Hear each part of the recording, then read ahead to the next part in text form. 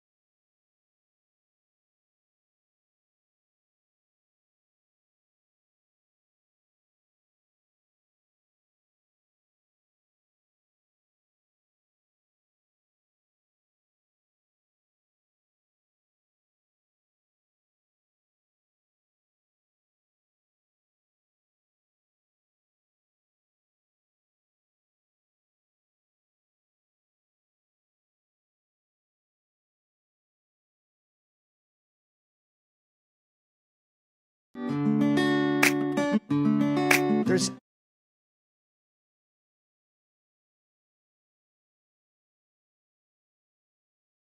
We're going to continue with a piece from our latest CD, CD called Tales of Two Guitars. This is going to be a piece in a bolero rhythm, which is sort of a slow romantic rhythm, and the name of the piece is Bolero number 3.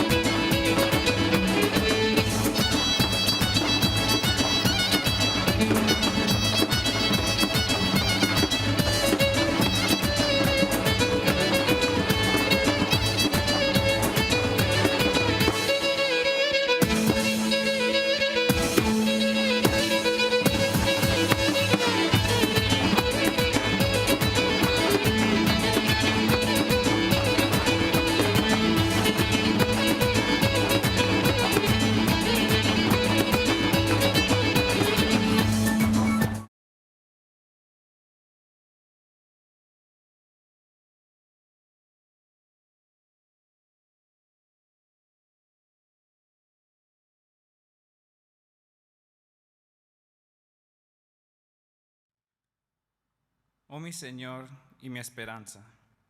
Ayuda a tus amados a ser firmes en tu poderosa alianza, a permanecer fieles a tu causa manifiesta y a poner en práctica los mandamientos que tú has consignado para ellos en tu libro de esplendores, para que lleguen a ser enseñas de guía y lámparas del concurso en lo alto, manantiales de tu infinita sabiduría y estrellas que guían rectamente, fulgurando desde el firmamento celestial. Verdaderamente, tú eres el invencible, el todopoderoso, el omnipotente. Abdul-Baha.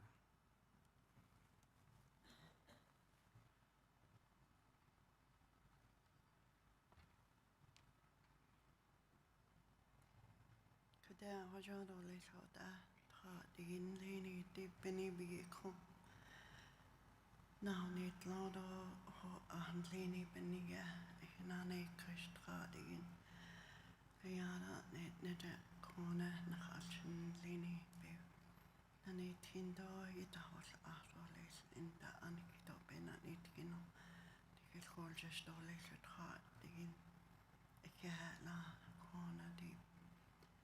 Al-aden en leni dashin zade kone nantikin beniga ekine kako nikil holjish nikha holiao eya kon neja nanit idoles tra digin dibe ha ate nich onjonasli chada ate benich onjonasli no ate nich onjonasli no constant nich onjonasli onjonasli onjonasli onjonasli onjonasli.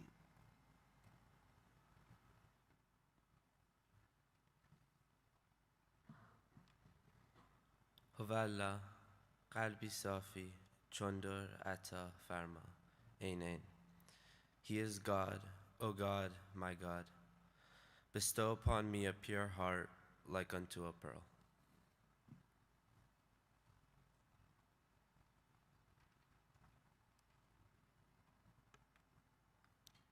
Je me suis levée ce matin par ta grâce, ô mon Dieu, et entièrement confiante en toi, m'en remettant à tes soins, j'ai quitté ma demeure. Du ciel de ta miséricorde, fais descendre une bénédiction sur moi et permets-moi de retourner sain sauf à mon foyer, comme tu m'as permis d'en sortir sous ta protection, mes pensées fermement fixées sur toi.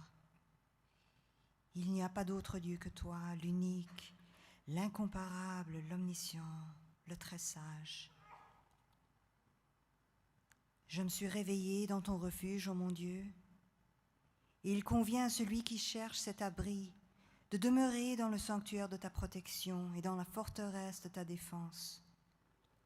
Illumine mon être intérieur, ô mon Dieu, par la splendeur de l'aurore de ta révélation, comme tu as illuminé mon être extérieur par ta lumière matinale de tes bienfaits.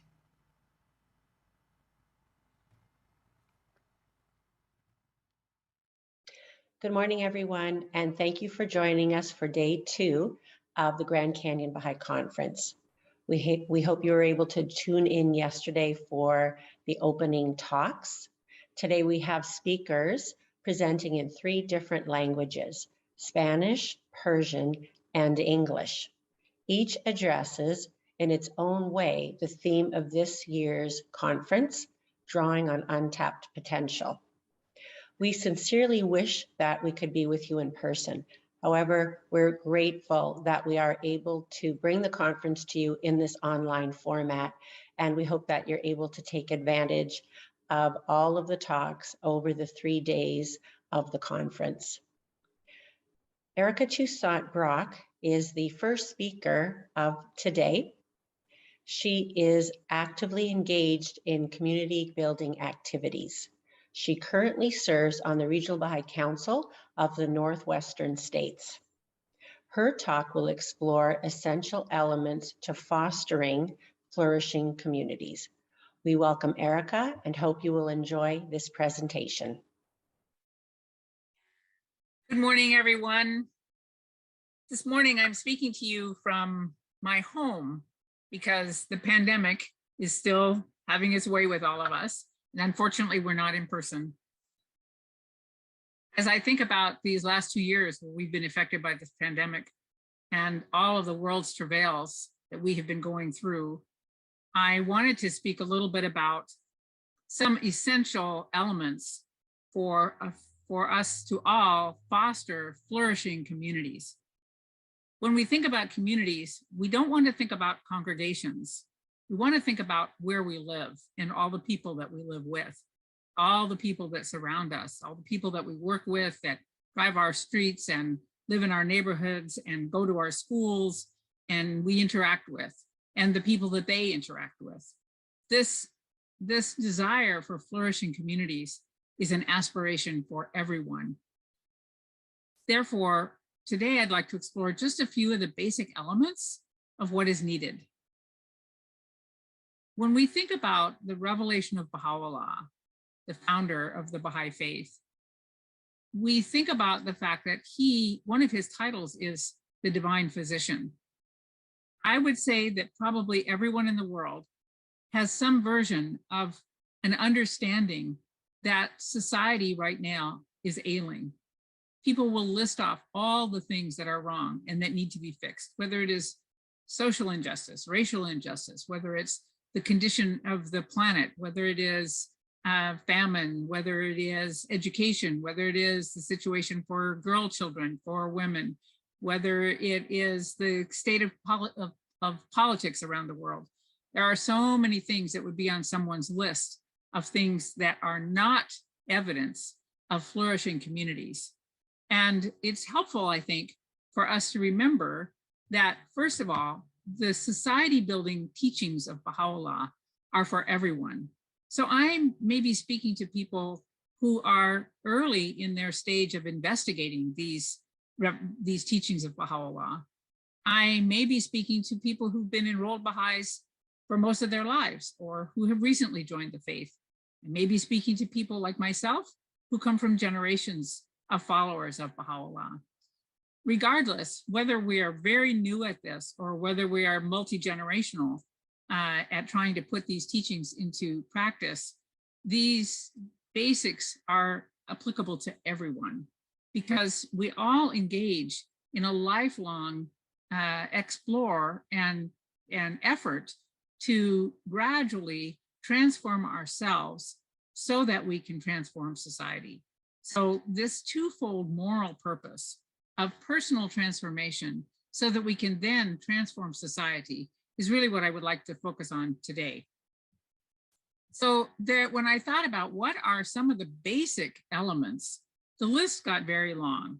And I have made them small enough to try and fit it into an hour-long presentation in hopes that these will be helpful to you and that maybe you could return back to them. So I'm going to list off some of these basics and then refer to them and also to show how each of them are interrelated with others. So some of these basics are, first of all, Baha'u'llah's reminder to us in one of the hidden words where he says, "Know ye not why we have created you all from the same dust? That none should seek to exalt himself above another." That simple statement about the oneness of humankind, which is the foundation for all of the advancement of civilization, that understanding is necessary. Secondly, and really first, I had trouble deciding which was first on the list, is Baha'u'llah's statement that truthfulness is the foundation of all human virtues. If we think for a moment about how this one element of truthfulness could transform the world, if everyone was truthful with one another, you can imagine then how different the world would be in our political realm, in our personal lives, in our lives in our associations with one another, in our workplaces, in our handling of our money, in the way in which we treat everyone. If we are truthful, you can see why that would be the foundation of all human virtues. And I'll come back to that.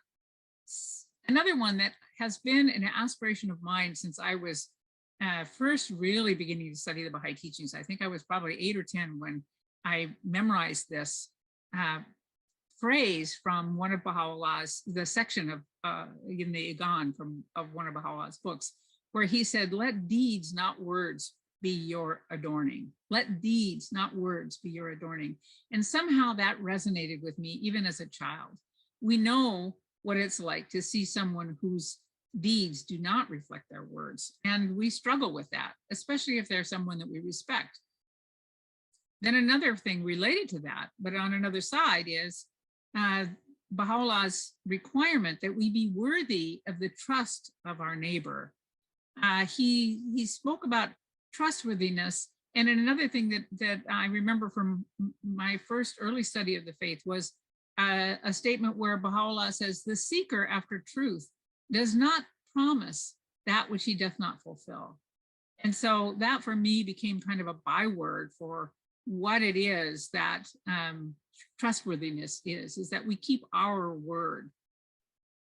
I'll say more about this later.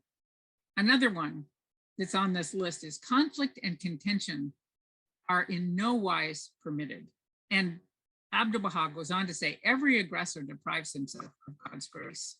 So conflict and contention are in no wise permitted. Every aggressor deprives himself of God's grace. So we can see then that in a world where conflict and contention are not forbidden, but actually encouraged, that it is difficult to have flourishing communities when people feel free to conflict with one another and to contend with one another. But there's more. Baha'u'llah also reminds us that we must overlook the faults of others, and goes further by saying that we have to abstain from fault finding and backbiting. And in fact says we should not breathe the sins of others to anyone as long as we are ourselves sinners. And there's more. Abdul-Baha reminds us that in order for us to have unity, we, as he said, let not your hearts be offended by anyone. If we let ourselves be offended by others, then we set up a conflict between us. And I'll say more about that also. And then last on the list, although there are many more you would probably add, is Baha'u'llah's statement that the best beloved in my sight is justice. Turn not away therefrom if thou desirest me, he says. And then he goes on to say, neglect it not, that I may confide in thee. By its aid, thou shalt see with thine own eyes, and not through the eyes of another, and shalt know of thine own knowledge, and not through the knowledge of thy neighbor. Ponder this in thy heart, he says, how it behooveth thee to be. Verily, justice is my gift to thee, and a sign of my loving kindness. Set it then before thine eyes. When I first began studying the Baha'i faith, the Baha'i teachings for myself, this was confusing to me because when I think of justice, I think of receiving justice, being treated justly, being treated fairly. I think of a justice system that should be fair and just for everyone. And yet Baha'u'llah's definition of justice, that it is that by its aid, we would see with our own eyes and not through the eyes of another, and know through our own knowledge and not through the knowledge of our neighbor, was puzzling to me. What did that have to do with justice? As I have studied more and lived now almost 75 years, I'll be 75 next month, I have realized that everything that the Baha'i teachings give us are really to train ourselves and then to bring our trained, transformed selves into interaction with the world. It isn't about systems from outside imposing some understanding of what is needed, but rather individuals more and more acting in accordance with spiritual precepts. So we transform ourselves and we bring our transformed selves into society, which transforms society. Now, what does that mean really? And how on earth does that work? I'd like to share something with you that is from a letter written quite a while ago from the Universal House of Justice. The the supreme governing body of the Baha'i community. This was written in the 70s. And in it, the House of Justice, speaking to the Baha'is who were struggling with, how is it that we aren't supposed to be involved in politics? How are we supposed to solve the problems of the world if we don't get up there and duke it out with others? And the House of Justice says, Baha'is are often accused of holding aloof from the real problems of their fellow men. But when we hear this accusation, they remind us, let us not forget that those who make it are usually idealistic materialists to whom the material good is the only real good. Whereas we know that the working of the material world is merely a reflection of spiritual conditions. And until the spiritual conditions can be changed, there can be no lasting change for the better in material affairs. I'm going to read that last part again. We know that the working of the material world is merely a reflection of spiritual conditions. And until the spiritual conditions can be changed, there can be no lasting change for the better in material affairs. We should also remember, the House of Justice goes on to say, that most people have no clear concept of the sort of world they wish to build, nor how to go about building it. Even those who are concerned to improve conditions are therefore reduced to combating every apparent evil that takes their attention. Willingness to fight against evils, whether in the form of conditions or embodied in evil men, has thus become for most people the touchstone by which they judge a person's moral worth. Baha'is, on the other hand, know the goal they are working towards and know what they must do step by step to attain it. Their whole energy is directed towards the building of the good, a good which has such a positive strength that in the face of it, the multitude of evils, which are in essence negative, will fade away and be no more. And then they continue and say, to enter into the quixotic tournament of demolishing one by one of the evils of the world is to a Baha'i a vain waste of time and effort. They say in another letter, they remind us that the only way in which we are going to be able to overcome the world's issues is to have unity. That until there's unity, we will not be able to agree on solutions to the problems. If you've been watching the world affairs in just the last few years, you can see that this lack of agreement has shown itself to be debilitating, paralyzing, and rendered everyone helpless in solving the world's problems. So Baha'is know what we need to do, which is we have to be a force for unity.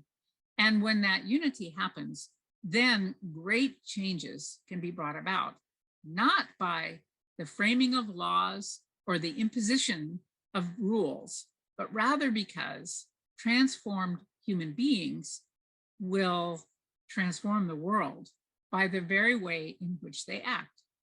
So for instance, if we don't seek to exalt ourselves above another, then of course we will see everyone in the world as being equally worthy and equally deserving of whatever benefits need to be. We will also listen to everyone with the same ears. We won't distinguish between those who may be highly educated or wealthy and those who may be not educated and poor, because all the minds and all the hearts and all the experience can contribute to the solution of problems. So now I'd like to go back and begin to kind of go through these main themes. And before I do that, I want to actually focus on one more maybe answer to the question of how do we go about doing this. So we know that there's no solution to the world's problems without focusing on spiritual transformation. How do we do that? And one of the main ways that you see repeated over and over again, not only in the Baha'i teachings, but in all of the world's religions, is that we must rely upon God. In one place, Baha'u'llah says, rely upon God, thy Lord, and the Lord of thy fathers. For the people are wandering in the paths of delusion, bereft of discernment to see God with their own eyes or hear his melody with their own ears. And we are some of those people who often can't see God with their own eyes or hear his melody with our own ears because of the cacophony of all of the theories about what needs to happen in order to bring about tranquility and flourishing communities. One of the things that every one of us has to incorporate as we think about relying on God is this one statement of Baha'u'llah, where he says, I swear by my life, nothing save that which profiteth them can befall my loved ones. Another way of looking at that is all the terrible things that happen in people's lives cannot harm their souls. It can only maybe outwardly harm them, but inwardly it is unable to reach their core essence. I swear by my life, Baha'u'llah says, nothing save that which profiteth them can befall my loved ones. And so in the end, we know that no matter what terrible things might happen in the world, whether it's a natural disaster or war or famine or all the other terrible things that can happen, in the end, the only thing that is capable of the only thing that really matters is that the essence of every human being is untouchable by all of those elements. In fact, in one place, the Baha'i teachings say that nothing that harms the body harms the soul, not even mental illness. So there's another place where Baha'u'llah says, my calamity is my providence. Outwardly, it is fire and vengeance, but inwardly, it is light and mercy. And the Baha'i teachings speak about the purpose of tests and how when we go through tests, rather than seeing those as terrible things that could do us in, Baha'u'llah says that those tests are really growth spurts and they cause the growth of the soul. So we view these tragedies in our own lives or in the world, of course, with great empathy, but not with alarm and not with fear, not with a sense of doomsday, because the souls are in the hands of God. So relying on God for me means realizing that in the end, no matter what happens outwardly, inwardly, the souls are in the hands of their creator. There's a couple of things that we need to keep in mind as we make our way through our world. And one is the daily spiritual practices that we are required in the teachings of Baha'u'llah. He requires us to pray and read from the holy words every day, and then put them in action, and then take ourselves into account at the end of each day. In fact, in one place, Abdul-Baha, the son of Baha'u'llah, quotes the forerunner of the faith, the Bab, when he says, at the end of each day, each must look at what have been his actions. If he finds that he has done something that is pleasing to God, he must thank him and pray for strength to do this good act throughout his life. But if he finds that he has done something that is not approvable or honest, he must earnestly ask God for strength to do better. And so a Baha'i, or someone who is aspiring to follow Baha'u'llah's teachings, or even those of you who are new to trying to understand what Baha'u'llah's teachings might be, would do well to remember that there's a rhythm in our daily lives. It is informed by our own prayers, by a continual imbibing of the writings of Baha'u'llah and of the teachings of the holy ones, and then also of putting those things into action so that our deeds reflect our words. As Baha'u'llah says, let deeds, not words, be your adorning. So when we put them into action, then we find out how we're doing. So if I'm trying to strengthen my capacity for truthfulness, at the end of each day, I'm going to ask myself, was I truthful? And when I find that maybe I told a little white lie, or I stretched things just a little bit to make myself look better, then I can earnestly ask God for strength to do better and make a plan for the next time when I might find myself in such circumstances to do something that is truthful instead of twisting it to put me in a better light. And then the last thing that we all need to think about really every day is following Abdul-Baha's example. So I mentioned that Abdul-Baha is the eldest son of Baha'u'llah, and he holds a special place in the Baha'i community because Baha'u'llah instructed the Baha'is that Abdul-Baha was the perfect example of these teachings in action. And so we look at how he lived his life, and we have dozens and dozens and dozens of accounts of people who had the opportunity to be with him and to observe what he did and how he did it. So we have many examples of how Abdul-Baha actually put these teachings into practice. So I'm going to tell you a story about my great-grandfather, who was the first Baha'i in our family. It's not the story one often hears about how Howard Colby Ives, my great-grandfather, met Abdul-Baha. It's another one that's also in the same book that he wrote, Portals to Freedom.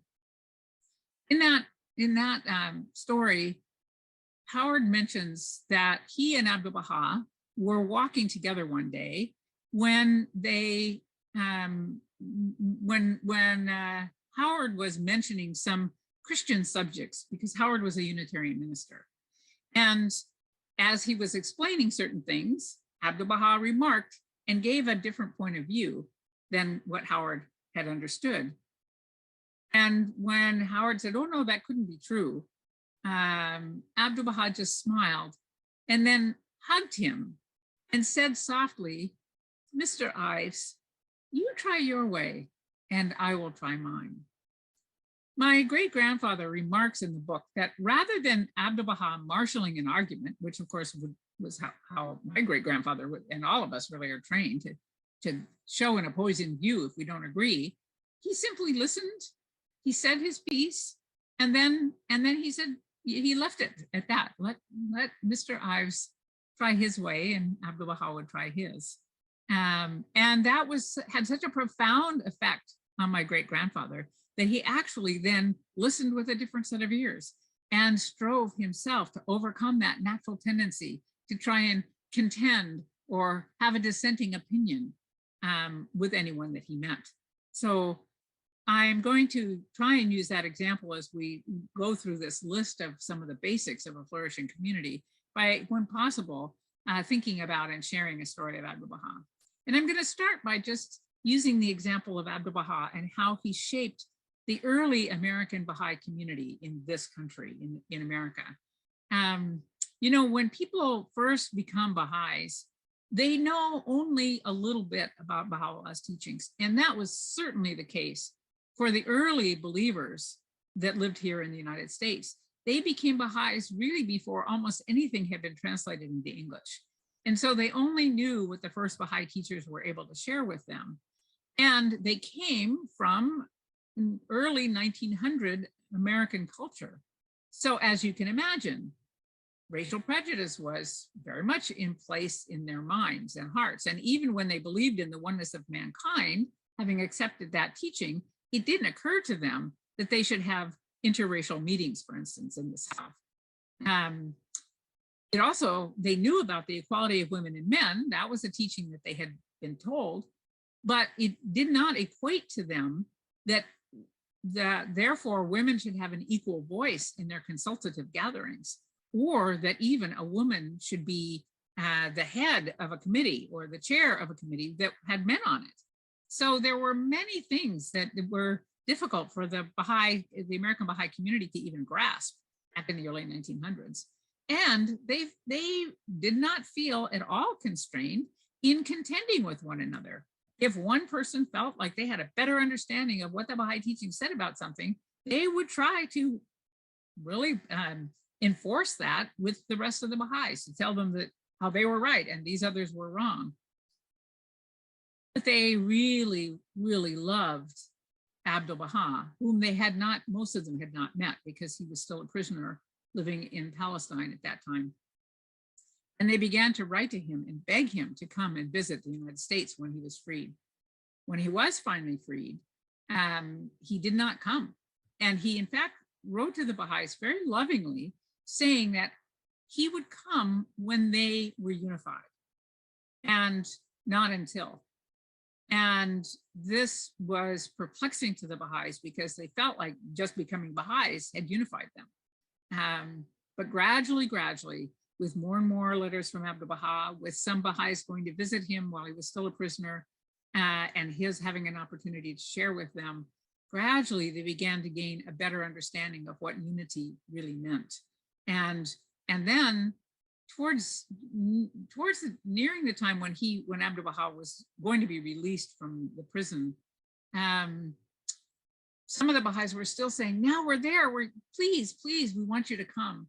And Abdul-Baha wrote back to one of the believers and said, if I come, people will just complain to me about the others.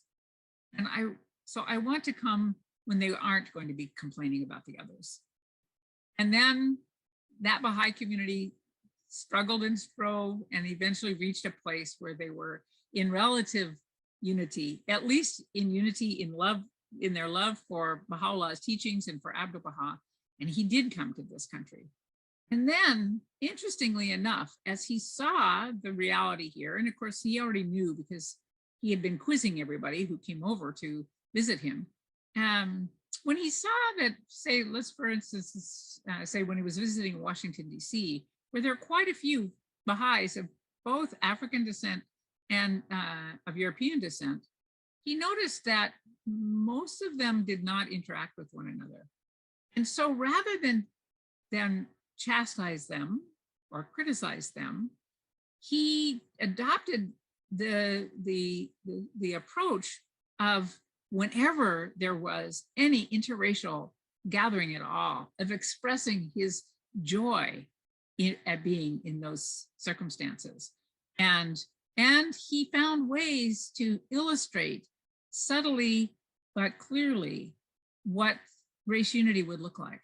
So many of you may be familiar with the story of one time when Abdul-Baha had been invited to come to a luncheon for the high society of Washington, the politicians, the diplomats, those who were wealthy.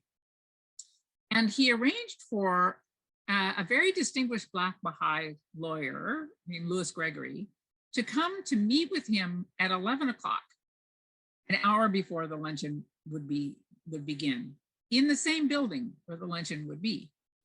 And Mr. Gregory had requested this meeting, and so they had a conversation, they talked, and as Mr. Gregory sort of completed the questions that he had, it appeared that Abdul-Baha seemed to be kind of extending the interview, prolonging it. And then the word came that luncheon is served and the doors to the dining hall were being opened and all those that had been invited were entering in. Abdul-Baha got up and went to the door and entered the room. Meanwhile, Louis Gregory, who had not been invited, was quietly slipping away because he knew that a Black man would not be invited to such a thing. And Abdul-Baha came in, looked at the table and looked around at the crowd that was beginning to find their name places at the table and sit down, and then looked around and said, "Where is Mr. Gregory? Go get Mr. Gregory. Bring Mr. Gregory." And so the host hastily sent someone looking for Mr. Gregory, and luckily they found him just nearing the door to leave and brought him back. And meanwhile, Abdul-Baha was rearranging the name tags and the plates and calling for another service to be set up. And he seated Mr. Gregory at his right hand. And then everyone sat down and Abdul-Baha made no comment. He simply carried out being the charming guest, really the host, as he always was in that setting. And so in many ways, subtle but clear, Abdul-Baha helped train the American Baha'i community to understand, to have a deeper understanding of what race unity really looked like. Now, there's so many stories that I could tell about that, but this is just one example of the way in which Abdul-Baha showed by deed not even by words, how it was for us to behave and how to be.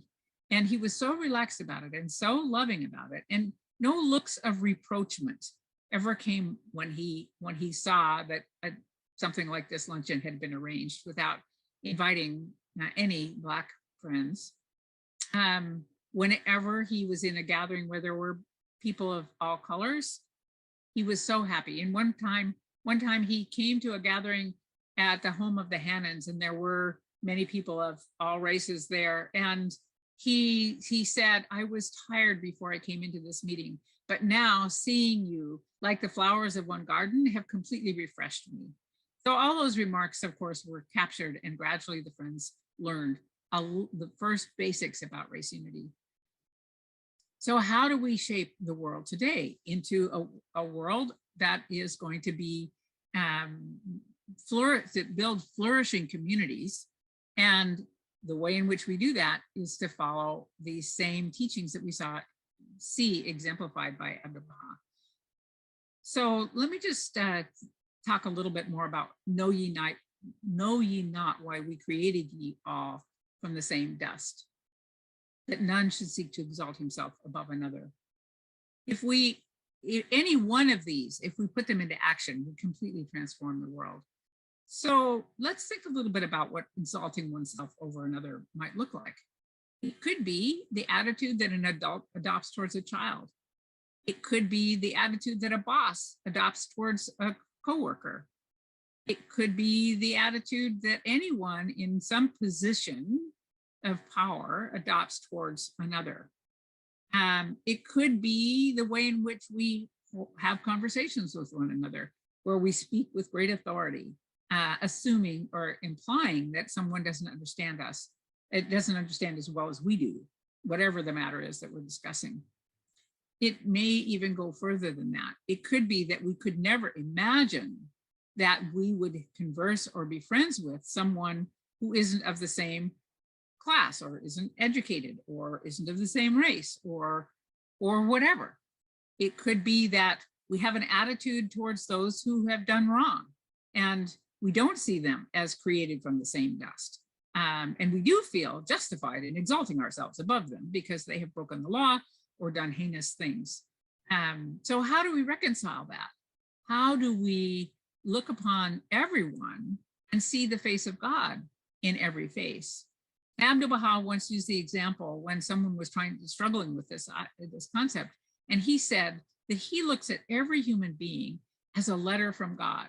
And he said sometimes in the mail, a letter or a package will become crumpled and wrinkled and maybe soiled because it gets dropped in the mud. But if it's from a loved one, you open it eagerly, no matter what its outward condition looks like.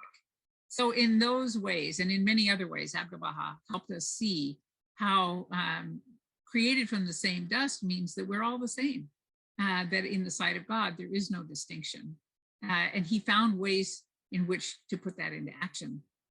So, you know, when we think about the next principle that I had mentioned, truthfulness is the foundation of all human virtues. If we're really truthful with ourselves, we have to admit that we're no better than anyone else, that no one really is better than anyone else, no matter how accomplished we might be, no matter how well we might think we understand anything. In the sight of God, we have no idea if we are better or not than anyone else. Only God will know, and we certainly are in no position to know. There are a couple of things that are helpful to remember. One is that Baha'u'llah says that people are all created with their own capacity, and it's not the capacity of anyone else, and that we have differing degrees of capacity. So he says one person could have the capacity of a thimble, another could have a capacity of a cup, a third could have the capacity of a gallon measure. No one knows what their capacity might be, but he says that in the sight of God, it's not how big the capacity is, it's what you do with it.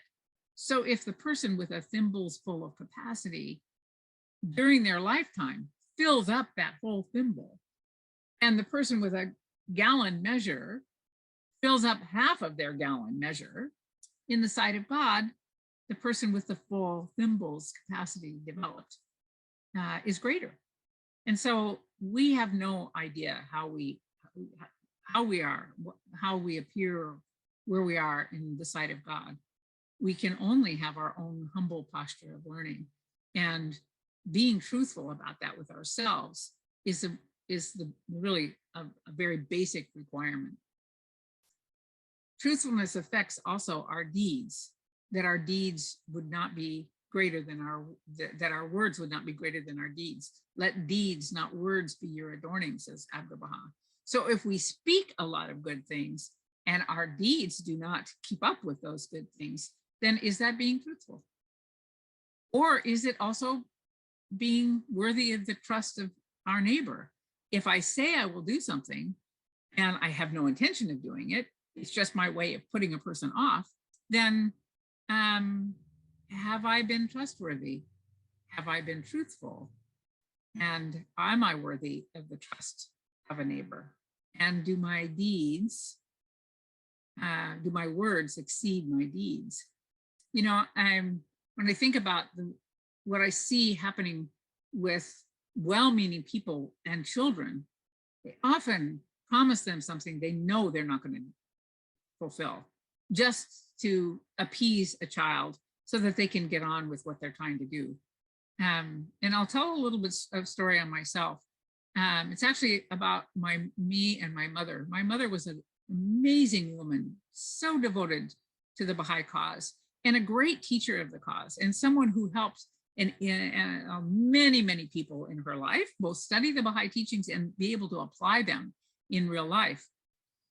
When I was 2, I got lost. We lived in Santa Fe, and I got lost. I wandered off, and no one realized I was missing until I was missing. And a great hunt was set out, and the marshals and everyone were out looking for me. And I was found finally around 1 a.m, asleep under a pinon tree, completely unharmed and really unaware of all the excitement I had caused. The ranger that found me gave me a pack of gum, which for me as a 2-year-old was a prized possession, because my mother was very much against chewing gum, especially for children. And so I was clutching this pack of gum when my mother welcomed me home, as you can imagine, with great delight and relief. And when she was putting me to bed, I still had my pack of gum in my hand, and I wouldn't let go. And finally, she suggested that I put it under my pillow so that I could sleep, which I did. In the morning, as you can imagine, the first thing that happened when I woke up was I looked for my gum under my pillow, and it wasn't there. And I went running to my mother looking for it, and she didn't know anything about it. She didn't know where it was. And my 2-year-old self sensed that that wasn't a truthful response. I didn't remember this until I was in my late 40s, long after my mother had passed away. But when I look back on it, I realized that it was a little niche, a little crack in the relationship between my mother and I, who actually was a very truthful person, mostly. I mean, you know, she mostly told the truth. As far as I know, that was the only thing that I ever saw that, or ever knew about, that wasn't truthful. And I think she thought it wouldn't matter with a 2-year-old late at night after all of this. And she was trying to get me to go to sleep. So thinking about that, then I realized that it set up just this little whisper of distrust, of motives, that was always there between us. And I couldn't have put my finger on it all my whole life. And I don't think my mother could either. None of us knew where it came from, and we never spoke about it. And only when I remembered this story, in light of this commandment of Baha'u'llah, did I realize what an effect it had had on us. And we loved each other deeply, and I greatly admired her. There was this little thing so early in my life that impacted our relationship. And I like to think that she wouldn't mind my sharing this, because she always wanted to share things that would help advance other people's spiritual development. So I want to then move on to some of the others. One of the things that Baha'u'llah and Abdul-Baha underscores is that conflict and contention are in no wise permitted. In this contentious, conflicting society, it probably seems almost impossible that we could even do that. But yet it is a requirement for unity and harmony and for flourishing societies, flourishing communities. Because if we assume that conflict and contention are allowable, then all the disharmony that arises because of that will permeate and affect the society. So I'll just say this, that conflict and contention are in no wise permitted, and that is one of the things that we all have to break the mold of. And it probably will take us generations, but we have to start and we have to stick to it. And as we find a way to not be conflicting and contending, our ability to have consultation will improve, and our ability to solve problems will greatly improve, and our ability to love each other will also greatly improve. Related to this, surprisingly, is this requirement that I mentioned earlier about abstaining from fault finding and backbiting, and the related skills that are needed, which is, first of all, to overlook the faults of others, and then not to breathe the sins of others to anyone. So when we abstain from fault finding and backbiting, essentially what we're abstaining from is looking at the faults of others. Like that message from the House of Justice that I read a portion of earlier, when we look at the faults of someone, what we're looking at is the negative. We're actually looking at what doesn't exist, not what does exist. And so if I let my attention dwell on the faults and failings of others, as Shoghi Effendi reminded us, then it will be difficult for me to be able to see the good in one another. In fact, it is such a major requirement that there's a statement from Shoghi Effendi, the guardian of the Baha'i faith, Abdul-Baha's grandson, where he says that the need to abstain from fault finding and backbiting is the one most emphasized teaching in the Baha'i faith.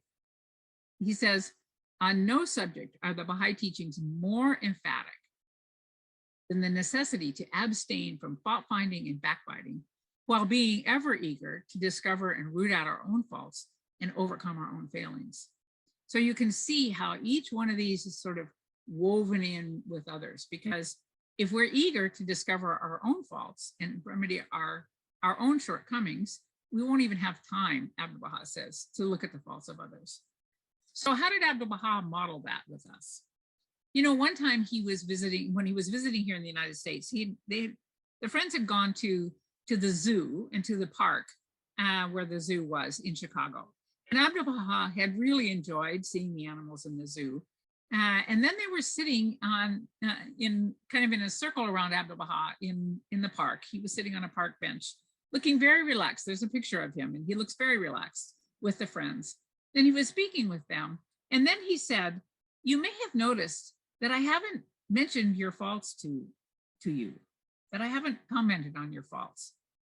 And then he said, "It isn't that I haven't seen them. It's that I chose to overlook them." And he paused for a moment. And then he said so sweetly, "I hope that you can do the same for each other." So whenever Abdul-Baha saw the faults of others, and of course they're evident, they're easy to see, unfortunately, he chose to overlook them. So it isn't that we're not realistic, it's that we're choosing to not pay attention. Here's another example of this. It relates to Abdul-Baha's focus on race unity. There was a Baha'i in Washington, D.C. named Agnes Parsons. She was a very wealthy woman and quite the social hostess in the DC, the greater DC area. She had been with Abdul-Baha and hosted things for Abdul-Baha, and she knew very well what his teachings were about race unity, and she was striving her best to put them into action. Her husband one time remarked to Abdul-Baha that he thought all of the people of African descent should go back to Africa. He just blatantly said that to Abdul-Baha. And Abdul-Baha remarked in a kind of a wry way that probably that would mean that their beloved butler, Wilbur, would be among the first to go. because Wilbur was like a member of the family. But that was all Abdul-Baha said. He just made a little bit of a wry remark. So Agnes Parsons was such a high society woman that her outward life did not really reflect this requirement for race unity to the depth that Abdul-Baha must have seen in her. And so he asked her to be the head of an effort to host a race amity conference there in Washington, D.C. And then he twinkled at her. You'll need help, of course. And so she brought in Louis Gregory and some other well-known Black Baha'is who were known not just in the Baha'i community, but in the wider community. And they helped plan this first Race Amity Conference. And so a woman who outwardly did not look like this was her passion or this was her skill was tapped by Abdul-Baha because she did have the capacity and the obedience to Baha'u'llah to try and put these teachings into action. So when I think about Abdul-Baha tapping her, even though she would probably not have been my choice if it was left to me, because I would have seen in her life things that didn't indicate that she really understood what race unity was all about. But luckily it was Abdul-Baha doing this, and he tapped her, and that first Race Unity Conference, and then many after that, Race Amity conferences were held with great success because it brought them all together, and they were able to begin to highlight for the American people the need for race amity.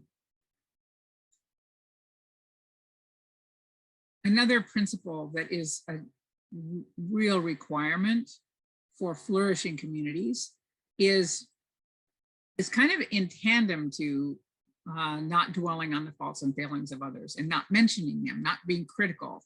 And that is something that Abdul-Baha said in this way. He said, "Let not your heart be offended with anyone.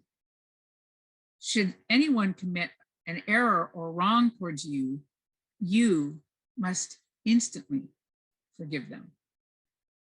And then he goes on and lists a variety of things that have to happen in order for us to really not take offense.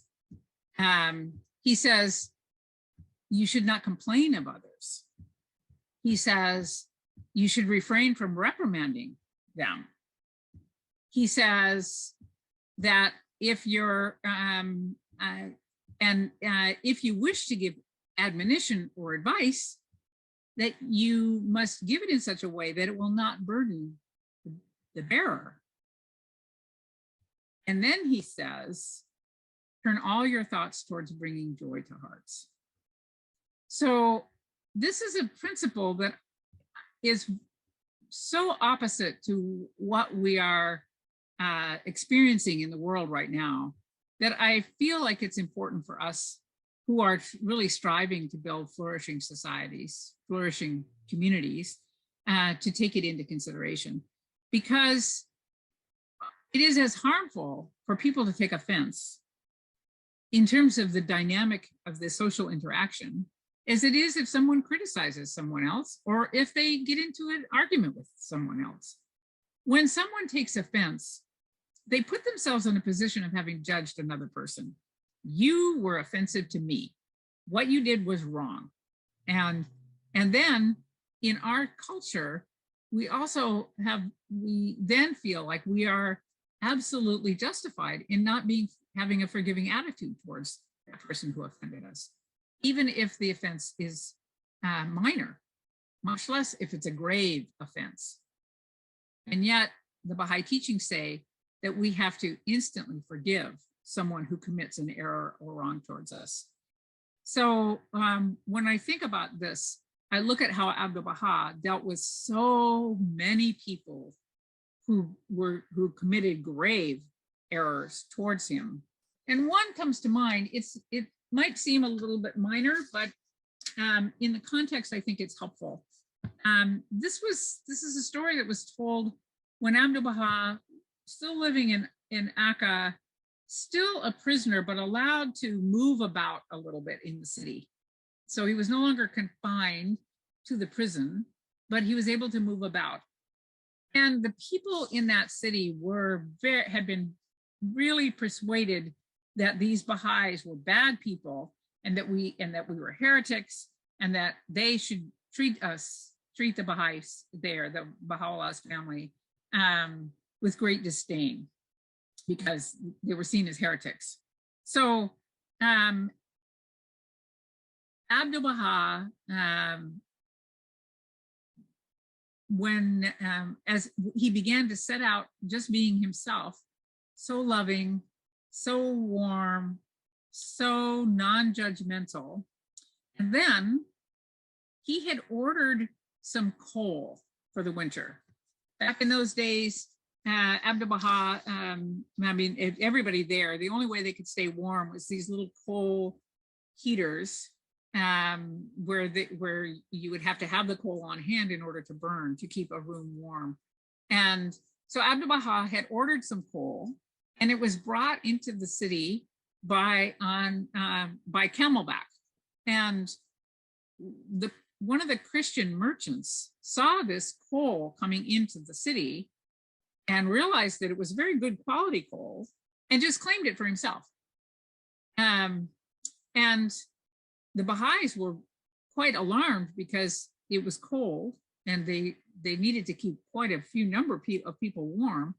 And so Abdul-Baha went to that coal merchant, to that Christian merchant's shop, and he stood outside the door for a while, and people were coming and going and coming and going. And then he quietly and patiently just came in and sat inside the door.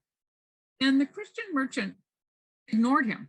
People were coming and going and ordering and, getting what they needed. And Abdul-Baha just sat there quietly, just relaxed and calm, waiting. And eventually the Christian merchant looked up and asked him, if he said, "Are you one of those prisoners?" And Abdul-Baha said, "Yes." And he said, "Why were you put in prison?" And Abdul-Baha said, "For the same reason that our Lord was in prison." And then soon the Christian merchant came closer to Abdul-Baha as Abdul-Baha began to speak about Christ. And eventually the conversation became very compatible as it continued on subjects that were of interest to this Christian merchant. And eventually he apologized to Abdul-Baha for having stolen their coal and said, I can't provide you with more coal, but I can return the money so that you can purchase more yourself. And what had become, what started out as a great offense to Abdul-Baha and to the Baha'is of the coal having been stolen, turned into a warm friendship between this Christian merchant and Abdul-Baha for the rest of Abdul-Baha's days there. So this is another example of how one turns all their thoughts towards bringing joy to hearts, and how one instantly forgives, and then also how doing that brings about the right thing, even in a person whose heart is maybe filled with ill will. The last thing that was on that list was this concept of the best beloved in my sight is justice, where Baha'u'llah says, "By its aid thou shalt see with thine own eyes and not through the eyes of another, shall hear with thine own ears and not through the ears of thy neighbor."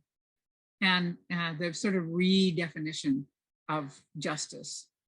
When we think about all of the issues of justice in the world today, we see it defined as one person being wronged and one person thinking that they're in the right. And somehow it's a battle of power. And we have to restore some sort of equality of power in order for true justice to happen. That's not wrong, but how it's going to come out, how it's going to come about will be really through the transformation of every soul, where they will know the truth for their own knowledge and not through the knowledge of another. if we are not contending with one another, not trying to convince one another with arguments, not trying to fault find and backbite, we're not backbiting about one another. If we're truthful and if our deeds really reflect our words and our deeds are our adorning, how we are is what's important, then we will gain the capacity within our society for people to actually know of their own knowledge and not through the knowledge of someone else. They won't be dependent on it. And true justice will happen because a transformed soul that recognizes that we are all created from the same dust, it's one humanity, a transformed soul will, of course, act with fairness and equity. Fairness and equity is not something that can be imposed from on high, but has to come from inside. So right now, of course, we have laws like traffic laws and all the laws that we have around the world. Those laws are there to maintain order, but they don't work very well if people are not willing to obey them and don't have the well-being of humankind at heart. So the best beloved in my sight is justice has more to do with people knowing the truth and then acting on it than it does with some sort of an imposition of a system that will finally allow us to create a system of justice that will be just and equitable for everyone. We know that in many civilizations and many cultures, the way in which justice is dispensed is not the way it's dispensed in the Western world. It's dispensed out of love and in a sense of community. And so people look at the big picture and then find a way for equity to happen that preserves the unity of the group and the friendship between one another. I hope that these few remarks have been helpful, and that as you go about your day, you're thinking about the way in which you treat others and how it reflects the spiritual transformation that's taking place inside yourself. You know, each day when I find that I've overcome one more piece of the things that I'm trying to learn how to do brings great joy. And I have found by using that same quote that I mentioned earlier to you about how to take ourselves into account each day, that it becomes a pleasure to either see if I've made progress, have I done something that is pleasing to God, and to thank him and pray for strength to do this good act throughout my life. Or if I find that I've done something that is not approvable or honest, as the Bob mentions, quoted by Abdul-Baha, to earnestly ask for strength to do better. This is very similar to the way in which we are actually building our understanding of community. We start with our strengths, and then we act, and then we reflect on the light of action, and then we see what worked and what was in line with spiritual principle and where we had strayed from it. And then we make a plan for what next steps we are able to take. It has nothing to do with failure or fear of failure or achievement. It has more to do with that growing sense of spiritual capacity that we are all trying to develop within ourselves. In the end, all of us, as we get to know Abdul-Baha as a perfect exemplar and look to the example of how he carried out his life and want to grow up and be like him, the more we can see that the application of these teachings in real life are like putting a spiritual puzzle together every day. So I'm going to share with you another story of Abdul-Baha. This is a story that happened when he was visiting in England, and two Scottish ladies had come over from Scotland and had been promised to be able to spend an evening with Abdul-Baha at the home of his hostess there. They came, tea was served, they were thrilled to be in Abdul-Baha's presence and to hear the stories he was telling and to be able to ask their questions. But then not more than a half an hour had passed when, to their consternation, a persistent person pushed past the servants and strode into the room. Seating himself and lighting a cigarette without invitation, he proceeded to say that he intended to write an article for some newspaper about Abdul-Baha, superciliously asking for some telling points, don't you know? He talked without a pause in a far from polite manner. And these ladies were speechless and aghast at the intrusion of this insufferable and altogether unpleasant bore, spoiling their golden bond with Abdul-Baha. Presently, Abdul-Baha arose and, making a sign to the man to follow him, went out of the room. And the ladies looked at each other. That man was gone, but so was Abdul-Baha. Can nothing be said? Can nothing be done? They asked their hostess, can't you go and get Abdul-Baha back? So the hostess went and spoke to the Baha'i translator who was there, to the secretary who was there near Abdul-Baha's door, saying, can you kindly say to Abdul-Baha that the ladies with whom the appointment has been made are awaiting his pleasure? And she returned to the guests. And almost immediately there was a result. They heard footsteps approaching along the corridor, and those footsteps came down the hall to the door, to the outside door. The sound of kind farewell words reached them. Then the closing of the door, and Abdul-Baha came back. Oh, master, we said. Pausing near the door, he looked at us each in turn with a look of deep and grave meaning. And he said, you were making that poor man uncomfortable, so strongly desiring his absence. I took him away to make him feel happy. Truly, Abdul-Baha's thoughts and ways were far removed from ours. So this joyful journey that we're on to transform the world and to build flourishing societies really just comes down to us. And with every step we take and every spiritual victory we win, we're winning a spiritual victory for the world.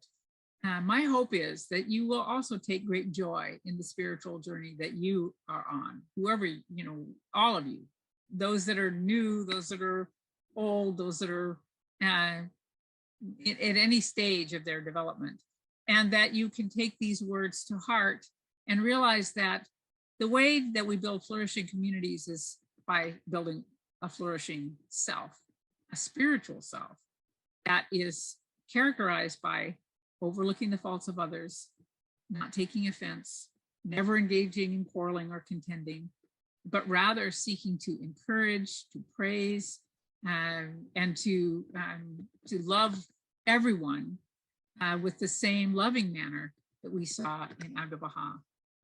And I'd like to close this with these words of Abdul-Baha. He says, O ye lovers of this wronged one, cleanse ye your eyes so that ye behold no man as different from yourselves. See ye no strangers, rather see all men as friends. For love and unity come hard when ye fix your gaze on otherness. And in this new and wondrous age, the holy writings say that we must be at one with every people, that we must see neither harshness nor injustice, neither malevolence nor hostility nor hate, but rather turn our eyes toward the heaven of ancient glory, where each of the creatures is a sign of God. And it was by the grace of the Lord and his power that each did step into the world. Therefore, they are not strangers, but in the family, not aliens, but friends, and to be treated as such. Wherefore must the loved ones of God associate in affectionate fellowship with stranger and friend alike, showing forth to all the utmost loving kindness, disregarding the degree of their capacity, never asking whether they deserve to be loved. In every instance, let the friends be considerate and infinitely kind. Let them never be defeated by the malice of the people, by their aggression and their hate, no matter how intense. If others hurl their darts against you, offer them milk and honey in return. If they poison your lives, sweeten their souls. If they injure you, teach them how to be comforted. If they inflict a wound upon you, be a balm to their sores. If they sting you, hold to their lips a refreshing cup. Thank you very much.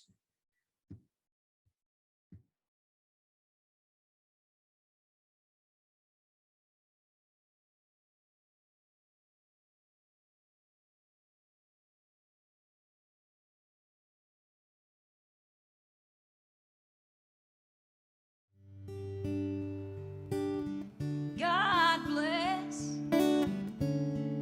the whole wide world.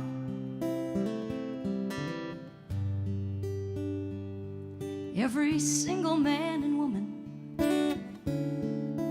every boy and girl, every creed and every nation, red and yellow, black and white, every thought and action, be it wrong or right, the rivers and the oceans, the mountains and the trees, the sun, the moon, the air that we breathe. Oh, God bless, this is your part, the whole wide world. Okay, you got it, let's do it again.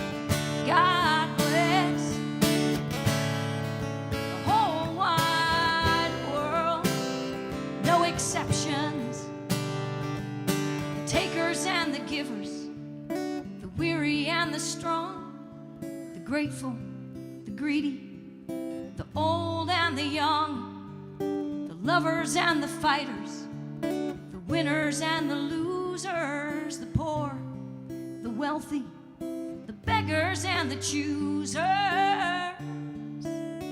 God bless the whole wide world.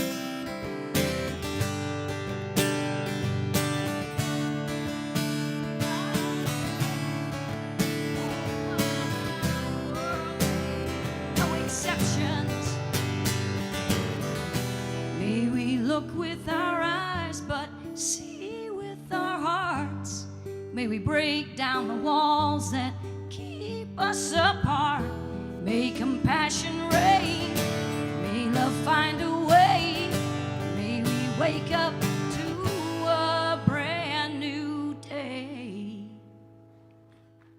The powerful, the helpless, the lost and found, the hopeless, the hopeful, the free and the bound, the innocent, the guilty, the foolish and the wise, the hungry, the wasteful, the leaders and the blind. Oh, God bless the whole wide world. All right, you can do better than that. I know you can. God bless the whole wide world. No exceptions. Oh, the powerful, the helpless, lost and found, the hopeless, the hopeful, the free and the bound, the innocent, the guilty, the foolish and the wise, the hungry, the wasteful, the leaders and the blind. Oh, God bless the whole wide world. Last time. God bless the whole wide world, no exceptions. God bless the whole wide world.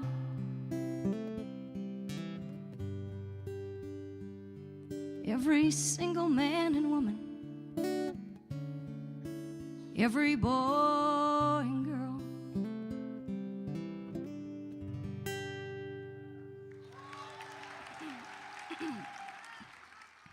Hello and welcome to day 2 of the Grand Canyon Conference. It's wonderful to have you here today, and I'm very excited to introduce our next presenter, Joanna Conrad, who will be speaking on the subject of the funds of the faith, the National Fund, the institution of the funds, and Abdul-Baha. So a bit about Joanna Conrad. Joanna Conrad is the treasurer and former Deputy Secretary General of the National Spiritual Assembly, the Baha'is of the United States. The National Spiritual Assembly is the governing body of the Baha'is of the United States. Mrs. Conrad was the founder and president of Women for International Peace and Arbitration, a nonprofit public benefit educational corporation dedicated to the promotion of mediation and arbitration to resolve international conflict, education of women in their paramount role in bringing peace to the world, working for peace through the elimination of all prejudice, equality of women and men, and communication in an international language. Mrs. Conrad was invited to Moscow for International Women's Day on March of 1987 to meet with the Soviet Women's Committee on women's issues as they relate to peace. She was a member of the United States delegation to the World Congress of Women held in Moscow, June 1987, where almost 3,000 women from 154 countries met to discuss equality, development, and peace. That's really neat. She served on the steering committee for the first Sino-American Conference on Women's Issues held in Beijing, June 1990. In July of 1990, she led a group of lawyers to 5 cities in China to discuss mediation and dispute resolution. In January of 1991, she led a delegation of American women to Beijing to help develop a 5-year plan with the All China Women's Federation and Global Interactions Incorporated in the areas of health, education, family and child care, and management and training. In June of 1992 and in March of 1993, she led delegations of educators and artists, respectively. In ceremonies in Washington, D.C. on June 1, 1984, she was admitted as a fellow to the Institute of Court Management. The Honorable Warren E. Berger, Chief Justice of the Supreme Court of the United States, presented her the Certificate of Fellowship, joining an elite group of 405 fellows in the United States. Mrs. Conrad is a retired court administrator from Los Angeles County Municipal Courts, where she served the public for over 25 years. In 1987, she was appointed by the Chief Justice of the California Supreme Court, the Honorable Malcolm M. Lucas, to the Judicial Council Advisory Committee on Gender Bias in the Courts. So again, thank you all for your participation today, and Joanna, welcome. Greetings, Aloha Baha, dear friends. Thank you for participating in the Grand Canyon Baha'i Conference. So we're so happy to see all of you. I would like to begin with a story about Abdul-Baha during this very special year honoring the Master, this mystery of God. And here is the story. During the war between the Ottoman Empire and Greece, before 1900, the head of the Ottoman army assigned to the frontier between Palestine and Syria was General Farik Pasha. He was an admirer of Abdul-Baha. When he was selected to lead his army against the Greeks, because of his personal convictions, he asked Abdul-Baha for a prayer to take with him to protect him in the forthcoming struggle. Abdul-Baha wrote a few words on a piece of paper and told the general to tie the piece of paper unread to his arm and never remove it. He did as bidden and led his army into battle. Well, after his triumphant return, he attained the presence of Abdul-Baha to express his gratitude. Abdul-Baha asked him if he had removed and read the paper. He replied that he had only done as he had been commanded and nothing more. Abdul-Baha then told him to take it off and read it. He was utterly amazed at what he read, for Abdul-Baha had briefly described the events of the battle and his victorious return. Friends, Abdul-Baha, the son of Baha'u'llah, was the mystery of God. There are many wonderful stories of mystery and wonder such as this in the history of our cause. We are mere mortals who are attempting to follow the guidance of the central figures, the Universal House of Justice, and the National Spiritual Assembly. And when we do follow the guidance, wonderful things happen. So friends, how many times have you heard the next prayer that I'm going to read by Abdul-Baha about contributing to the institution of the fund? Yes, the fund is an institution of the faith. Here is the quote, and Abdul-Baha himself wrote it. O God, my God, illumine the brows of thy true lovers and support them with angelic hosts of certain triumph.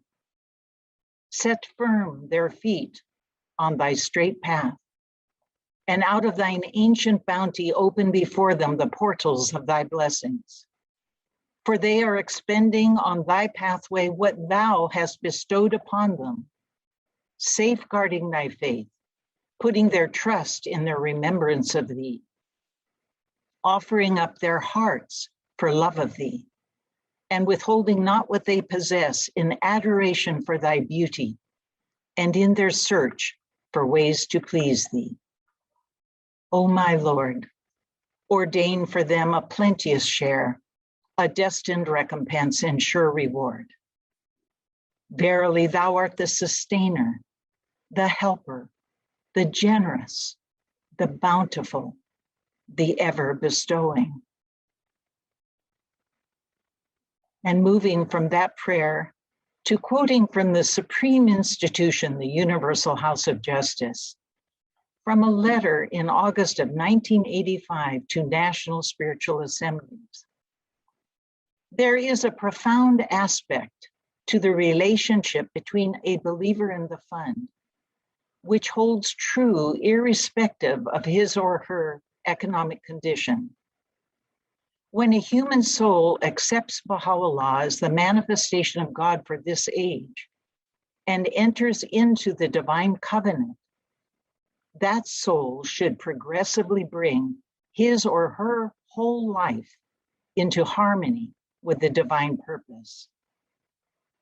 He becomes a co-worker in the cause of God and receives the bounty of being permitted to devote his material possessions, no matter how meager, to the work of the faith. And one more final quote from our beloved Shoghi Effendi. We must be like the fountain or spring that is continually emptying itself of all that it has and is continually being refilled from an invisible source. To be continually giving out for the good of our fellows, undeterred by fear of poverty, and reliant on the unfailing bounty of the source of all wealth and all good. This is the secret of right living.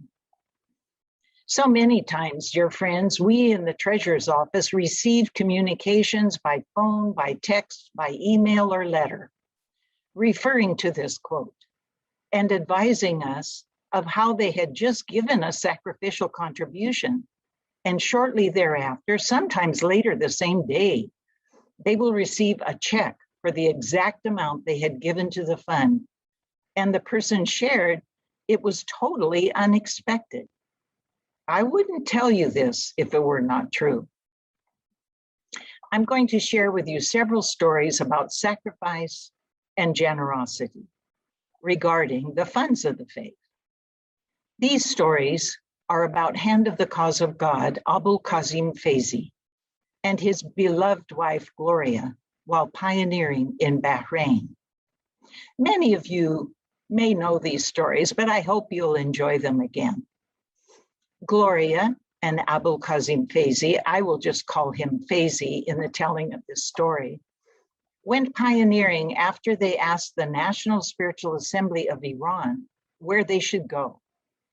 And the National Assembly asked them to stay in Iran, but their hearts wanted to go international pioneering because they had already homefront pioneered in Najafabad.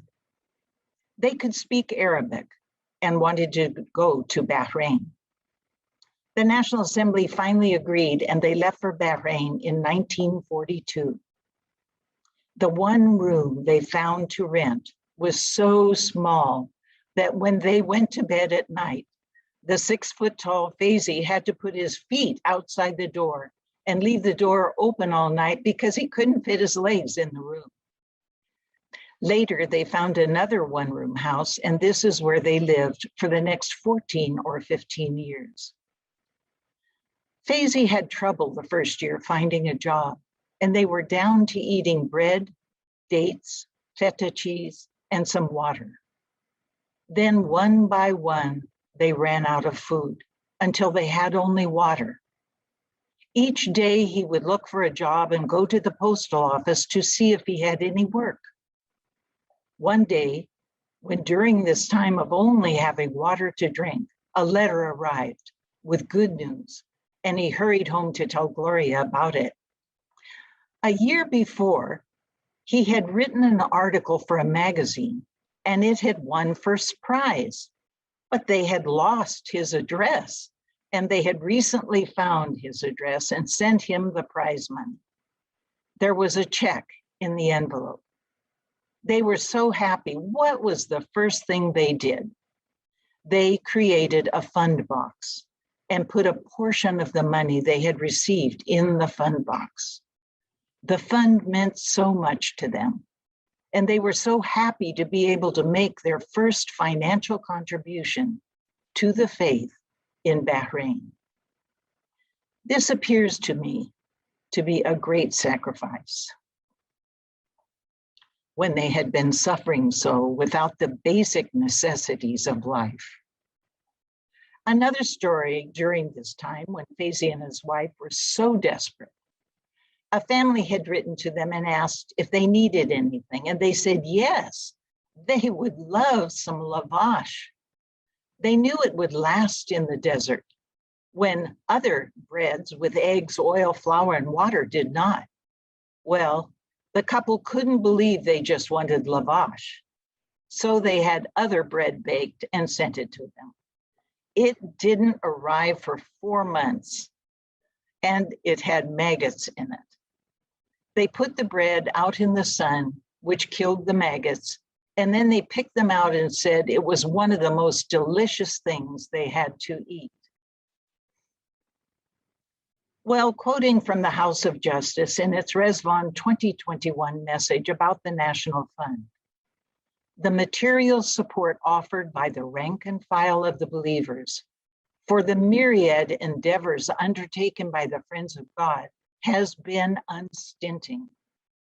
Simply viewed as a measure of collective spiritual vitality, the generosity and sacrifice with which at a time of considerable economic upheaval, the critical flow of funds has been maintained, nay, invigorated, is most telling. I can testify to this critical flow of funds being maintained as the treasurer of the National Spiritual Assembly, and we thank you all. Still quoting from the same Resvan message, beloved friends, no review of the 5-year enterprise that concluded the second epoch of the divine plan would be complete without special reference to the upheavals that accompanied its final year and which persist still. The restrictions on personal interaction that waxed and waned in most countries over this period could have dealt the community's collective efforts a severe blow, recovery from which might have taken years. But there are 2 reasons why this was not the case. One was the widespread consciousness of the duty of Baha'is to serve humanity, never more so than in times of peril and adversity. The other was the extraordinary rise in capacity in the Baha'i world to give expression to that consciousness. Accustomed over many years to adopting patterns of systematic action, the Friends brought their creativity and sense of purpose to bear on an unforeseen crisis, while ensuring that the new approaches they developed were coherent with the framework they had labored in successive plans to perfect.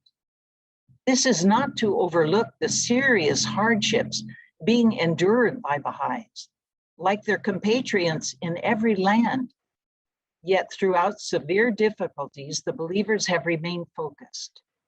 A period of special potency, which opened 100 years after the revelation of the tablets of the divine plan, will soon close, with the centenary of the ascension of Abdul-Baha marking the conclusion of the first century of the formative age and the start of the second.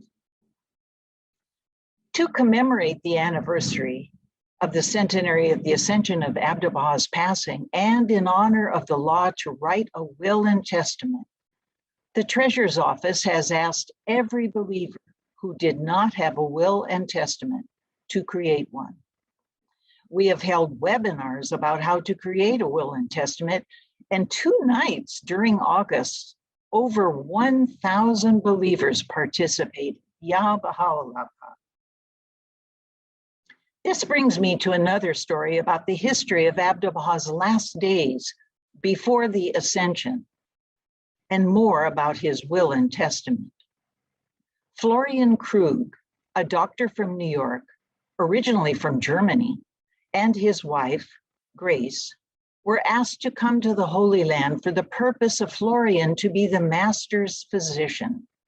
Of course, they were delighted to be asked to come to the Holy Land and for Florian to be Abdul-Baha's personal physician.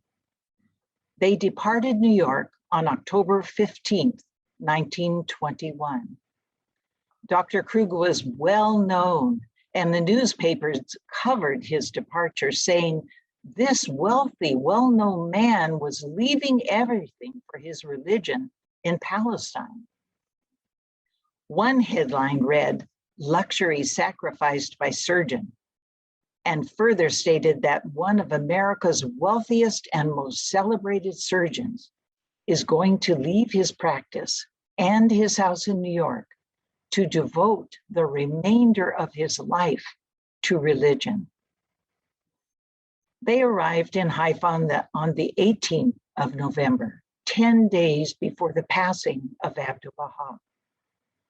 I want to quote a little bit from a book titled When the Moon Sets Over Haifa, written by Angelina Diliberto Allen.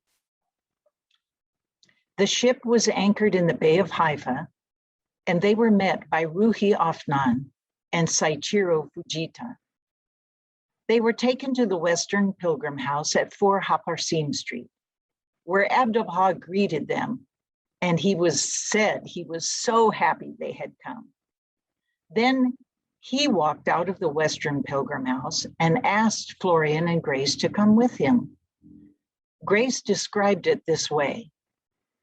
He led the way out of the house, up the street to the gate of his own residence, into the garden and up a flight of outside stairs to a room over the garage that had been built during our absence of the past year. Abdul-Baha turned and smiled and said, "Now I am going to give you and Dr. Krug my room."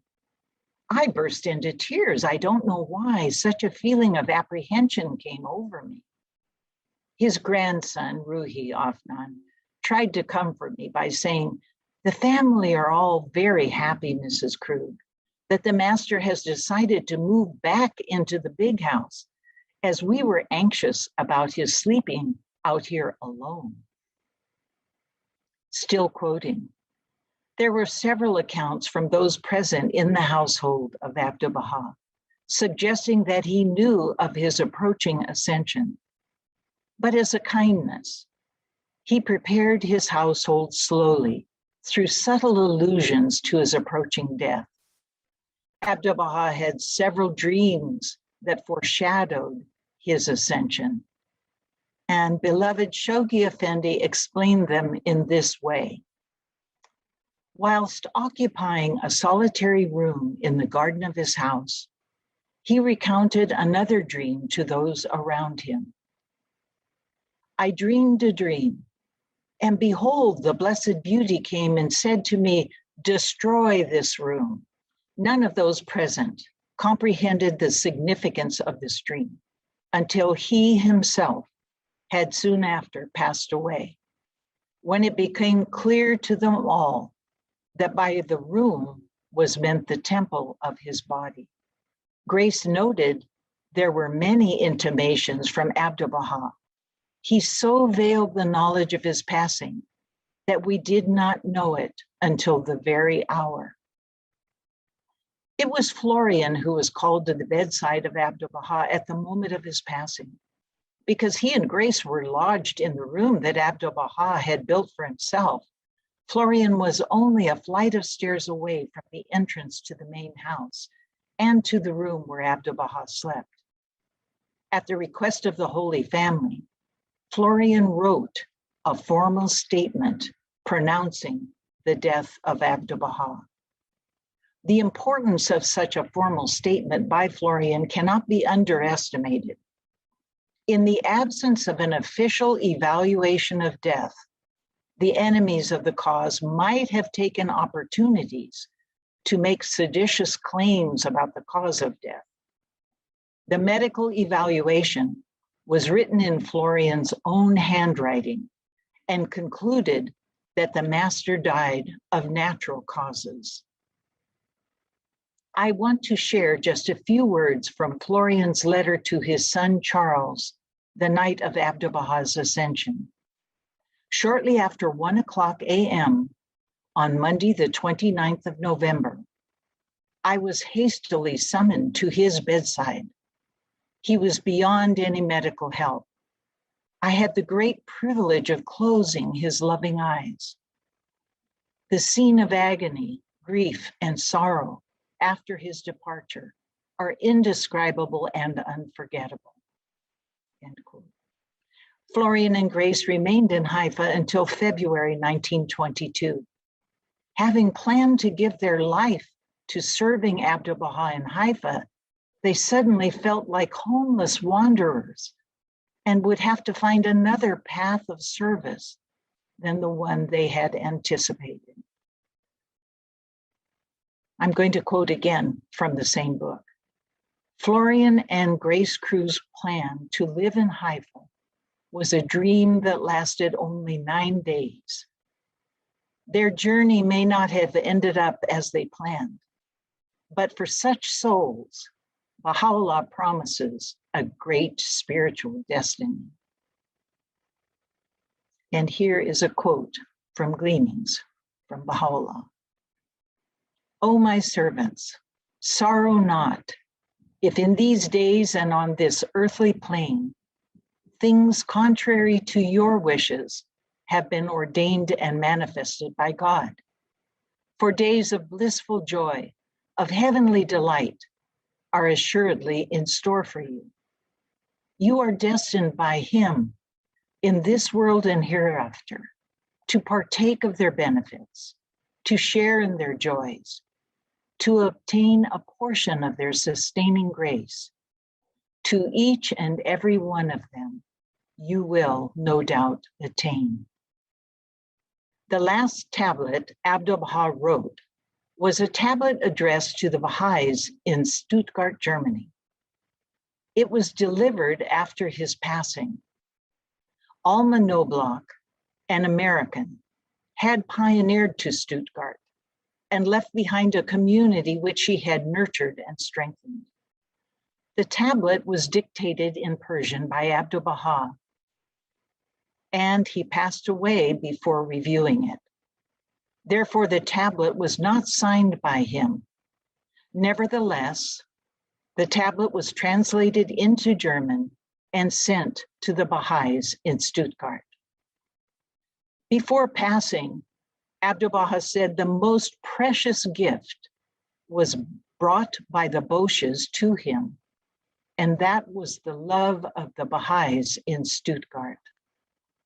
So this very last tablet conveys his reflections upon this transient world and his counsels to his loved ones that dwell therein.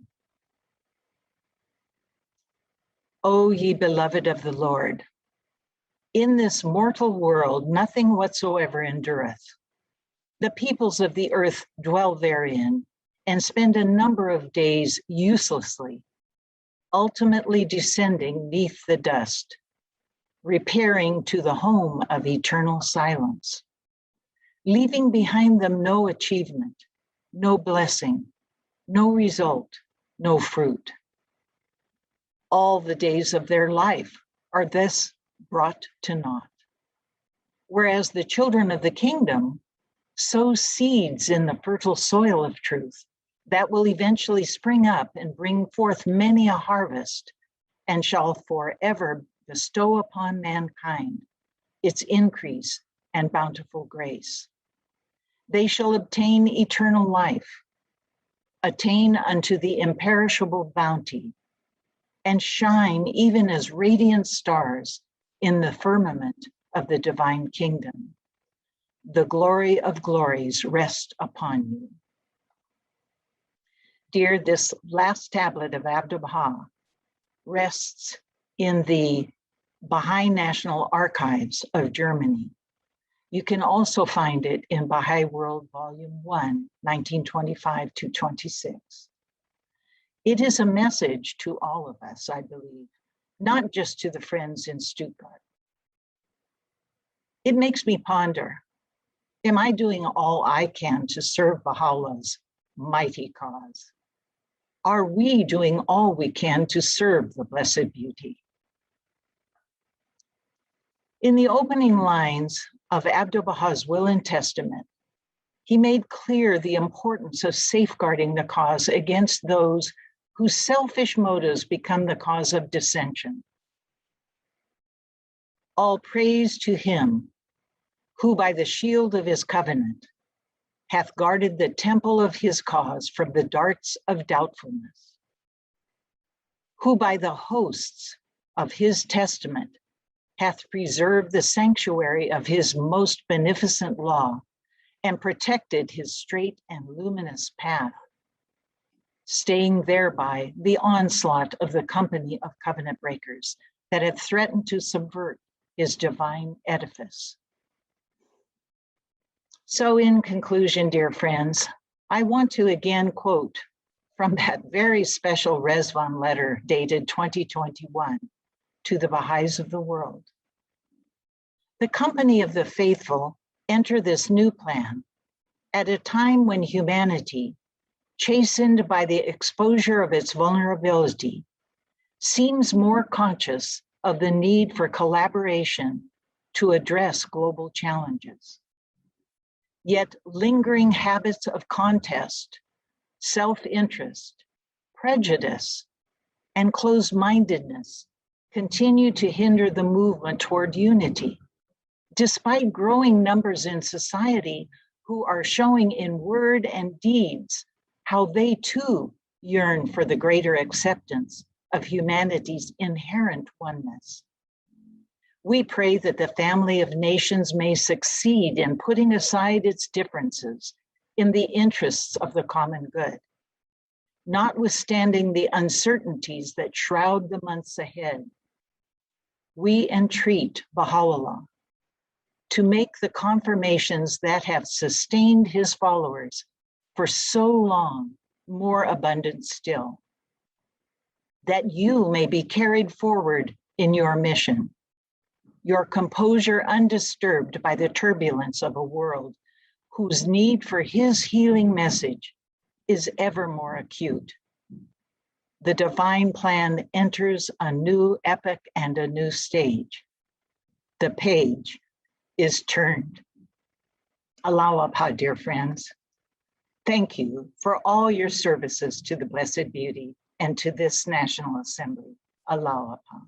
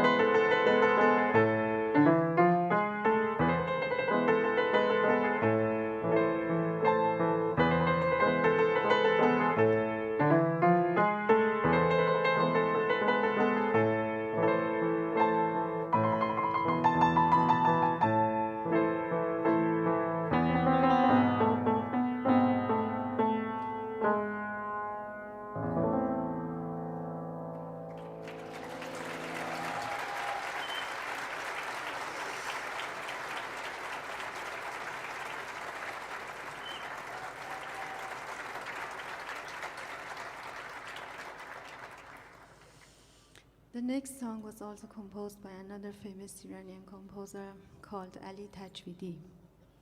And Bijan Taraqi wrote the lyrics to this love song.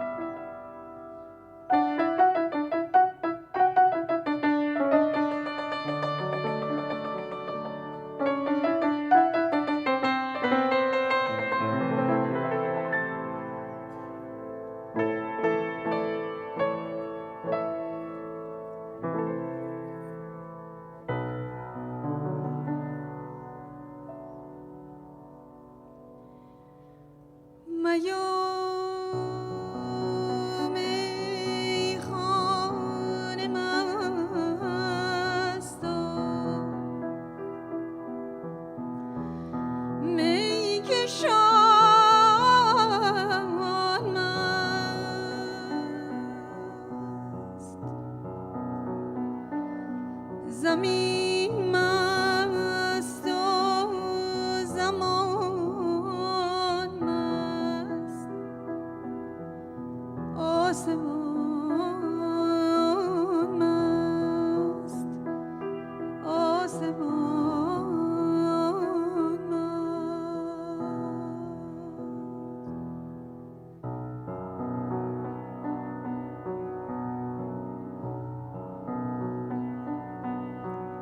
نسیم از حلقه زلف تو بگذشت، چمن شد مست و باغبان مست، باغبان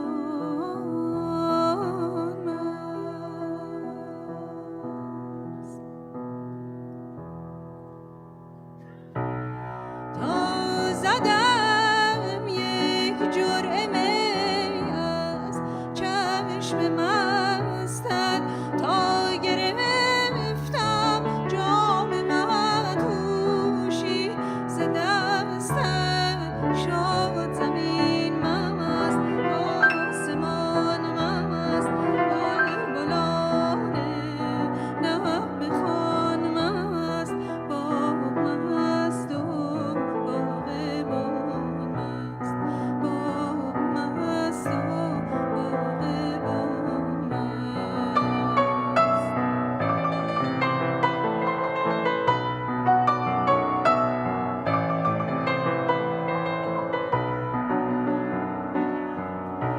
تو زمزمه چنگون منی، نغمه خفته در تار و پود منی، تو باده و جا سبوی منی، مایه هستی و های هوی منی، گرچه مست مستم نمی پرستم، بر دو جهان مست عشق تو هستم.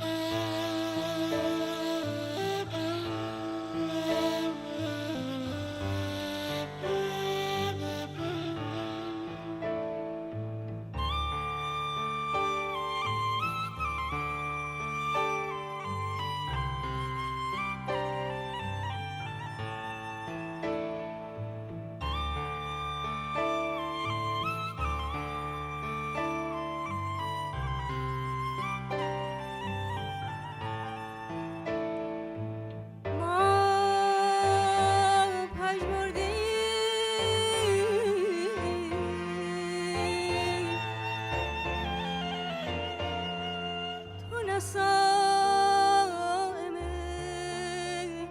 روحبر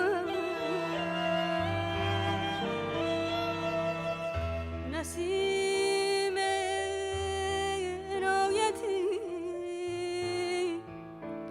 و شمیم موهبتی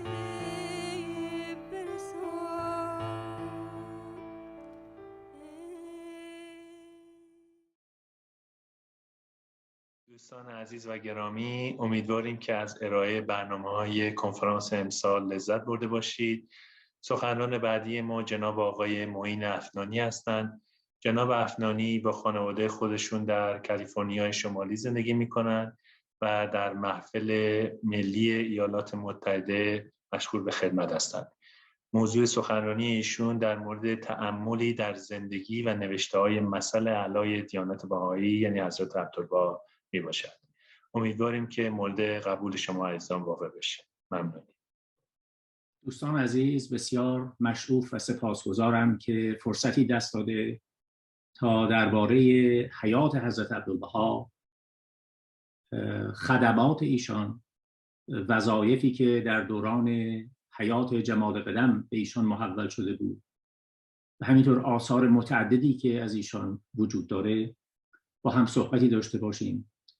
به خصوص امسال در نوامبر سال 2021 که جوامع بهایی در سراسر دنیا مشغول به تشکیل جلساتی بودند برای یادبود در واقع 100مین سال صعود حضرت عبدالبها، به نظر خیلی مناسب آمد که راجع به حیات ایشان و دامنه خدمات ایشان با هم گفتگویی داشته باشیم. البته درباره حیات حضرت عبدالبها اطلاعات ما تا قبل از دوران کودکی ایشان محدود هست و در تاریخ امر به غیر از اینکه سال تولد ایشان و مطالبی مربوط به والدین و مسائلی از این گونه ثبت شده باشه چیز چندانی در دست نیست. اما اطلاع ما به حیات حضرت عبدالبها برمیگردد تقریباً به دورانی که جمال اقدس‌الها در زندان سیاهچال محبوس شده بود و ما در تاریخ هم می‌خوانیم که چطور این حبس باعث حزن فراوان و مشکلات فراوان برای عائله مبارک شده بود، به خصوص برای حضرت عبدالبها که هنوز کاملا 9 سالشون نبود و خواهش میکنن که ایشان رو به زندان سیاهچال ببرن که بتونن پدرشون رو ملاقات کنن. وقتی که از پله‌های این زندان پایین میرفتن، جمال مبارک وقتی که متوجه میشن دارن حضرت عبدالبها رو میارن، بلافاصله دستور میدن که این طفل رو وارد این زندان نکنند، زندان سیاهچال، و طفل رو بیرون میبرن و از مشاهده ضمنی قدری از این حالتی که در اونجا بوده از قرار حضرت عبدالبها بیهوش میشن. و البته در این دوران تمام اموال و مستملکات عائله مبارکه حضرت بهاءالله به تاراج میره و غصب میشه و خانواده ایشان هیچ چیز در اختیار نداشتن. حتی در یک موقعی حضرت آسیه خانم نواب چون حتی غذا برای اطفال نداشتن، قدری آر در دست اطفال در دست حضرت عبدالبها اینطور میریزن که اینها بخورن. و بعد البته وقتی که جمال مبارک بعد از حدود 4 ماه از زندان آزاد میشن و قبول میکنن که به طرف عراق برن و تبعید میشن، سرگون میشن به طرف بغداد، تقریبا نقش حضرت عبدالبها هم در تاریخ امر از این زمان بیشتر جلوه میکنه و مشخص میشه. برای مثال ما میبینیم که در دوران اولیه بغداد حضرت عبدالبها که هنوز طفل بودند چه نقش مهمی رو ایفا میکنن. وقتی که جمال مبارک به خاطر اختلافی که به دلیل اقدامات میرزا یحیی ازل به وجود آورده بود در جامعه مؤمنین اون دوره، حضرت بهاءالله تصمیم میگیرن که به مدت 2 سال به سلیمانیه مهاجرت بکنند. در غیبت ایشان میبینیم که این دوران چقدر به خانواده مبارک به خصوص حضرت عبدالبها که بی نهایت عاشق پدرشون بودند دشوار بوده و سخت می‌گذشت. و حضرت بها خودشون بیان میکنن که در اون دوران به طور مرتب ایشان به همراهی عمویشان جناب میرزا موسی کلیم به کنسولگری ایران مراجعه میکردند تا ببینند که آیا میتوانند خبری رو از حضرت بهاءالله دریافت بکنند، ببینند که ایشان کجا هستند. و همینطور البته اون موقع یک روزنامه‌ای در ایران چاپ میشد به نام وقایع اتفاقیه و نسخه های اون به جاهای مختلف از جمله کنسولگری ها و سفارت های ایران در جاهای مختلف فرستاده میشد. حضرت عبدالبها و میرزا موسی کلیم میرفتند که نسخه این رو دریافت بکنند و بخوانند. میفهمم که در یکی از این دفعاتی که مراجعه کرده بودن به این کنسولگری، داستانی رو در این روزنامه وقایع اتفاقیه میخوانند در ارتباط با شخصی به نام درویش محمد ایرانی و شخص دیگری به اسم میرزا ابوالقاسم همدانی که این میرزا ابوالقاسم در سرحد ایران دست دزدها راهزنها افتاده بود و او رو کشته بودن، منتها قبل از اینکه کاملا جانش از دست بره یک مطلبی رو مینویسه، از خود باقی میگذاره که من فلان کس هستم و اگر که دولت اموال من رو، دزدها رو پیدا کرد و اموال من رو پس گرفت، این رو به یک شخصی به نام درویش محمد ایرانی در سلیمانیه بده. اصلا میفهمند که ما وقتی که این رو خواندیم بلافاصله متوجه شدیم که این درویش محمد ایرانی باید حضرت بهاءالله باشن، زیرا این میرزا ابوالقاسم همدانی یکی از خدام مسلمان جمال مبارک بود که همزمان با غیبت حضرت بهاءالله او هم ناپدید شده. و بنابراین دو نفر از اصحاب رو مشخص میکنن و نامه های نوشته میشه. حتی خود یحیی ازل هم نامه‌ای می‌نویسه به حضرت بهاءالله، زیرا در غیبت جمال مبارک متوجه شده بوده تا حدی که چقدر اوضاع جامعه بد شده بوده. و در این حال حضرت عبدالبها هم که طفلی بودن در اون زمان، شاید حدود 12 سالشون بود، نامه‌ای می‌نویسن به جمال مبارک و استدعا می‌کنن که برگرد. البته جمال مبارک وقتی این نامه‌های سایرین رو می‌بینن رضایت نمیدن. خودشون در کتاب ایقان می‌فرمایند که این هجرت هم را خیال مراجعت نبود و بعد وقتی که نامه حضرت عبدالبها رو می‌بینند گریه می‌کنن، اون رو می‌بوسن و رضایت میدن که برگردن و این اصحاب رو، این دو نفر رو، نماینده ها رو پس می‌فرستن و من بعد از چند روز خودم خواهم.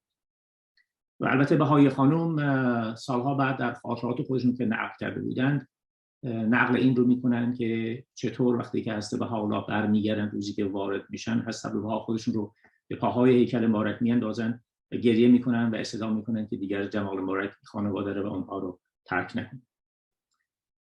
از این دوران به بعد ما میبینیم که نقش حضرت عبدالبها که حالا جوانی شده بودن، جوانی برومند، در حمایت از عائله مبارکه و خانواده و همینطور کمک به اصحاب که اونها هم در تبعید و سرگونی بودن در بغداد و تهیه وسایل مختلف برای عائله مبارکه، برای رفت آمد زائرین، برای ملاقات با اصحاب دولتی، رؤسای عرض کنم که عساکر و خیلی کارهای دیگری که لازم بود صورت بگیره. نقش حضرت عبدالبها در این دوران ظاهر میشه و البته تا آخر ایام حیات جمال مبارک که در عکا بودن این نقش بسیار مهم و اساسی بود.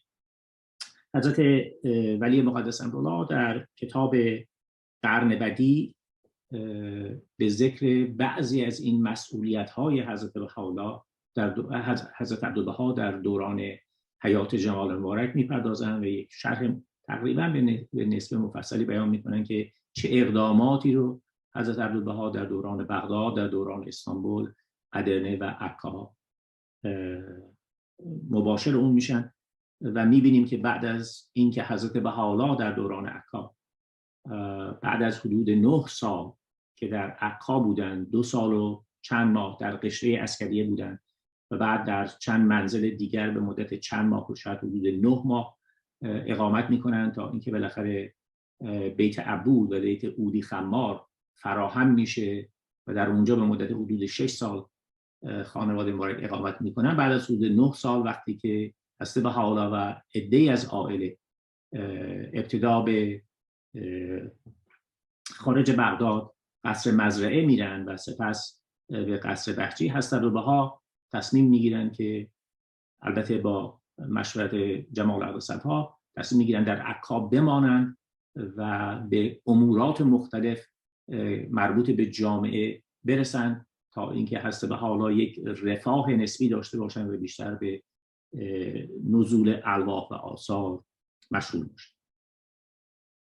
از همین دوران بغداد البته ما میبینیم که نقش حضرت عبدالبها علاوه بر کارهایی که برای آقایان مبارک و احبا میکردند در مسائل فرهنگی و اجتماعی هم نقش ایشان از این دوران ظاهر میشه. حالا بعداً در ارتباط با بعضی از آثاری که حضرت بها نوشتن، چه در دوران حیات جمال مبارک و چه در بعد از صعود حضرت بهاءالله اشاراتی خواهم کرد.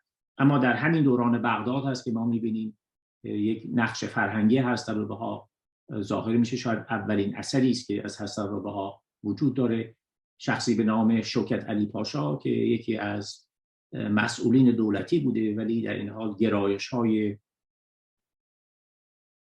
عرفانی هم داشته، به حضور جمال مبارک میاد و از هیکل مبارک استدعا میکنه که ایشان شرحی بر این حدیث قدسی اسلامی که مشهور به حدیث کنتو کنز هست، کنتو کنزن مخفیان، بنویسن. این حدیث تقریبا مشهورترین حدیث عرفانی هست که در عالم اسلام وجود داره و بسیار مورد بحث و گفتگو قرار گرفته بوده و عده بسیاری سعی کرده بودن شروحی بر این بنویسن.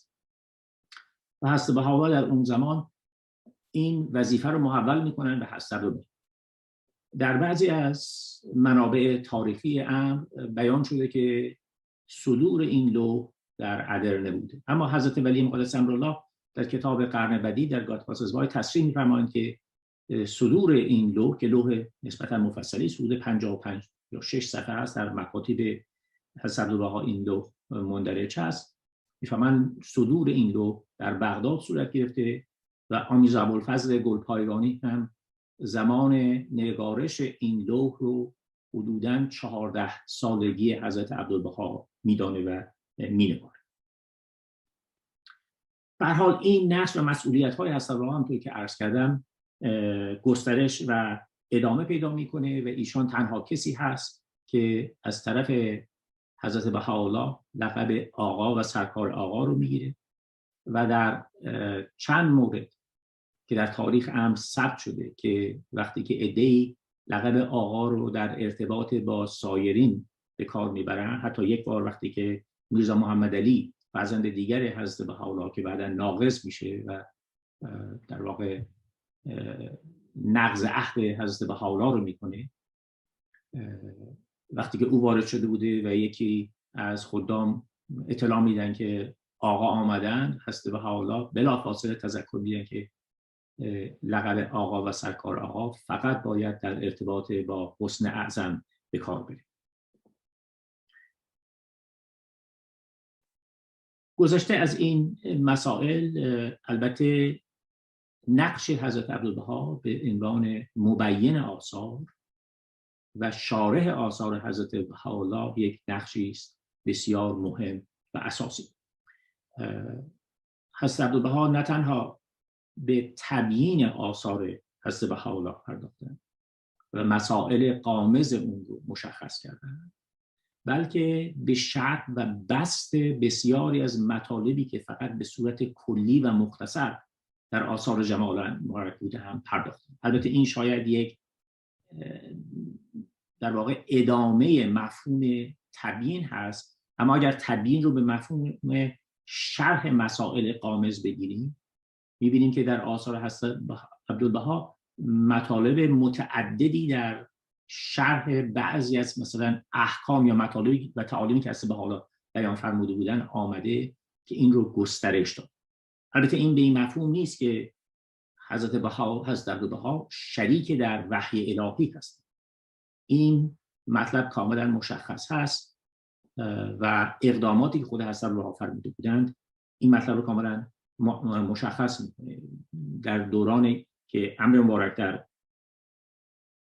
غرب شیوع پیدا کرده بوده، عده‌ای از احبا در امریکا این مطلب رو شایع کرده بودند که حضرت عبدالبها رجعت حضرت مسیح هستند و حضرت عبدالبها بلافاصله الواحی رو صادر می‌کند و به احبا توضیح میدن که مقام ایشان مقام عبودیت است، ایشان عبد بها هستند، عبدالبها هستند و مقام ایشان مقام مظهریت نیست و فقط یک مظهر امر وجود داره، اون جمال مبارک است و ایشان فقط مبین آثار هیکل مبارک است.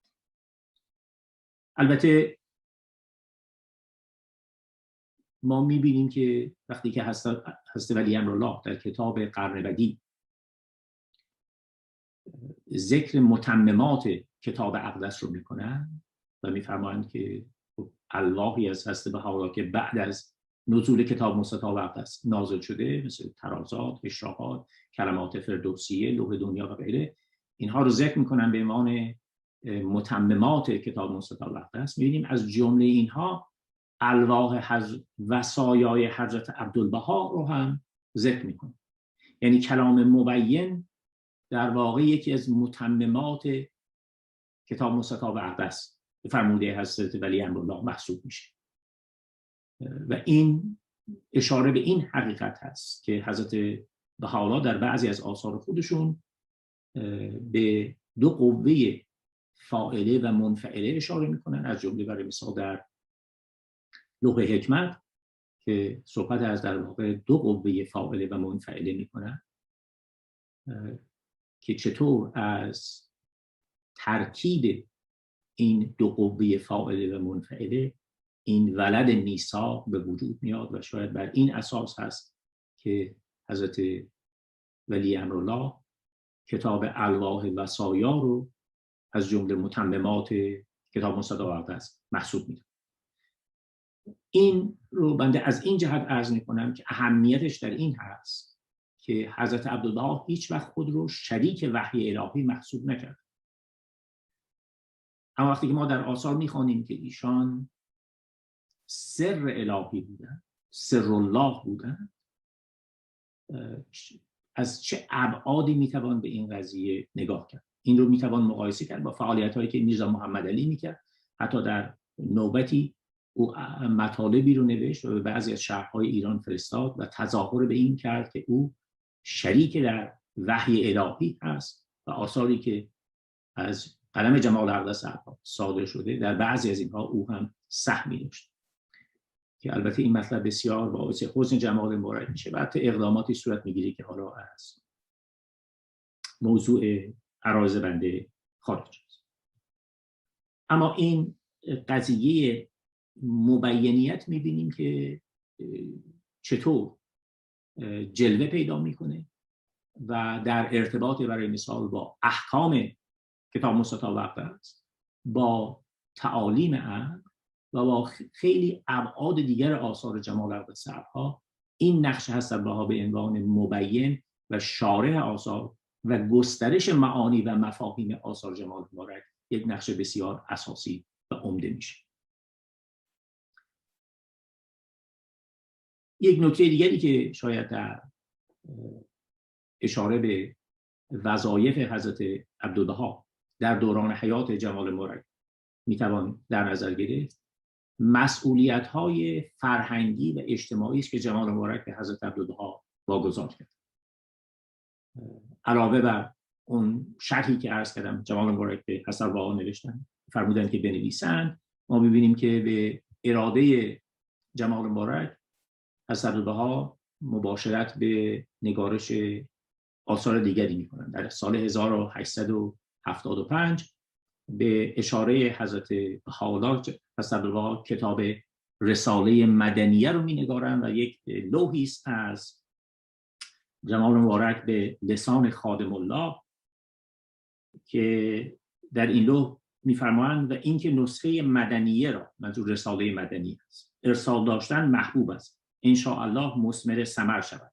این کتاب در هند چاپ شده بود و سبب ترغیم آن که یومی از ایام حضرت حسن الله الاعظم روحی و ذاتی و کینونتی به تراب قدوم الفدا در ساحت امنع اقدس اعلی ایستاده بودند، لسان قدم به این کلمه ناطق قوله تعالی یا غصن اعظم محبوب آن که چند ورقی در سبب و علت عمار دنیا و خرابی آن نوشته شد. این سبب اسبابی که مسائلی که باعث ترقی دنیا و خرابی آن میشه. چند ورقی سبب و علت عمار دنیا و خرابی آن نوشته شود به قسمی که متعصبین را 1 درجه تنزل دهد تا مستعد شوند از برای اصحاء حفیف سدره بیان که الیوم مرتفع است.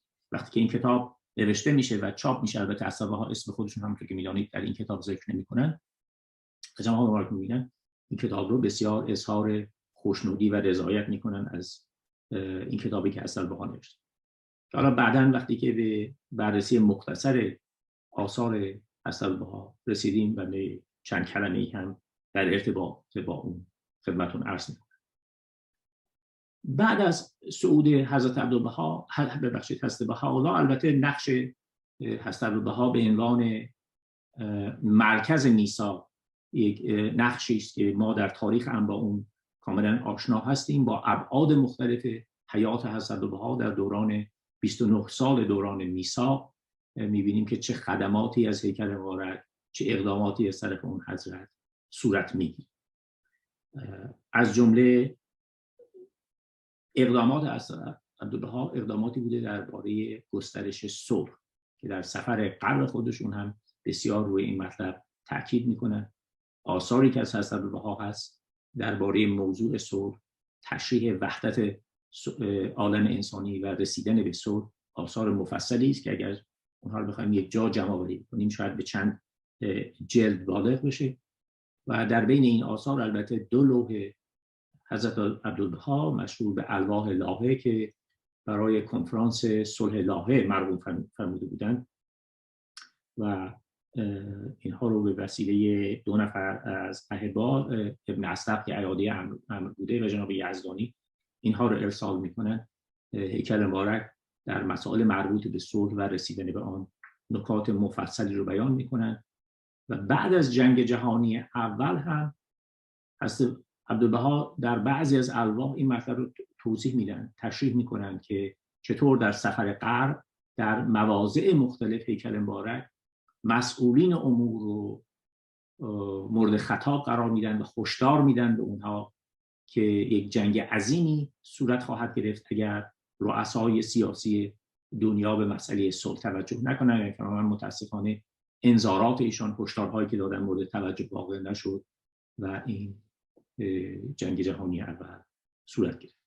در بعضی از این آثار میفهمند که جنگ جهانی اول قابل پیشگیری بود اگر رؤسای سیاسی عالم اقدام میکردن و بعدا فرمودن که جنگ جهانی دیگری، یک جنگ دیگری در پیش خواهد بود به خاطر نوعی که این جنگ جهانی اول خاتمه پیدا کرد و اون مطالبی که تحمیل شد به اون گروهی، به اون کشورهایی که شکست خورده بودن. البته حالا اینها یک بحث‌های دیگه است. عرض این هست که چطور حساب‌ها در مورد مسئله صلح اقدامات عمده و اساسی فرمودن و در الواح خودشون و خطابات خودشون این مطلب رو منعکس کرد.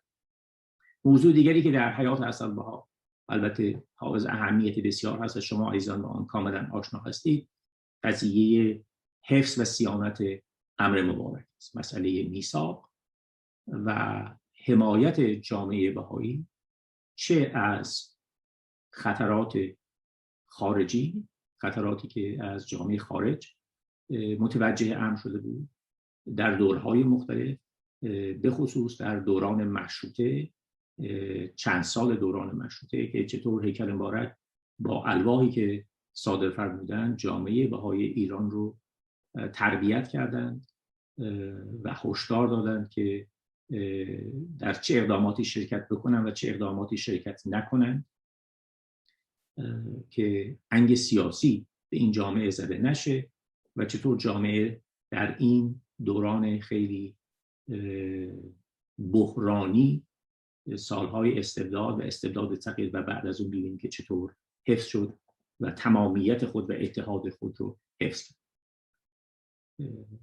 از نقطه نظر خطرات داخلی می‌بینیم چه در شرق و چه در غرب در غرب می‌دانیم که میرزا ابراهیم خیرالله که در سالهای اولیه انتشار امر در غرب اقدامات مفصلی کرده بود، بعداً غرور او رو فرا میگیره و نقض عهد میکنه و چطور حضرت عبدالبها با الواحی که صادر میکنند، همینطور فرستادن عده‌ای از مبلغین مثل میرزا ابوالفضل گلپایگانی و فاضل مازندرانی باعث تربیت روحانی احبای غرب میشن و چطور اون جامعه رو از خطرات نقض حفظ میکنه. در شرق همینطور افرادی که بعد از جمال مبارک ناقل شده بودند مثل جمال بروجردی، سید مهدی دهجی و افراد دیگه میبینیم که از عبدالبها الواح متعددی رو خطاب به احبای شرق برای تربیت و حفظ احبای شرق نازل میکنه.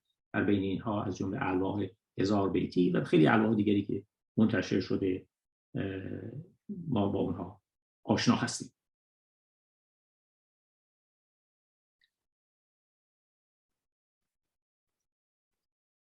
در این حال رابطه حضرت بهاءالله با جمال مبارک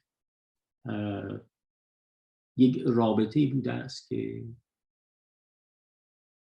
در تاریخ امر منعکس شده و اینکه چقدر حضرت بهاءالله نسبت به فرزند ارشد خودشون محبت داشتن و گاهن از اینکه حضرت بها به اندازه کافی برای ملاقات جمال مبارک نمی آمدن اظهار حزن می‌کرد. در تاریخ امر مثلا ثبت شده است که در یکی از سالهای آخر، فکر می‌کنم سال آخر حیات حضرت بهاءالله، یک بار هیکل مبارک به اصحاب می‌فرمایند که روز بعد به یک محلی خواهند رفت، حالت پیکنیک به اصطلاح امروزی، و اصحاب بی نهایت خوشحال میشن. حتی این مطلب رو یکی از خادمین نوشته، میرزا محمود کاشی، در خاطرات خودش رو ثبت کرده که چطور بعضی از این اصحاب از شب تا صبح خوابشون نمیبرده از شدت خوشحالی که فردا مدت طولانی در خدمت در حضور حضرت بهاءالله خواهند بود و فردا صبح تمام وسایل رو جمع میکنند و آذوقه و از کنم سماور و چای و اینها و به باغ جنین یا جنینه میرند و در اونجا همه در حضور جمال مبارک بودن. نهار تهیه میشه، نهار صرف میشه و بعد از نهار اون وقت حضرت عبدالبها به اون باغ وارد میشه. وقتی که جمال مبارک حضرت عبدالبها رو میبینن، خطاب به ایشون بیان میکنن که این باغ تا به حال لطافت و صفایی نداشت و با آمدن شما لطافت و صفا پیدا کرد. و بعد حضرت بهاءالله بیان میکنن که چه خوب بود که از صبح می آمدید که لطافت و صفای این باغ از صبح شروع میشه.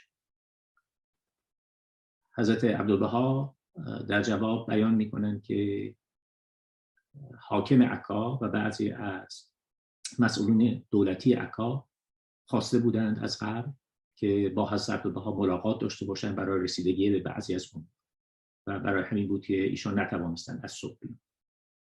جمال مبارک رو به اصحاب میکنن و میگویند که البته این مضمون بیان مبارک است، میگویند که میفرمایند که حسن اعظم حامی و حافظ ما هستند، حسن ما هستند و از این گونه امور ما رو حفظ میکنند.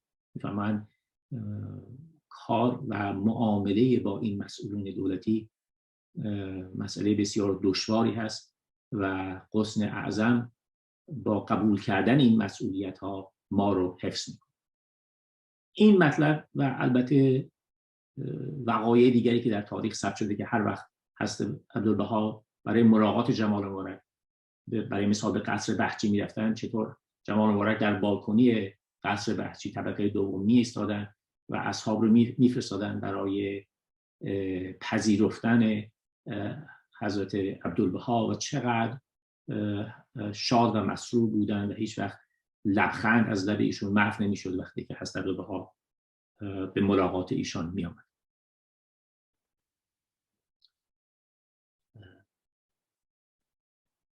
اینها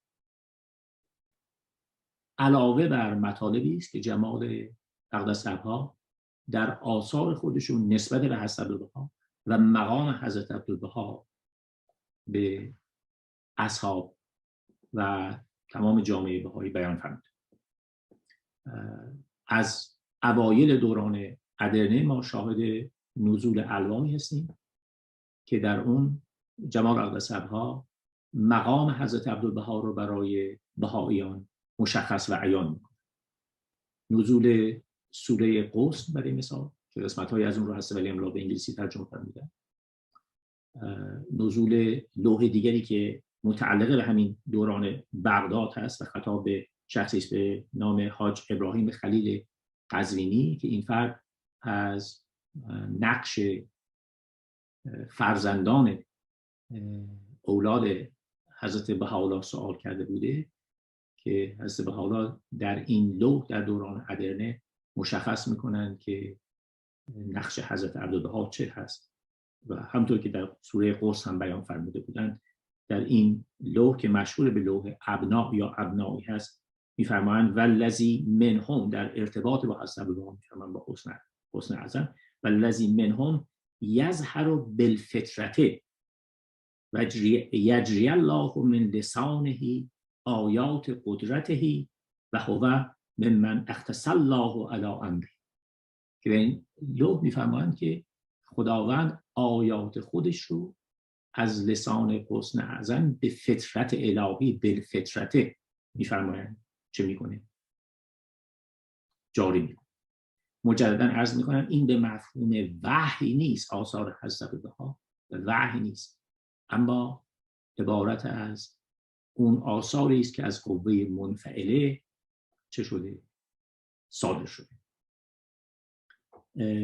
البته از قلم جمال مبارک آثار متعدد دیگری در ارتباط با حضرت بها وجود داره.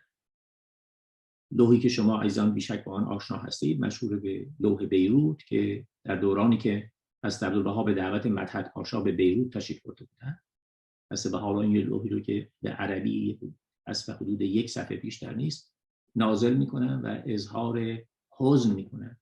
میفرمایند که با رفتن حسن اعظم فضای آن سرزمین منظور بیروت است روشن شده، نورانی شده و تاریکی عرض اقدس رو فرا گرفت.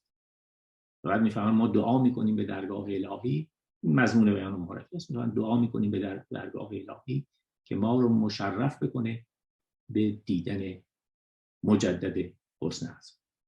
الواح همونطور که عرض کردم متعدد دیگری است جمال مبارک در ارتباط با حضرت حسن اعظم وجود داره که بعضی از اینها رو در سالهای اخیر حدود شاید 23-24 سال قبل در این مجموعه‌ای که چاپ شده به نام حدیقه عرفان، مجموعه‌ای است از بعضی از آثار جمال مبارک و قسمت دومش بعضی از آثار حضرت عبدالبها است. در این مجموعه چند لوح اول شامل بعضی از الواح حضرت عبدالبها است که در ارتباط با حضرت بهاءالله هست که در ارتباط با حسن اعظم هست و انسان از زیارت این الواح به عمق محبت روحانی، عشق روحانی که بین این پدر و فرزند بوده تا حدی میتونه شاید پی ببره.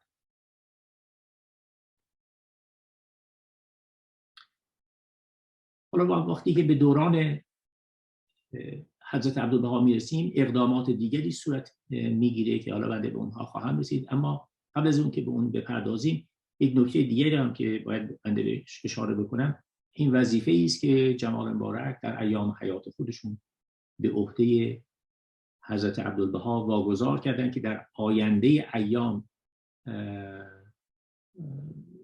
جامعه عمل بهش پوشانده بشه و اون عبارت از انتقال رمز مطهر حضرت اعلی از ایران به کوه کرمل هست. در یکی از اسفاری که حضرت بهاءالله از عکا به کوه کرمل تشریف برده بودن و خیمه در اونجا زده بودن اشاره به یک نقطه‌ای میکنن که در اونجا مقدار سروی بوده و شفاهن به حضرت عبدالبها میفهمند که اینجا محلی است که مناسب هست برای آوردن عرش حضرت اعلی و دفن در اونجا.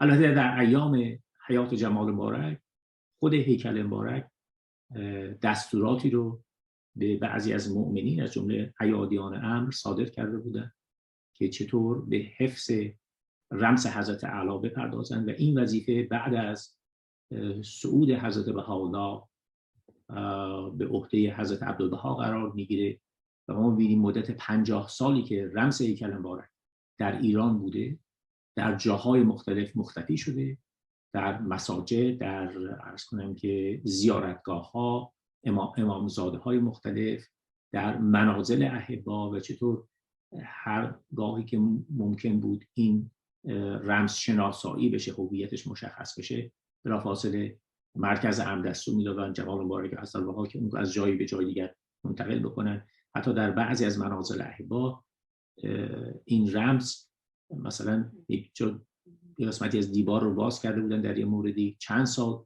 رمز رو در داخل دیوار این رو مختفی کرده بودن و حتی صاحب منزل نمیدانسته که این صندوقی که در اونجا هست چه هست. تصور میکرده که این شامل بعضی از الواح و آثار هست که برای حفظ اونها اینها رو در دیوار پنهان کردن. و بالاخره وقتی که زمان انتقال اون فرا میرسه، حضرت‌بها دستورات خاصی رو صادر میکنند که چطور این رمز باید از جاهای مختلف آورده بشه و بعضی از اصحاب رو مشخص میکنند که اینها به عنوان گروهی با خانواده خودشون برن و بقیه که اینها رو میدیدن فکر میکردن که خب شاید اینها یک گروهی از زائری هستن که خانواده و با از کنم که وسایل مختلف و اینها دارن یا شد رحال میکنن یا هر چیزی و اینها دارن از کنید که میرن برای زیارت بقاع مقدسه مثلا در عراق، در نجف و کربلا و اینا. و بعد اون از مثلا یه شهر به یه شهر دیگه یه عده دیگری شاید مسئول میشدن که حالا از اونجا تا محل بعدی این رمز رو منتقل بکنن به این صورت. و لوحی از حضرت بها خطاب به سید اسدالله اصفهانی که در واقع همسر همشیره منیر خانم بودن که به ایشان راهنمایی میکنن که وقتی که این رمز به کنار دریای میترانه آمده بوده از طریق دریا این رمز رو نیارن، تا زیرا اگر بیاری کشف خواهد شد که چه خواهد شد و دستور میدن چطور از راه خشکی این رمز رو به ارض اقدس بده. البته در اون زمان کوه کرمل و اراضی اون متعلق به امر نبود و به خاطر سعایت و خرابکاری ناقضین که میدانستن حضرت‌بها قصد دارن قسمتی از این زمین ها رو ابتیاع بکنن، اینها صاحب اون زمین رو بدبین کرده بودن نسبت به حضرت عبدالبها و نیات ایشان و اقدامات هیکل مبارک برای خریدن اون زمین ثمری نمی‌بخشید، تا اینکه خود هیکل مبارک در یک لوحی میفرمایند که بالاخره یک شبی من شروع به تلاوت یک ذکری از حضرت اعلی کردم و میفرمایند که این رو مرتب ساعتها خواندم و متوسل شدم به مقام حضرت رب اعلی که وسایل ابتیاع این زمین رو فراهم. و فردای اون روز این فردی که خیلی دشمنی میکرد با حضرت بها خودش به منزل به بیت مبارک میاد و اظهار ندامت و پشیمانی میکنه، عذرخواهی میکنه و رضایت میده که این زمین خریداری بشه. و البته این وقایعی که چطور ناقضین میخواستن رمز هیکل حضرت اعلی رو که مدت 10 سال حالا در ارض اقدس مختفی بوده این رو بدزدن و حضرت بها لوحی رو صادر میکنن به 8 نفر از اصحاب و میفرمایند که شما شب تا صبح اونجا باشید، منم نفر نهم هستم اگرچه حضوری با شما نیستم، اما با هم دیگه ما مناجات و دعا میخوانیم و این 8 نفر مدت 20 ساعت در اونجا مراقب رمز حضرت اعلی بودن تا به زمان این فرا میرسه که هیکل مبارک اون رمز رو در اونجا مستقر بکنه که این مسئله در کتاب قرن بدی کاتب از بای حضرت ولی امرالله بهش اشاره می‌کنه.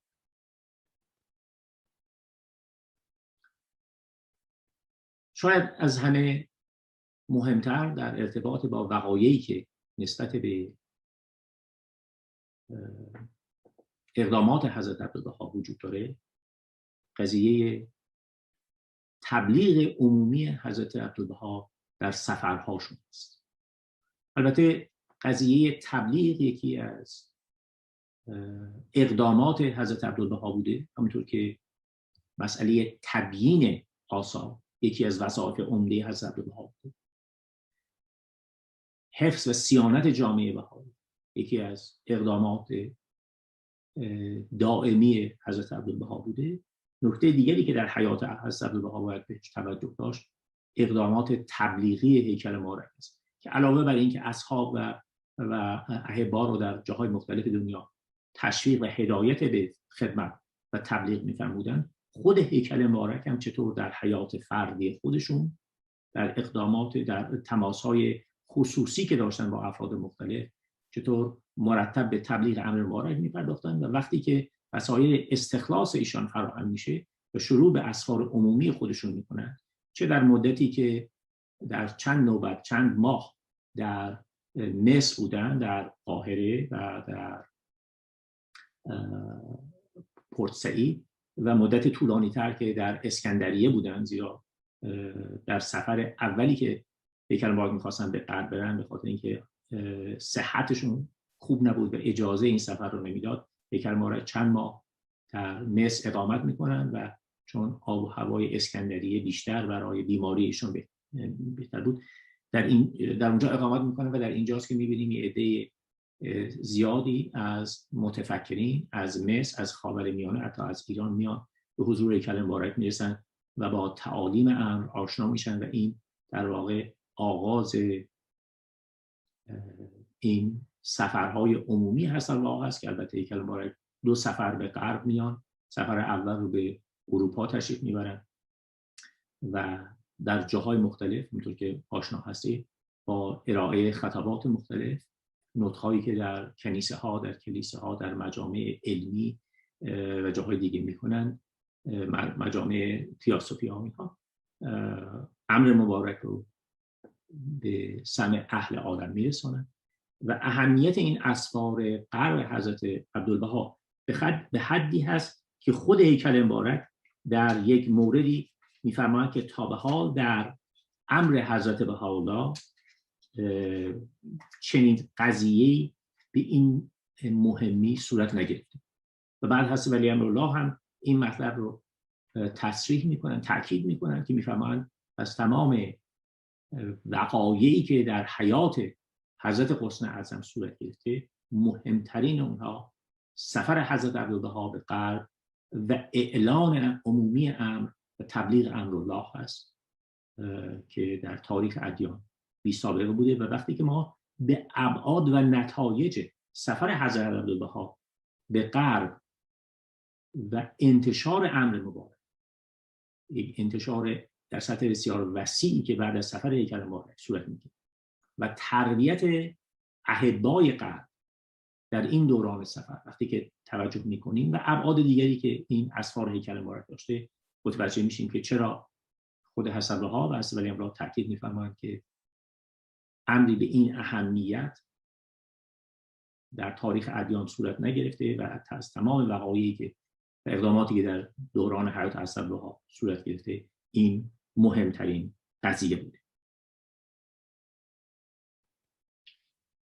البته علاوه بر این اقدامات تبلیغی حضرت عبدالبها یک بعد دیگری که ما در این اسفار باهاش مواجه هستیم روشن شدن اذهان بزرگان و متفکرین از شرق و غرب نسبت به امر حضرت بهاءالله است در اثر تماس‌هایی که با حضرت عبدالبها پیدا می‌کنه و ما می‌بینیم که وقتی که حضرت عبدالبها در اروپا بودن چطور سیاسیون، متفکرین، بزرگان، نویسندگان، اهل جرائد و خیلی افراد دیگه از بزرگان و افراد عادی به حضور هیکل مبارک میرسن و با حضرت عبدالبها با شخصیت هیکل مبارک آشنا میشن و از این طریق با تعالیم حضرت بهاءالله آشنایی بیشتری پیدا میکنن.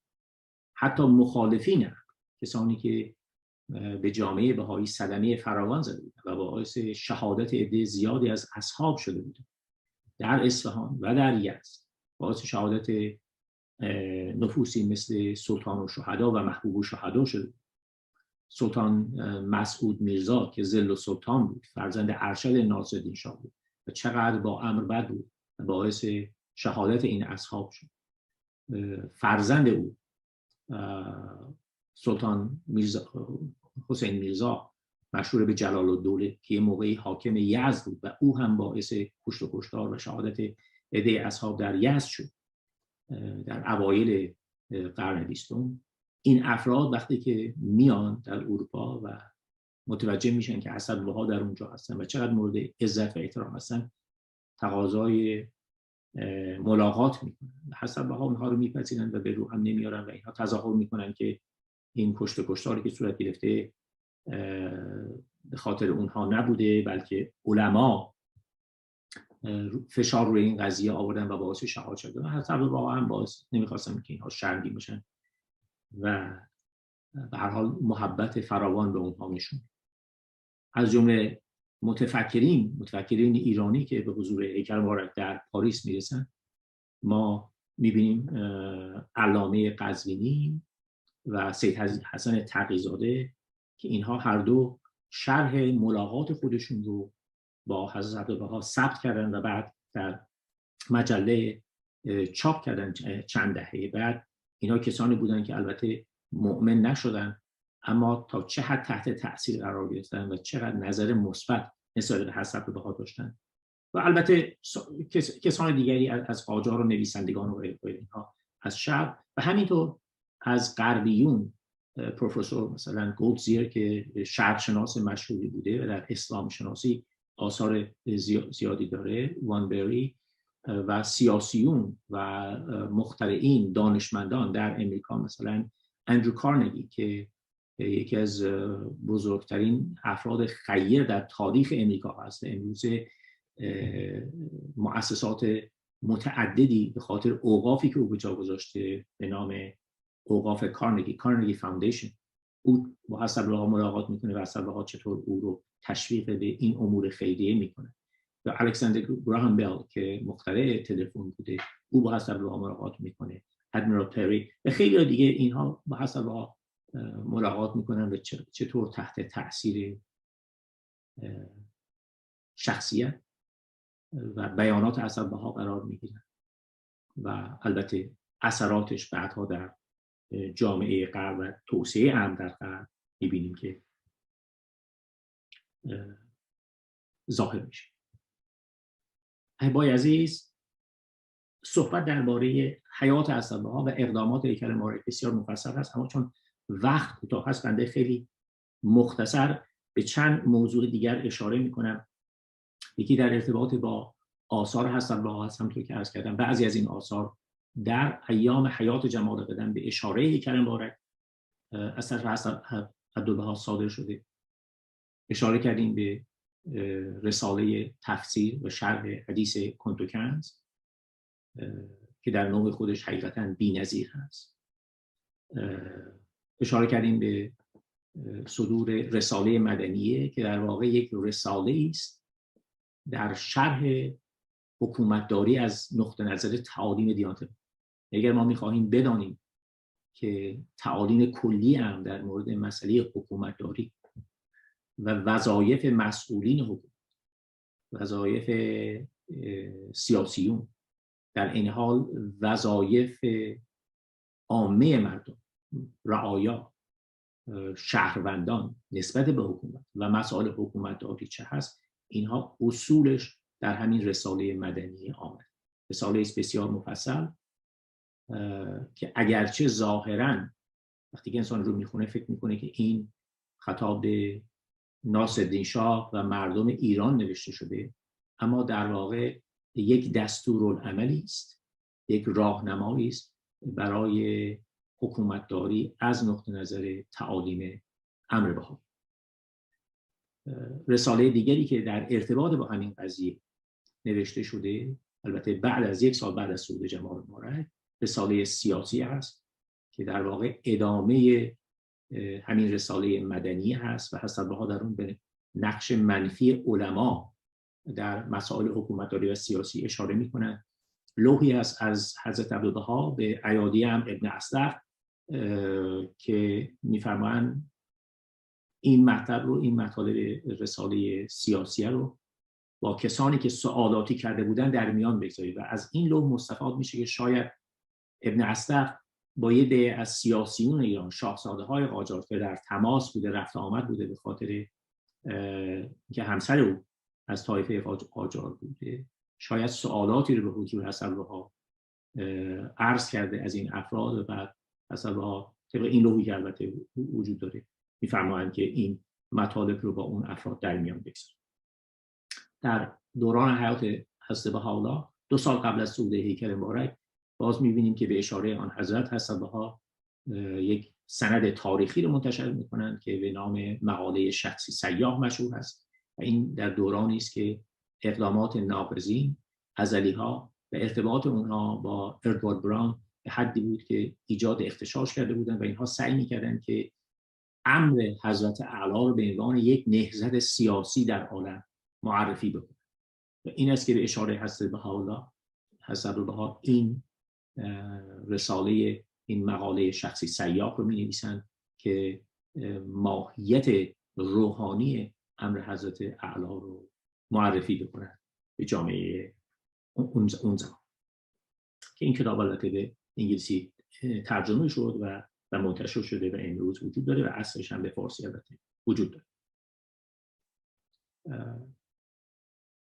علاوه بر اینها ما آثار دیگری، کتاب‌های دیگری از حضرت عبدالبها داریم که خودشون بعد از صعود حضرت بهاءالله اقدام به تألیف اونها فرمودن و چون فرصت نیست بنده ناچارن از ذکر اونها خودداری میکنم، اما به 2 مجموعه یا 2 اثر در واقع باید اشاره کنم.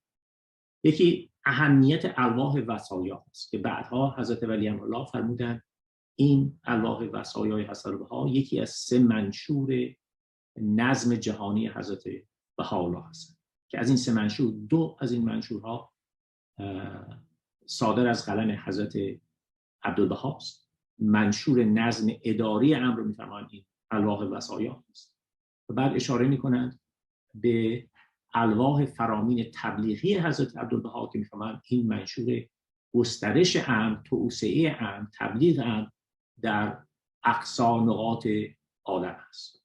و بعد البته منشور 3 از جمال مبارک است که عبارت از لوح کرمل هست که همونطور که می‌دانید حضرت علی امرالله می‌فرمایند این منشور توسعه و گسترش مؤسسات روحانی و اداری امر در عرض اقدس است. اما 2 تا از این 3 منشور همونطور که عرض شد از حضرت عبدالبها است و در این الواح وصایا هست که بسیاری از مطالبی که در ارتباط با مؤسسه ولایت و بیت الاعظم هست ذکر شد. در واقع جامعه بهایی تا زمانی که صعود هیکل مبارک واقع میشه و بعد الواح وصایا به وسیله حضرت بهایی خان باز میشه در حضور عده‌ای از اعضای خانواده و بعد متوجه میشن که حضرت شوقی ربانی که البته در اون موقع هیکل مبارک در لندن بودن، در عرض اقدس بودن، به ولایت امر منصوب شدن و ولی امر شدن. تا اون زمان جامعه بهایی هیچکس خبر نداشت که قرار هست یک ولی امری وجود داشته باشه و با تصور میکردن که خب در یک زمانی بیت الاعظم تشکیل خواهد شد. اما وقتی که الواح وصایا باز میشه اون وقت جزئیات این قضایا مربوط به مؤسسه ولایت امر و وظایف این مؤسسه در این الواح وصایا به تفصیل بیان میشه و در عین حال حسب‌ها شرح و بحث میدن که وظایف بیت الاعظم چه هست، چه که تا قبل از آن فقط در بعضی از آثار مبارکه از قلم حضرت بهاءالله در کتاب اقدس ها و بعضی از الواح حسب‌ها یک اشارات مختصری بوده، اما اینکه وظایف بیت الاعظم چه هست و اینها به صورت مفصل‌تر در الواح وصایا بیان شد و در این سند هست، در این الواح وصایا هست که در واقع ما فهم ما نسبت به مقام معهد اعلی بیت الاعظم الهی به یک حد دیگری میرسه، زیرا در این سند هست که اصلا میفهمن بیت العدل اعظم میفهمن مسونا من کل خطا. اینکه بعضی وقتا ممکنه برای بعضی از دوستان این تصور به وجود بیاد که خب بیت العدل اعظم در چه مواردی مسون از خطا هست. اصلا میفهمن مسونا من کل خطا. کل به خصوص در عربی جنبه عام داره، عمومی. و میفهمن مصدر کل خیر که انشاءالله زیارت این الواح وسائل مطالعین باعث احترام و انقیاد بیشتر ما نسبت به مقام بیت العدل اعظم الهی شده و خواهد شد، ادامه پیدا. البته این سند الواح وصایا سندی است که صدورش در دوران عصر رسولی بوده. گسترش نظم اداری هم در دوران تکوین صورت میگیره و وقتی که فرموده هست این نظم اداری پیشرفت بکنه و اوضاع عالم نظر روحانی پیشرفت بکنه، ما به دوران طلایی هم خواهیم رسید که منجر به ظهور نظم جهانی حضرت بهاءالله خواهد شد. بنابراین این یک سندی است که 3 عصر امر مبارک رو شگرده به هم متصل کرد. بحث در مورد الواح وصایا خیلی مفصل هست و متاسفانه الان دیگه فرصت نیست من بیشتر بخوام بپردازم. یک سند دیگری که به اون اشاره کردم این الواح فرامین تبلیغی حضرت عبدالبها هست که در سالهای جنگ، سالهای 1916 و 1917 عبدالبها 14 لوح رو صادر کردن. بعضی از اینها رو فکر می‌کنم 5 تاش اگه اشتباه نکنم در همون دوران جنگ به غرب فرستادن، ولی بعداً به خاطر بحران‌هایی که به وجود آمد از نظر مکاتبات و اینها این بقیه اینها ارسال نشده بود. ولی در خاتمه جنگ جهانی در سال 1918 تمام این الواح مجدداً یک جا به امریکای شمالی فرستاده میشه، کنفرانس های تشکیل میشه، این الواح مورد مطالعه قرار میگیره و بعد هسته ولیما فرمودن که آنچه که در این فرامین تبلیغی حضرت عبدالبها آمده پایه و اساس تمام نقشه های آینده امر خواهد شد. بنابراین تمام نقشه هایی که نقشه های ملی داشته در دوران حضرت ولی الله و بعد نقشه جهاد کبیر اکبر که نقشه بین المللی بوده و مدت 10 سال ادامه داشته، پیکر مورد خودشون 4 سال بعد از شروع نقشه صعود کردن حضرت ولی الله. بفرمایید تمام نقشه هایی که در آینده هم وجود خواهد آمد، یعنی تمام نقشه هایی که بیت العدل اعظم هم ارائه کردن به جامعه بهایی و ما الان در واقع منتظر دریافت نقشه بعدی 9 ساله بیت العدل اعظم هستیم. تمام این نقشه ها بر اساس محتوا و منویات این فرامین تبلیغی حضرت عبدالبها هست که خیلی مفصل بیان فرمودن چه مطالبی باید صورت بگیرد. آثار حضرت عبدالبها علاوه بر اینها بسیار مفصل هست از نظر صورت و محتوا.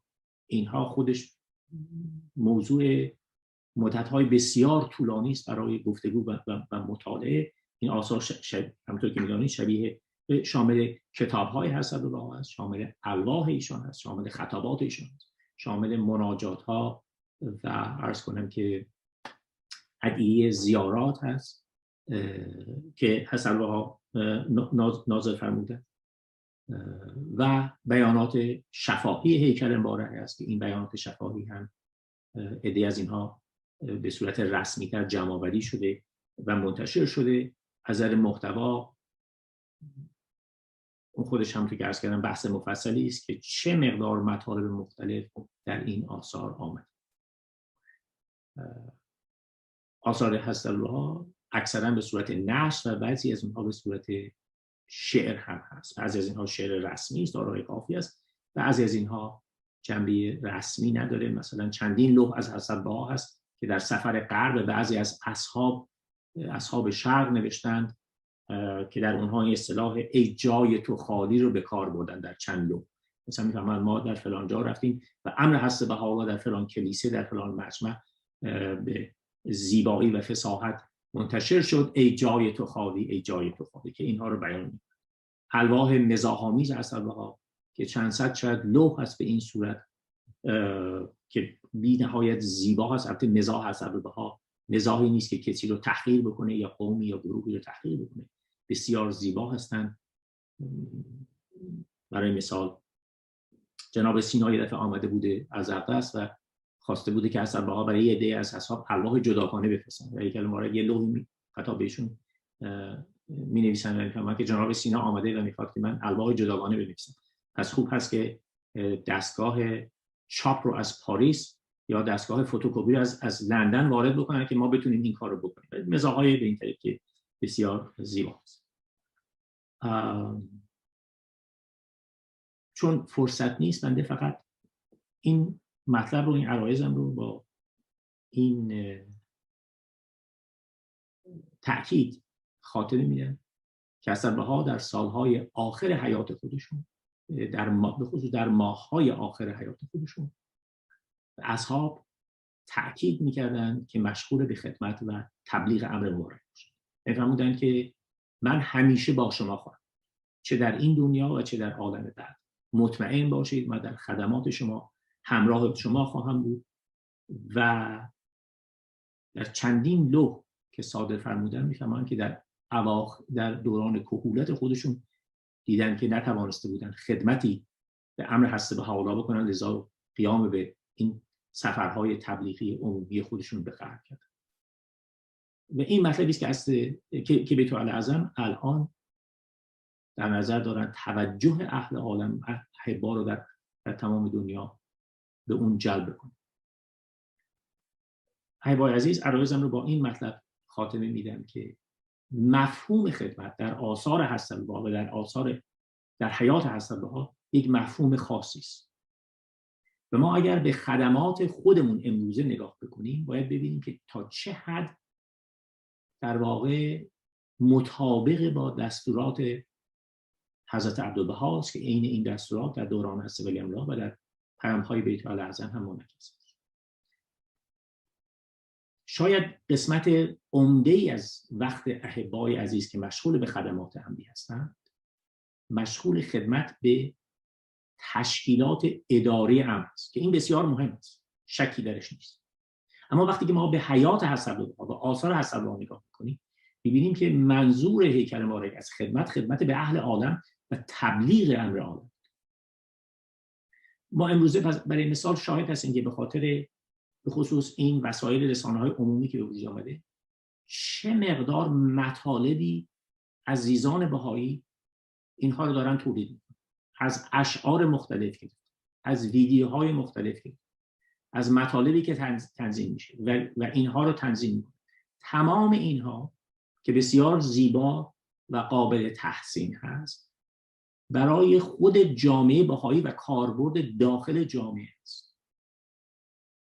در حالی که هدف حضرت بها، حیات حضرت بها، خدمت حضرت بها عبارت از خدمت به جامعه عمومی بود. هیکل مبارک وقتی که صبح بلند می‌شدن و الواح و آثار رو می‌نوشتن، بعد می‌رفتن بیرون و چطور به اهل عکا و به اهل حیفا، مردم اونجا خدمت می‌کردن. چطور در اسفار عمومی خودشون چقدر تاکید کردن که خدمت از عبارت از تبلیغ امر به عموم هست، به افراد غیر بهایی هست. و اگرچه صرف خدمت به تشکیلات اداری امروزه مهم هست و قسمت عمده و اساسی هست، اما نباید خدمات ما منحصر به خدماتی باشه که ناظر و متوجه فقط به داخل جامعه باشه. و اگر ما خوب دقت بکنیم می‌بینیم که نقشه های بیت الاعظم از سال 1996 به بعد، یعنی در از این 25 سال گذشته، دارن چه میکنن؟ دارن جامعه بهایی رو باز متوجه میکنن در خدماتش نسبت به جامعه خارج. بنابراین وقتی که ما کلاس‌های درس اخلاق تشکیل میدیم، این رو فقط برای بچه‌های بهایی نمی‌کنیم، بلکه بر محله‌هایی که زندگی می‌کنیم این کلاس‌های درس اخلاق رو برای همگان، اطفال بهایی و اطفال غیر بهایی می‌خوایم ارائه بدیم. یا وقتی که جلسات دعا و مناجات تشکیل میدیم، تأکید روی این هست که چه بکنیم؟ که در و همسایه رو چیکار بکنیم؟ بقیه رو، دوستان خودمون رو، همکارا رو خودمون رو، همکلاسیان خودمون رو چیکار بکنیم؟ به اینها دعوت بکنیم. اگر مشغول مطالعه در کلاس‌های روحی و این اینستیتوت هستیم، توجه اون به این باشه که چطور سایرین رو، جامعه غیر بهایی رو هم سعی کنیم به این کلاس‌ها چیکار بکنیم، دعوت بکنیم. همینطور فعالیت‌های نوجوان، به جای اینکه تمام فکر و ذکرمون در داخل جامعه باشه، چطور جامعه بزرگ رو دعوت به این فعالیت‌ها بکنیم. این مفهوم خدمتی است که در حیات حضرت عبدالبها منعکس شده بوده و امروز ما باید به آن توجه داشته باشیم. بنده این عرایزم رو با زیارت 2 لوح از حضرت عبدالبها در مورد اسفار غرب خودشون که چرا این کارو کردن برای اهل عالم خاتمه میدم. در لوح میرزا اسدالله میفرمایند که جناب اسد به جان یاران قسم که وقت گفتن و خفتن و نوشتن ندارد و این 2 کلمه را مانند تنقل مینگارند، زیرا مشغول کارند و سنگین بارند. تو میدانی و از مختصر مفصل میخوانی. صحت حاصل، راحت زائل، شب میدان خطاب است، روز انحماک در جواب است، صبح قلقله است، شام ولوله است، ظهر دمدمه است، نیمه شب زمزمه است و وقت سحر همهمه است. دیگر ملاحظه کن چه خبر است. و در لوح دیگری میفرمان عبدالبها این سفر پرخطر، اشاره به سفر غرب خودشون میکنه، عبدالبها این سفر پرخطر را به این امید نماید که شاید از شدت خجلت اندکی رهایی یابد و از شرمندگی نجات طلبد، زیرا تا به حال نفسی عبودیت آستان مقدس به جا نیامد، به خدمتی به بندگان جمال مبارک ننمود. شاید در این غیبت اون و عنایتی رسد و قدمی در سبیل رضا بنهد. هیهات هیهات، مور مفخوری چگونه به عبودیت رب غفور پردازد و بغاسی چگونه نصر طائر شود مگر به تاییدات ملکوت ابها. امروز توصیه‌های مرکز میثاق در هدایات بیت اعظم الهی که مرکز میثاق در عصر کنونی هستند منعکس است. امیدوار هستم که همگی ما به این موهبت قیام به هدایات مرکز امر، مرکز میثاق موفق بشید. روزتان خوش باد.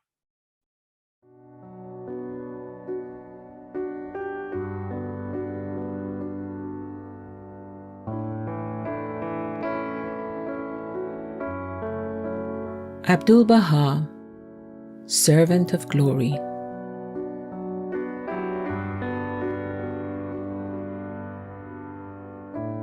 Born in Persia in 1844 and named Abbas, Abdul-Baha was the eldest son of Baha'u'llah, the prophet founder of the Baha'i faith.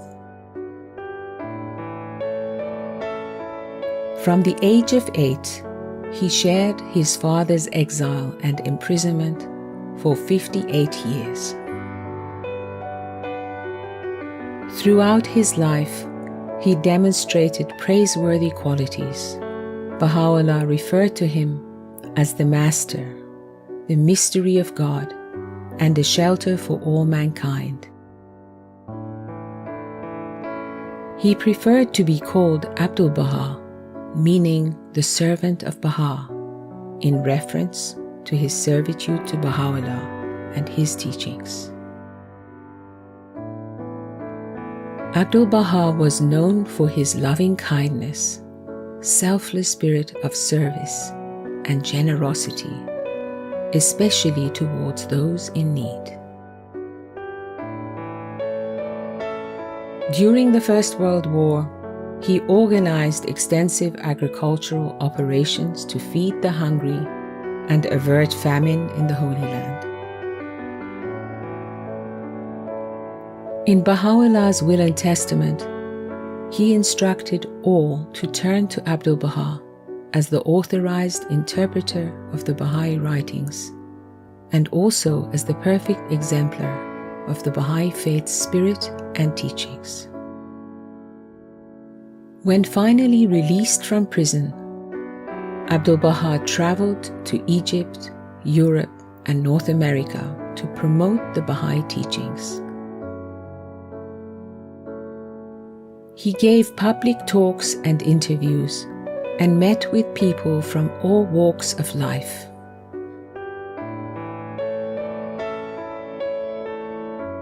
Abdul-Baha made an impression on all who met him by his dignity, friendliness, and his aura of spiritual authority. His blue-gray eyes radiated a luminosity of their own, and his hands were beautiful in their grace and healing magnetism. Wellesley Tudor Poe.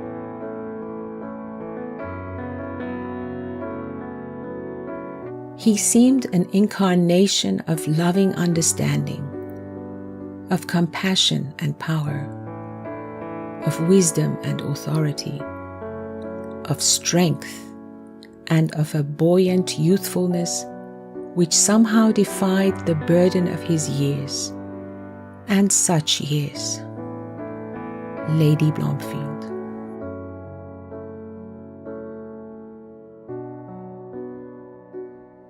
Abdul-Baha passed away in the Holy Land in 1921. He was 77.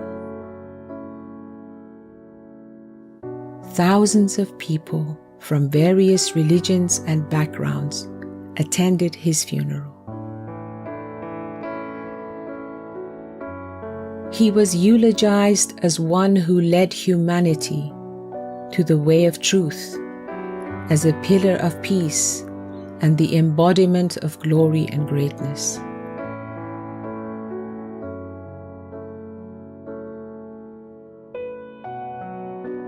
He dedicated his life to promoting Baha'u'llah's teachings on world peace, racial unity, and social justice.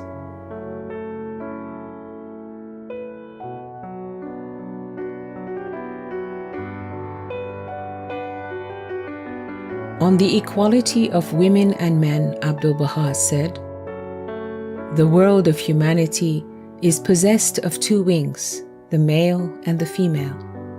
So long as these two wings are not equivalent in strength, the bird will not fly."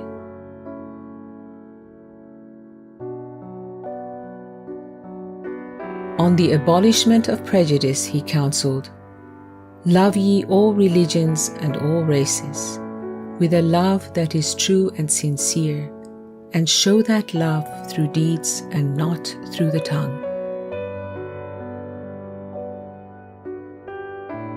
And on peace, Abdul-Baha said, "When a thought of war comes, oppose it by a stronger thought of peace.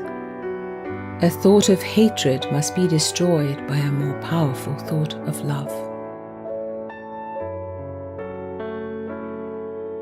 When asked how he felt about being freed from prison, Abdul-Baha said, "Freedom is not a matter of place, it is a condition."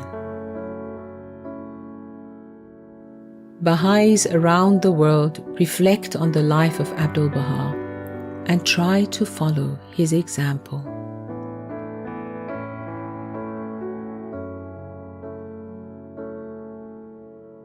To be a Baha'i simply means to love all the world, to love humanity and try to serve it, to work for universal peace and universal brotherhood. Abdul-Baha.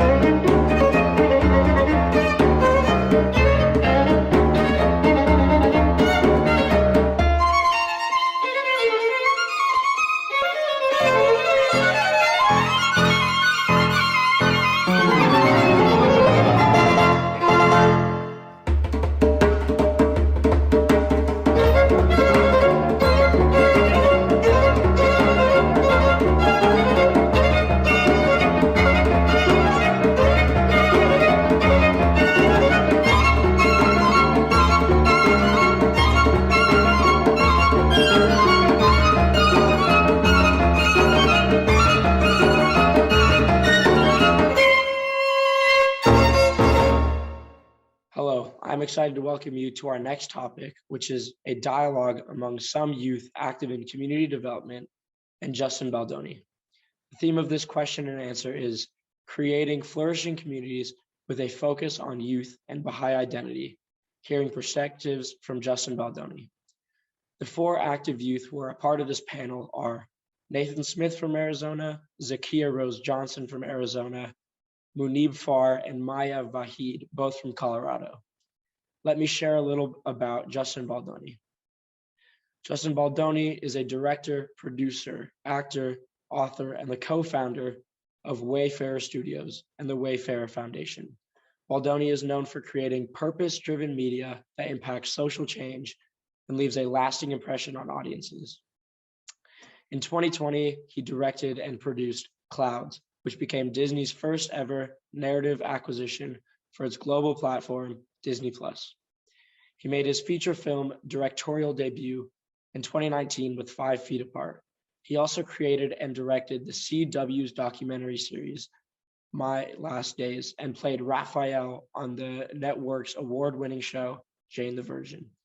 Inspired by his personal journey, Baldoni created Man Enough, a conversation series that explores the messages of masculinity while reimagining what it means to be a man in the world today. This series led Baldoni to give a TED Talk, which went viral. In response to the overwhelming request for more discussion on this topic, Justin penned his first book boldly and transparently uncovering his own journey. Man Enough, Undefining My Masculinity, published by HarperCollins, is part of a 3-book deal and available now wherever books are sold. In October 2022, he will be releasing his second book on masculinity, Boys Will Be Human, for middle school and high school boys. As a complement to his books, Baldoni, along with his longtime collaborator, Jamie Heath, and prominent masculinity expert, Liz Plank, launched the Man Enough podcast, where they engage in intimate, open conversations with high-profile guests.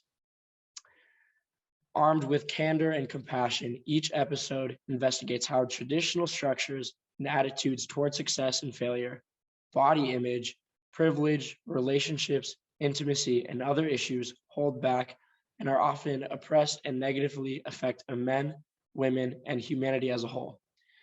Recently, Baldoni's Wayfarer Studios has financed and begun production on 2 feature film projects, The Senior and Empire Waste, as well as 2 documentaries, Racist Trees and Craig Hodges. Baldoni is next slated to direct Hold Back the Stars for Wayfarer Studios and 21 Laps in 2022. I want to thank you for your participation today and for your contributions to the 37th Annual Grand Canyon Conference. Well, first, Justin, we want to thank you so much for taking the time. I know you're a super busy guy, got a lot going on in your life, and we really are grateful for you taking the time to talk with us for the Grand Canyon Baha'i Conference of 2021. So the 4 of us chatted a little bit before and just came up with some questions. Again, not looking for, what is the law on this, but just kind of wanting to get your perspective with your experience and your career and kind of the different things that you're doing in the humanitarian aspect of society and all that stuff. So we really just wanted to ask you some questions and just have that discussion kind of, just an open discussion. And if you have any questions, we can try our best to answer it. But to kind of start out, we wanted to start with the question of, especially because you have such a big platform and you don't hide that you're Baha'i. That is a very big aspect of how you identify, especially on social media and in interviews. And so with that, our first question kind of lies around what is religion and how can we reframe the idea of that religion is just a law saying what you can and cannot do. Religion is just a tradition that your parents taught you and that you have to follow. And switching that idea to something more of religion is a freeing tool to live a spiritual life and kind of reframing that. Especially this conference is all about service rendered by youth. And I think that might be something youth struggle with is what is religion? Is it just laws or what is it really? Is it a guide to spiritual life? So is that something that anyone here struggled with? Yeah, I mean, Yeah. I don't want to speak for everyone else, but I know I definitely have a lot of youth in my, like, at least friends and other Baha'is that might struggle with that, is like Yeah. understanding a law to its full intent as something that's more freeing rather than something that's like a restraint. Zakia, I saw you gonna nod. Yeah. It's a great question. Something that I really struggled with when I was younger. Honestly, I think before we can even unpack that, we have to unpack how religion is taught to us by our parents. You know, I'm gonna we can tailor this to the Arizona conference, if you will. I've spent years coming and going and being a part of it, and you know, we know the majority of the conference is young Baha'is who are second, third, fourth, fifth generation, lots of Persian Baha'is. And, you know, I remember being 15 and, you know, being raised with this idea that, oh, at 15, I get to decide for myself. Right? We've all heard that thing. Like at 15, I get to really explore and independently investigate this faith, and then I get to decide. But if we're really honest, do we? Those of us that were raised in the faith, do we? Because what I remember is the local spiritual assembly signing a prayer book and it being handed to me, and my mom having tears in her eyes, giving me my declaration card. Was it my choice? Or was it expected? And we can't even start to unpack how we view laws and religion unless we go back and we retrace how we became and decided to become Baha'is in the first place. And if there's any bit of it being for our parents or it just being passed down to us, you can't even have that conversation, because the laws won't mean anything to you because you're doing it for the wrong reason. I mean, the whole idea of the independent investigation of truth is to not follow things blindly, specifically from our parents and traditions. And yet, I would say 8 to 9 out of 10 young Baha'is that I meet had no choice. And it's very important that parents hear that. And I want to make sure that the youth hear that, because many youth grow up and they're stuck in this paradox of, okay, but I believe this. I know I believe this. I do believe this. But yet, did I ever really have a choice? Is it mine? Is it my family's? Is it my parents? Is it my grandparents? I mean, I've been Baha'is where it's like their great grandfather was like one of the homies of Baha'u'llah. The pressure, like there's so much pressure there. We don't talk about that stuff. So as a Baha'i, as someone who now has got some gray, so I'm not as young as I was, but I still feel like I'm kind of young. I'm like an old millennial, ancient millennial, you know, former youth. I think we got to just like call it out and be really radically honest with ourselves, because we have to adapt and adopt the teachings in our own lives, fall in love with them, fall in love with Baha'u'llah ourselves, and not because our parents handed us a declaration card.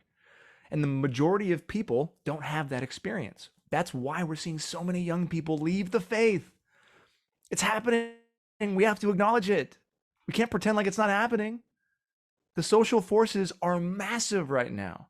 There are so many things that we're so afraid to talk about.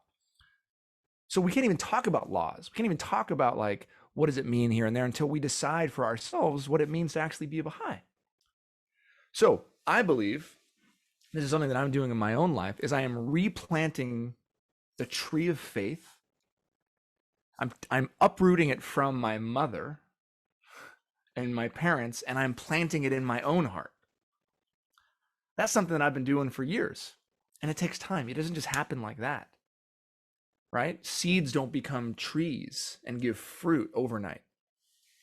And so again, when I go back to youth, I think about youth. I just don't want to see any more 22-year-olds be like, oh man, I don't know. I just feel like I want to go to college and drink and party a little bit. I never had that chance.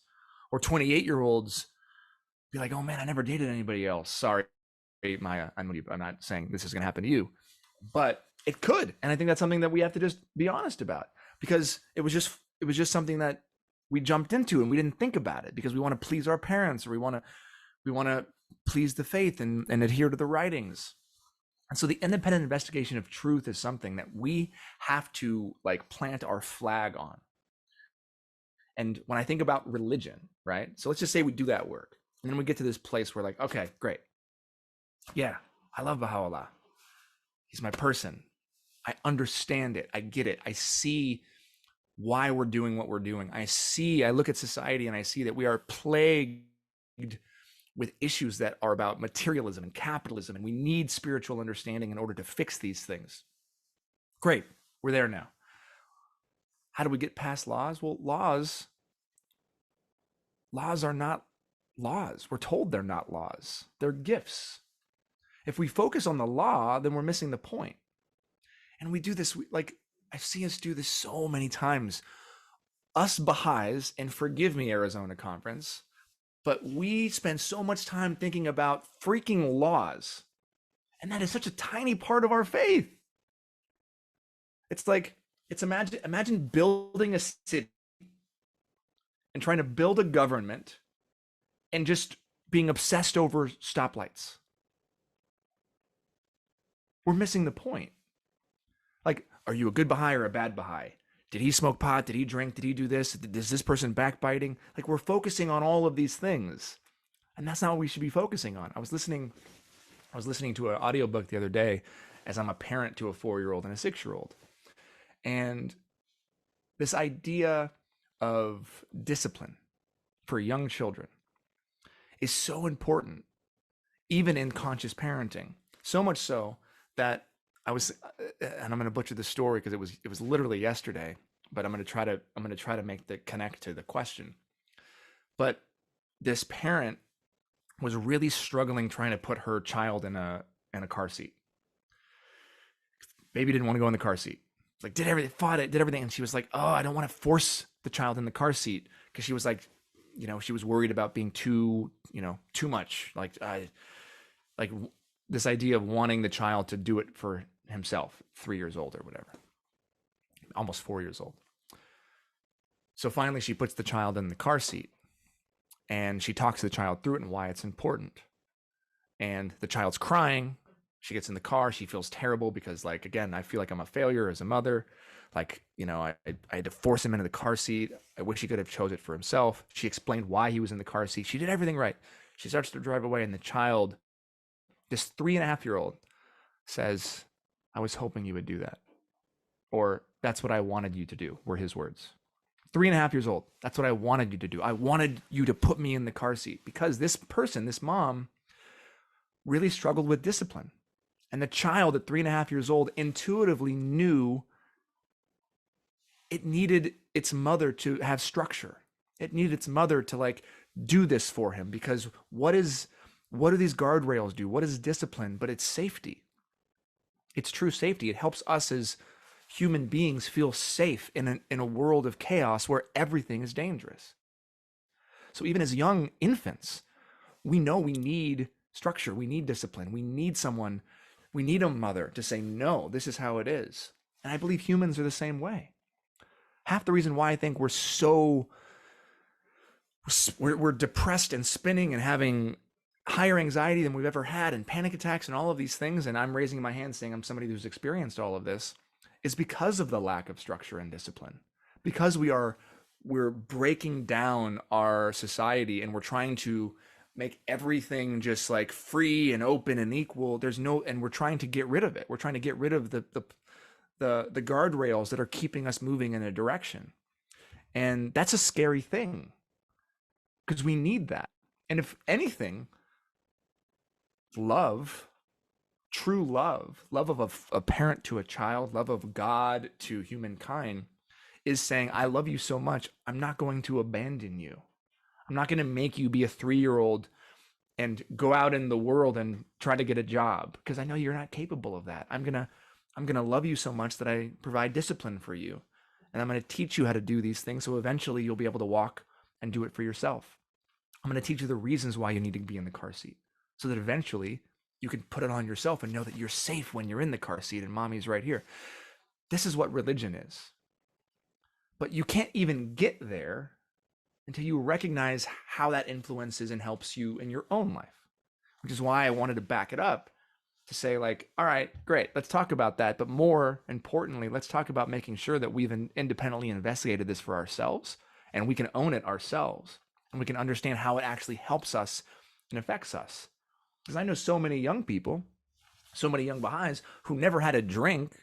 I was going to all the youth conferences, and then they're in their 30s and they're drinking, right? Because they didn't own it when they were in their teens and 20s. It wasn't theirs.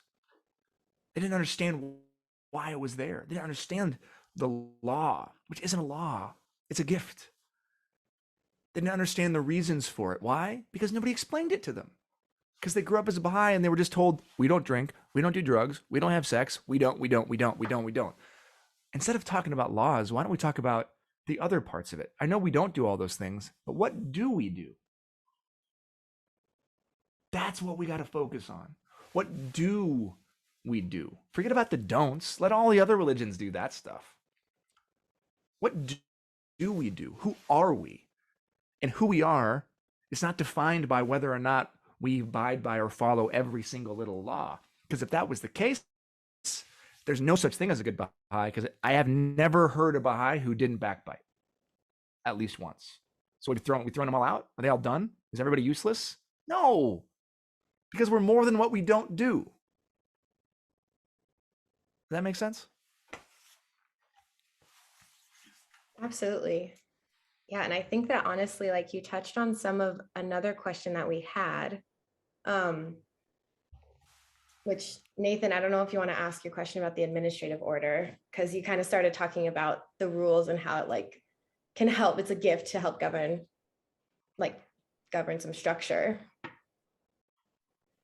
Yeah, so we were talking a bit about the administrative order and how as youth, like we can play into that, and how, you know, if we're finding our own faith, how do we also fit into this administrative order? And so the question we'd written is, the administrative order is obviously very imperative to the faith, but how would we as youth explain like its importance and the importance of the covenant to other people? And I guess how do we also find importance in it for ourselves as well?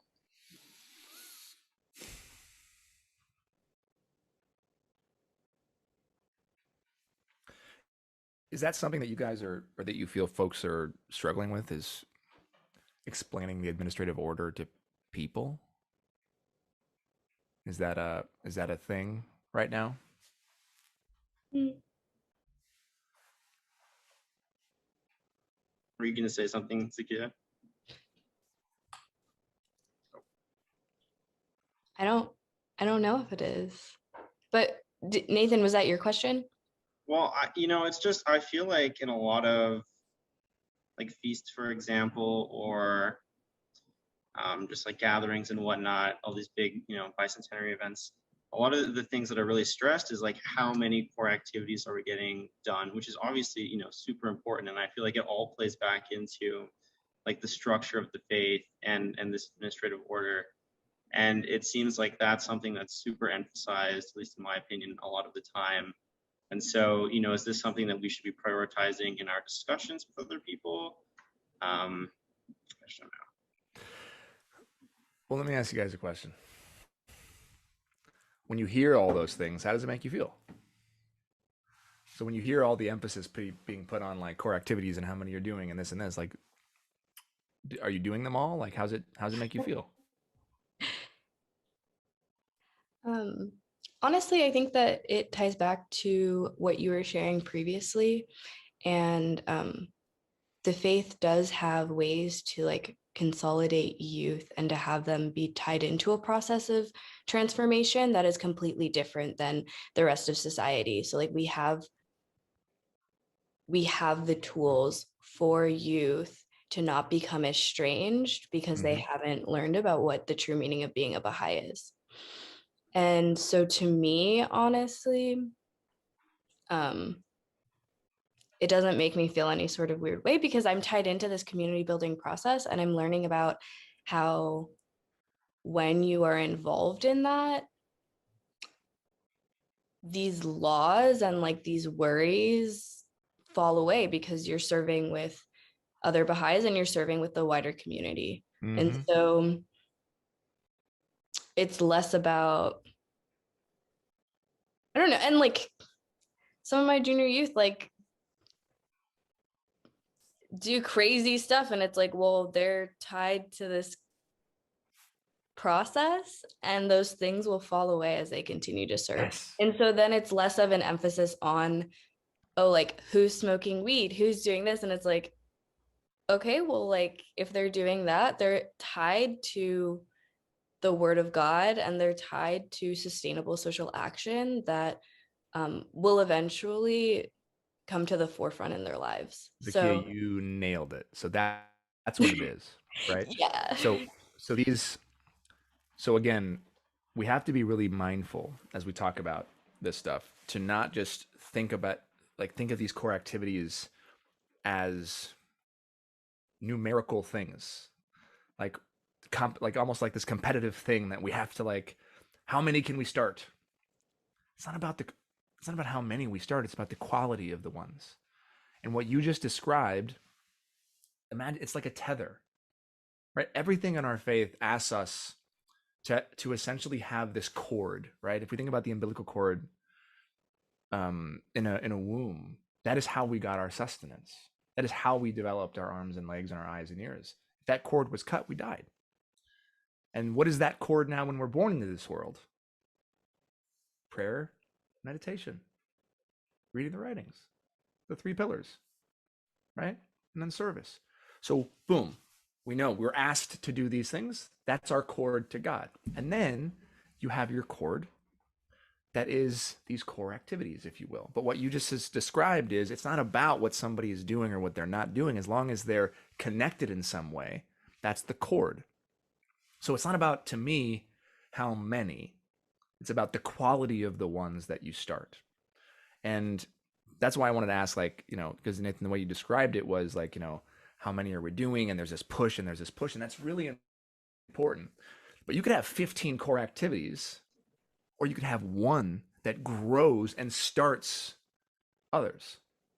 And it's just about, what are we putting into it? What's the effort? What's the what is the community building that goes into those things? Are we truly walking with people? Are we seeing people for who they are? Are we allowing them to be who they are and just saying, hey, we're here, we think this is really cool and this works? And despite what folks are doing or their actions are, creating an open space where there's just love and honesty, and a place that people can show up and be themselves and understand that, like, no matter who they are, they're seen and they're valued and they're held and they're loved. Because that's how you create a new world. I mean, that's essentially what the faith is. That's what we're asked to, like, that's what we're supposed to be. So I just think of the core activities as like children. What are children except they are new souls that come from 2 people, ideally, who have so much love overflowing that they create more and they double. Right?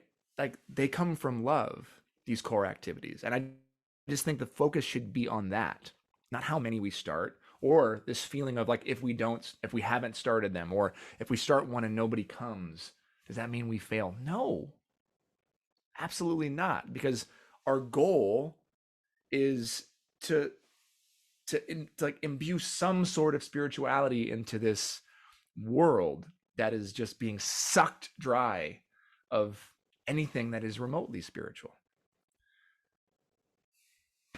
So I don't have the answer otherwise, Nathan, to that, except that my hope is that we just look at them not from this numbers point of view and from a quality, from a love perspective. It's like every one of these is a child, and that child is going to look very different over the course of its life, and it's gonna push boundaries and change, and it might stop and start in terms of schooling and stuff, but eventually, like, as long as you keep loving that child, it will produce some fruit, even if it's one. And if you just produce one fruit, then that's enough. That's beautiful.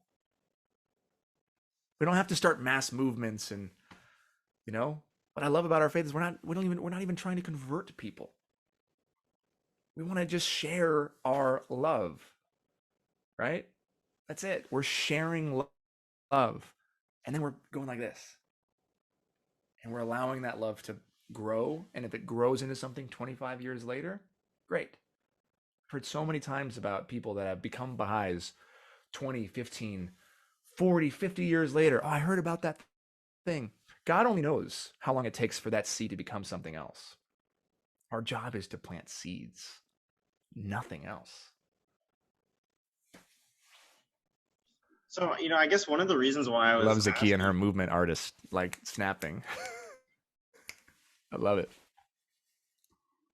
One of the reasons why I was interested in that and asking, I guess, is because, a lot of Baha'i youth when they grow up are often the only Baha'is in their communities. So yeah. Myself, for example, I grew up in Gilbert, Arizona, and there were no other Baha'is my age except for my two other brothers, and there weren't even any other Baha'is at my school until I attended my university, which has over 35,000 students. And, even here, there were only 2 or 3 other Baha'is that went to. So, and so I guess one of the issues that I faced growing up was that because I wasn't constantly surrounded by this loving Baha'i community with other, youth my age, it almost made me feel like slightly isolated from my peers because I had difficulty developing that love for the faith, just because it frankly wasn't very exciting, and so, that's a challenge that I faced, and I'm sure a lot of other Baha'i youth and junior youth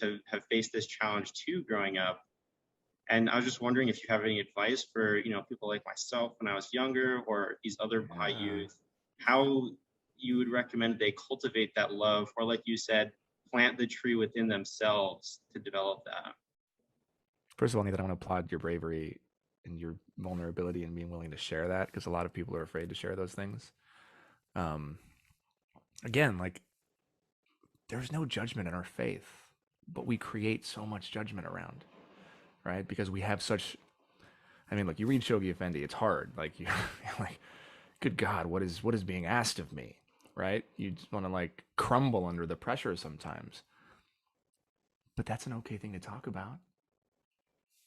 Doesn't make us bad Baha'is. That's the whole point of the independent investigation of truth.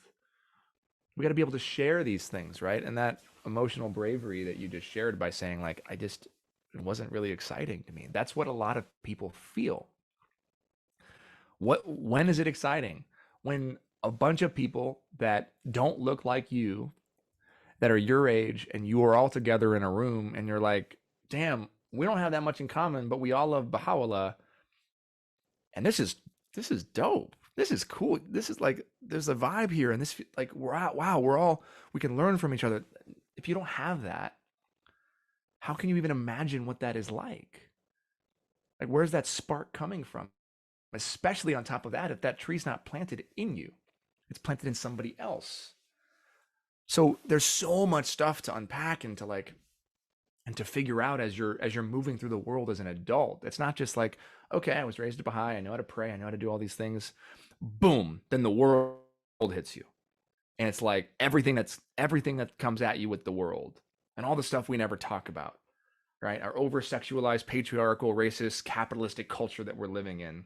Like, we are raw nerves, and we're like supposed to go and climb Mount Everest and try to teach everybody about the Baha'i faith, and all this stuff's happening everywhere, and there's a pandemic and the world's falling apart, and all like it can be really intimidating, especially if you don't have a community of people like you. And that's so important to acknowledge, Nathan. I, like you, grew up not like the only Baha'i around. I never had Baha'is anywhere else.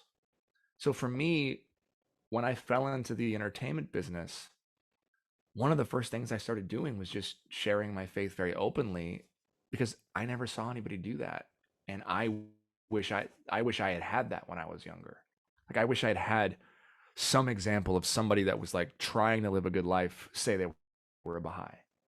In my town, the only people I saw that were Baha'is like didn't impress me, because I'm like, sorry, and maybe I'm a bad Baha'i for saying this, but like you see this stuff in these small communities and you're like, but you're full of crap. You're not my, I don't want to grow up to be like you. Right. And then it's really hard as a young person to try to understand, like, but the faith teaches me all this stuff, but I'm seeing something different. Well, the deeper you go, then you realize like, oh, that's what it's meant by to not look at the people.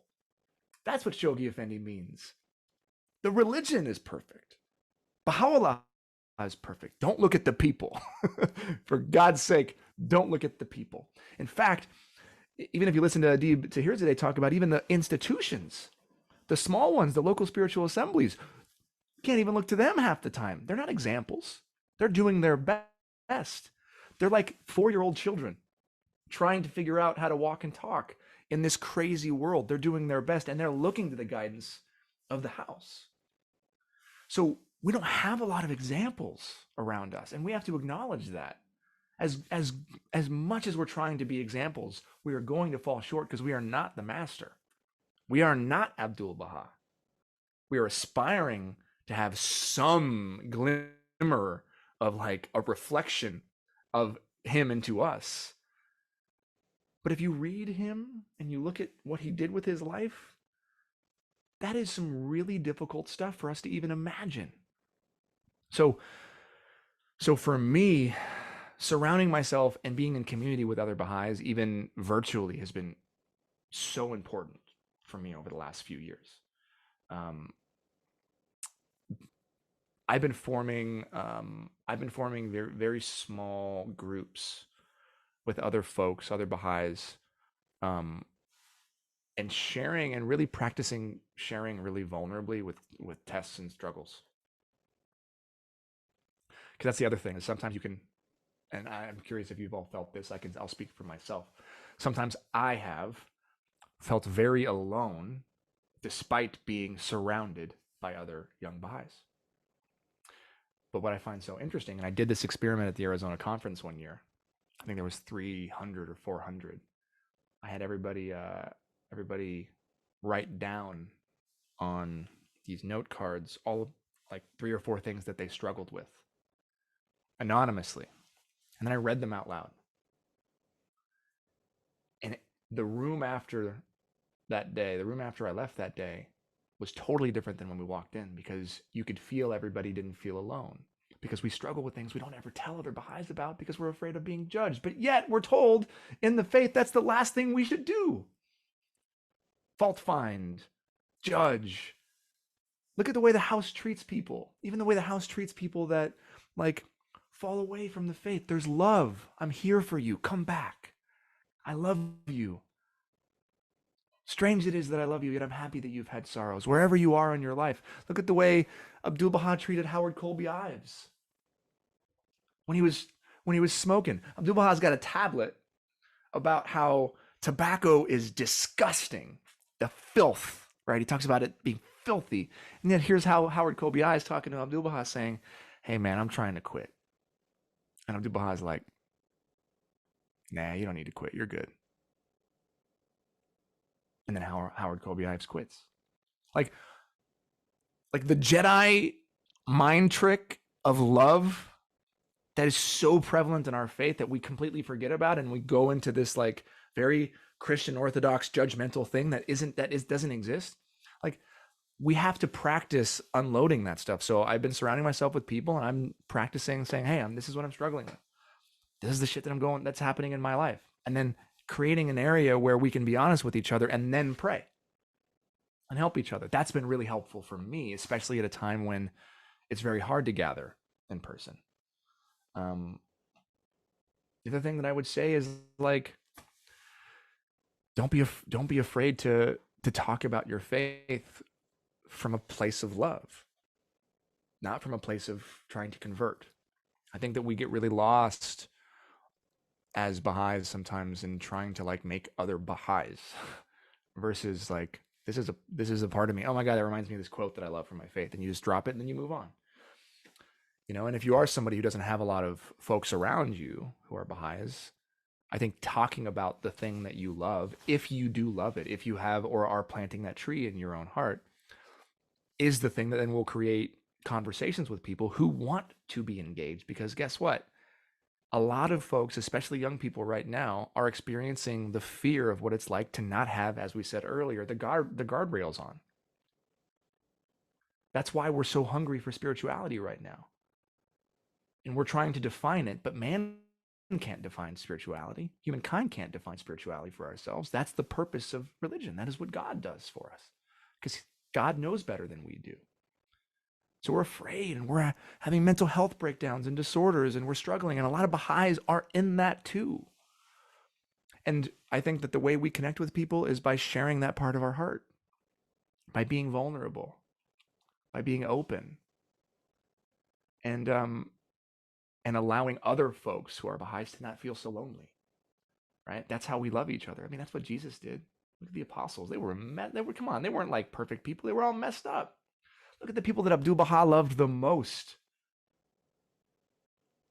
The flawed people. As soon as we embrace all of our own flaws, I think we will feel a lot more connected to other Baha'is. And then in terms of being the only Baha'i places, again, the more we talk about it, the more you'll recognize that like they might not be Baha'is, but they're open and they want to learn. And then you can start your core activity. Then you can start your group, and you can start your like I did the spiritual talk years ago, and we had 130 people every single Sunday. 100 to 130 people every Sunday in my living room, because we started a core activity rooted in something that was just a talk, a conversation, because people were hungry. They wanted to talk about spirituality and faith and love and go deep without the constraints of religious institutions.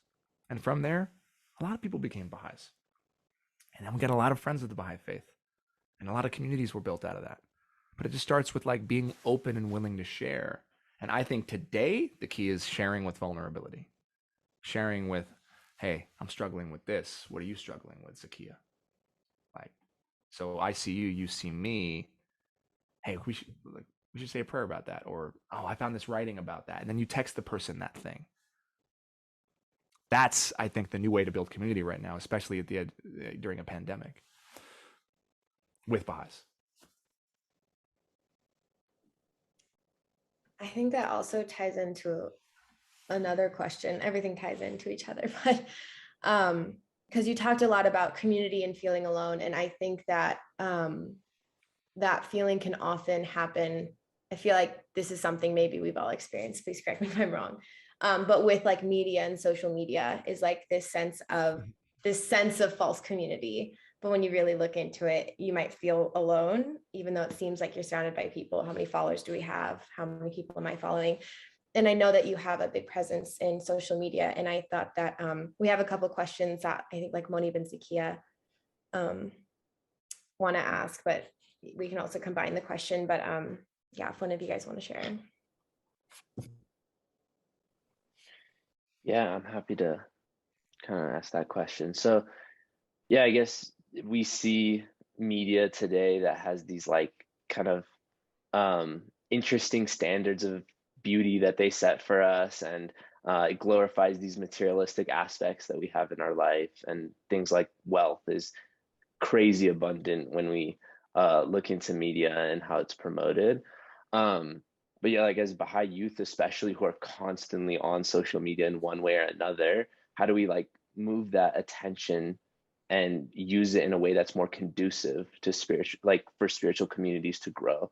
And also like, I know there's this aspect of like, here's the detrimental aspects of social media and how it can hurt you. And like, that can go into like advertisements and stuff. But then how do we use social media to like help communities flourish? Because we don't see it going away anytime soon. In fact, it seems like it's growing a lot more.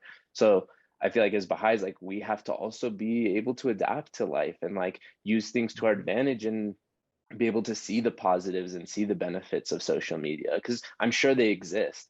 But yeah, I feel like with the presence you have and maybe the perspective you've had, maybe there's a better way to frame that for youth, especially. Well, I think, Zakiya, was your question similar to that? Yeah, and it ties into like how we're able to continually, like use social media as a tool, while also like just making decisions about how we want to be perceived, I guess, because it's not inherently bad, but yeah. Well, And I then think we have to be, go ahead, sorry. I was just saying before you answer the question, if someone's editing the video, I do have to hop off to pick up some kids from school, but not my kids. But this is really nice. So And I nice to meet love- you. Yeah, I love you all. All right, aloha.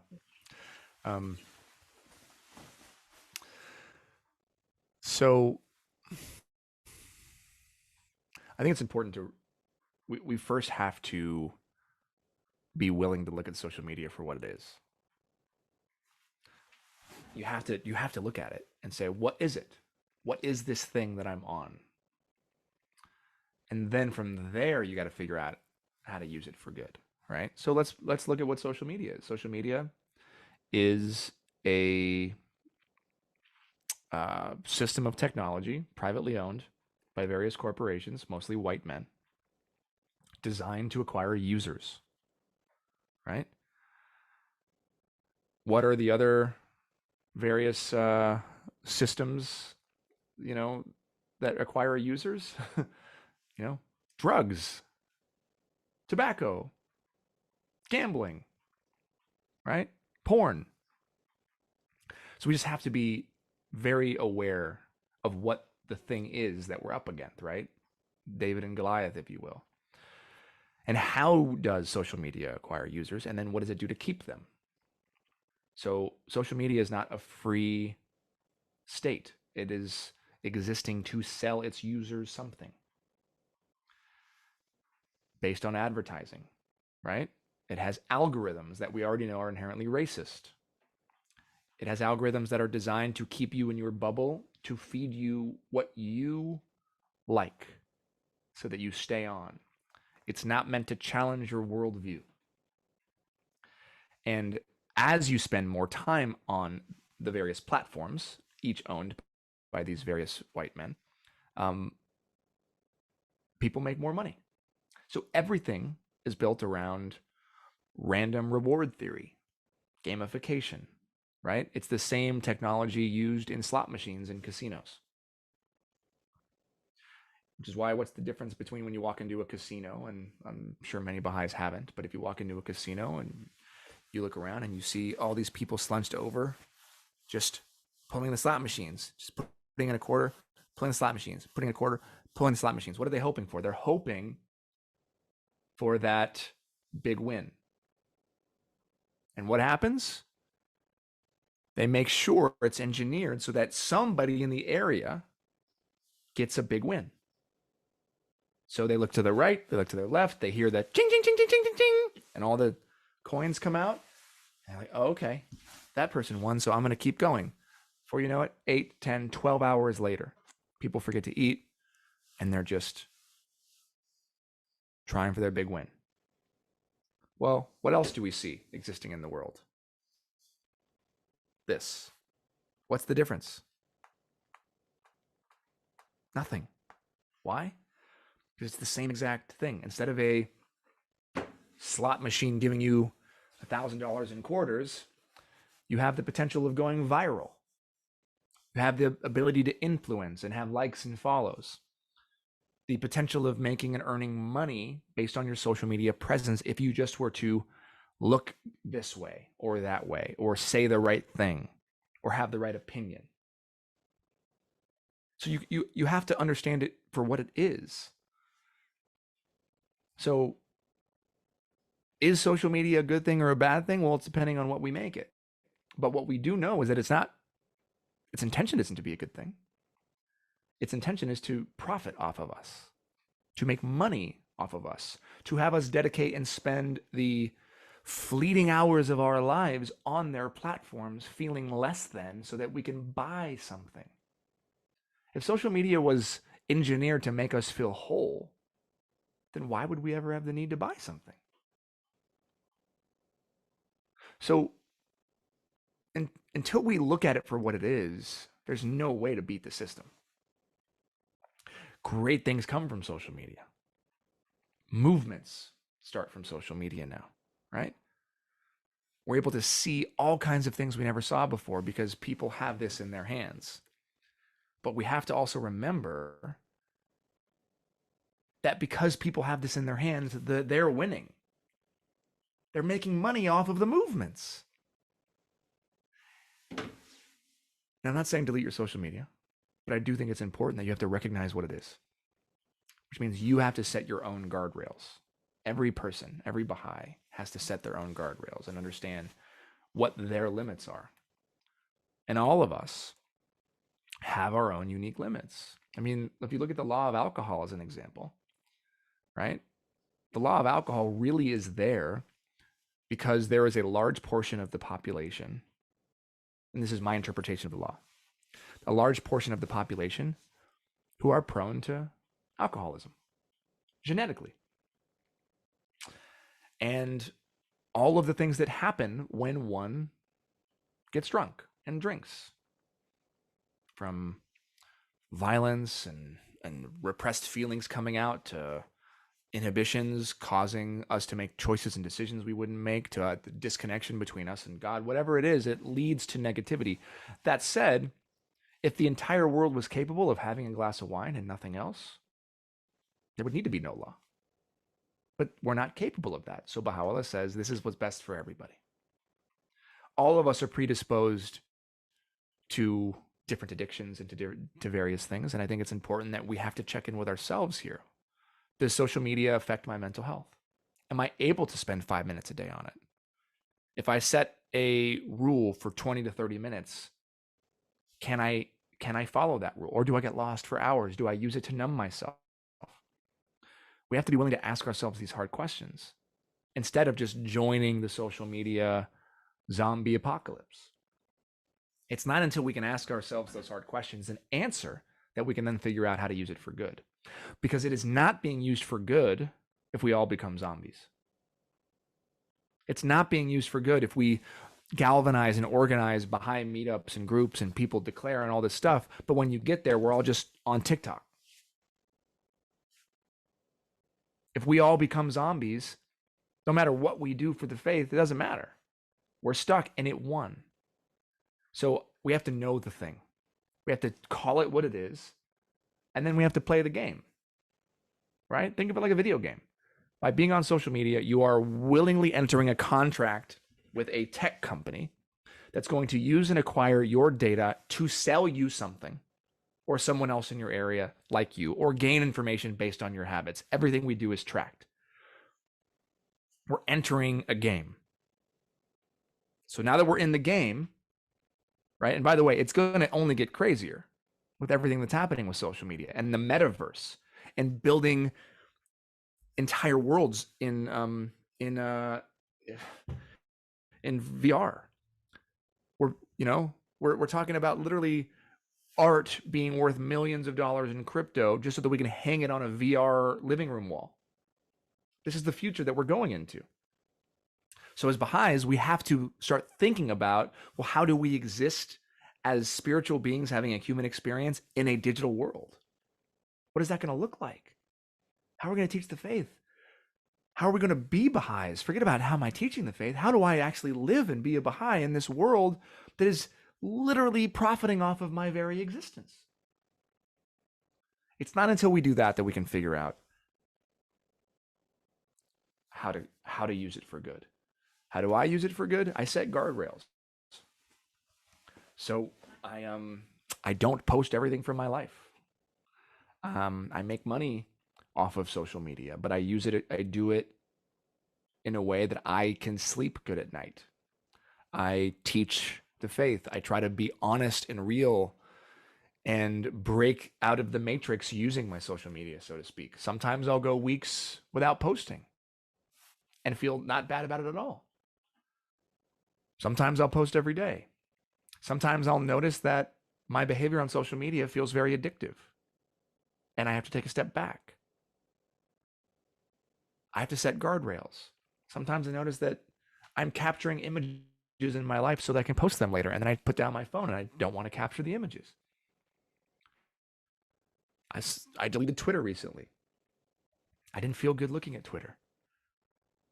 I actually felt worse about myself. I didn't want to feel worse about myself. I'm sure there's some good things happening on Twitter, activism-wise, but for me right now, it doesn't feel good. So I'm taking a break. I might do that for Instagram. I've noticed that TikTok, I have to be very mindful. TikTok is random reward theory. Like literally, it is a slot machine. And if you click on that picture of that hot girl dancing, they're going to send you 5 more. So I've learned what the algorithm does, and I make sure that I don't give in. We have to be aware of all this stuff, right? Nowhere is it more important when Baha'u'llah says to know thine own self and what leads to loftiness or abasement than as it relates to social media today. Know your stuff. You might be a Baha'i that could totally drink a glass of wine and have no problems, but you know that most Baha'is can't. And you might be a Baha'i who's predisposed to alcoholism, which is why you stay the hell away no matter what. We have to have that for social media right now. If we have time for another question, if you have time, do you have time? I think we can do one more. Okay, it just kind of relates to everything that you were Yeah, just for sure. talking about. I love talking to you guys. I think that something that the 4 of us talked about, and especially like I know Zakia as a movement artist, and I've always wanted to kind of like venture into it as well. But especially with the ideas you're talking about how like it's an industry that profits off of our existence, and like how can we really let media lead to loftiness? I guess our question is like, what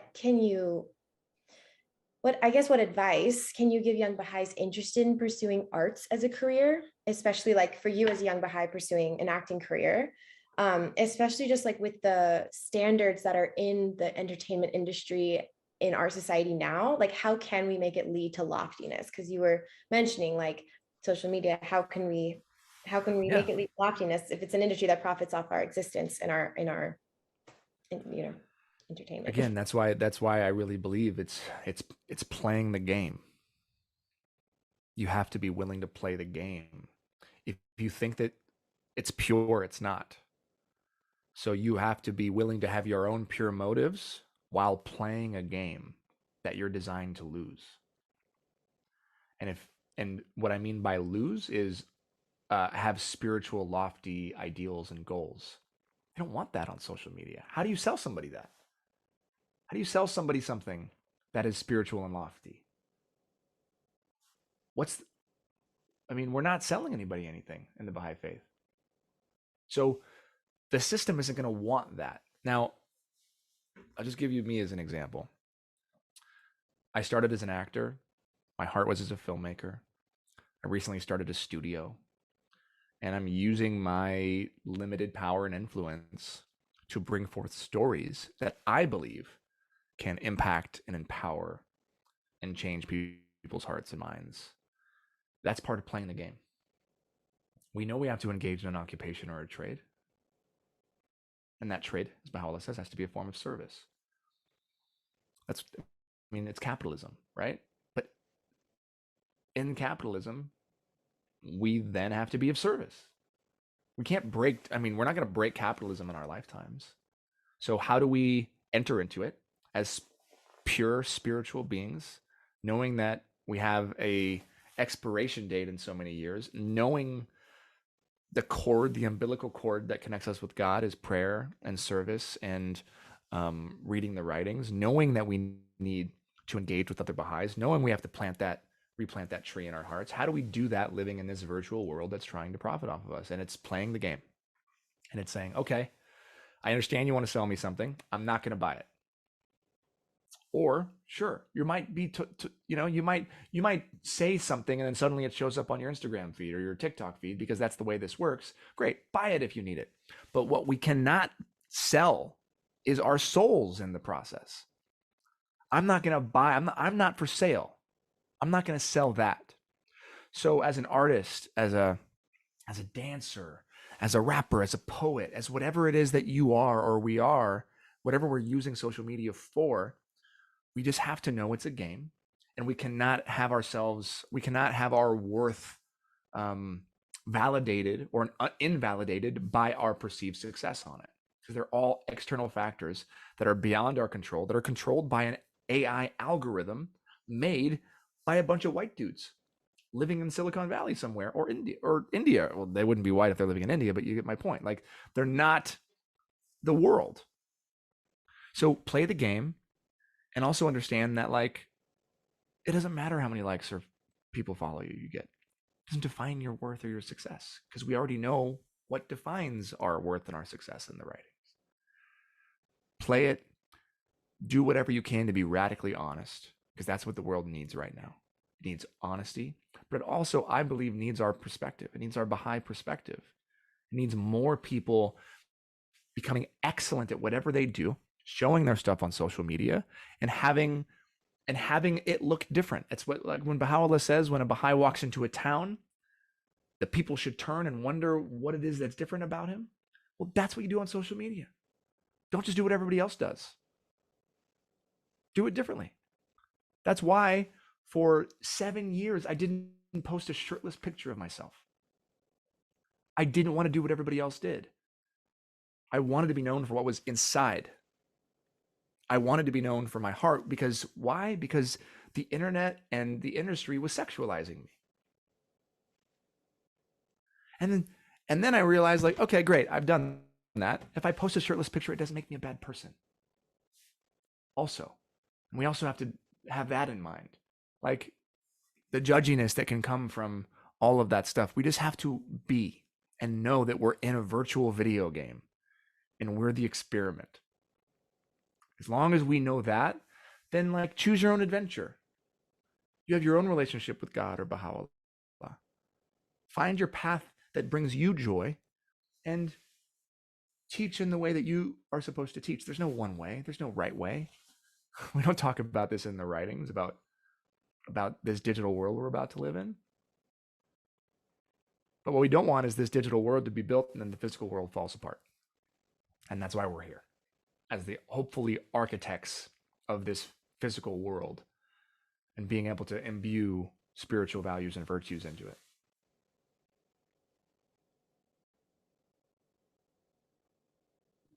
Thank you so much. I know that it's past 3 o'clock, and we really do appreciate your time.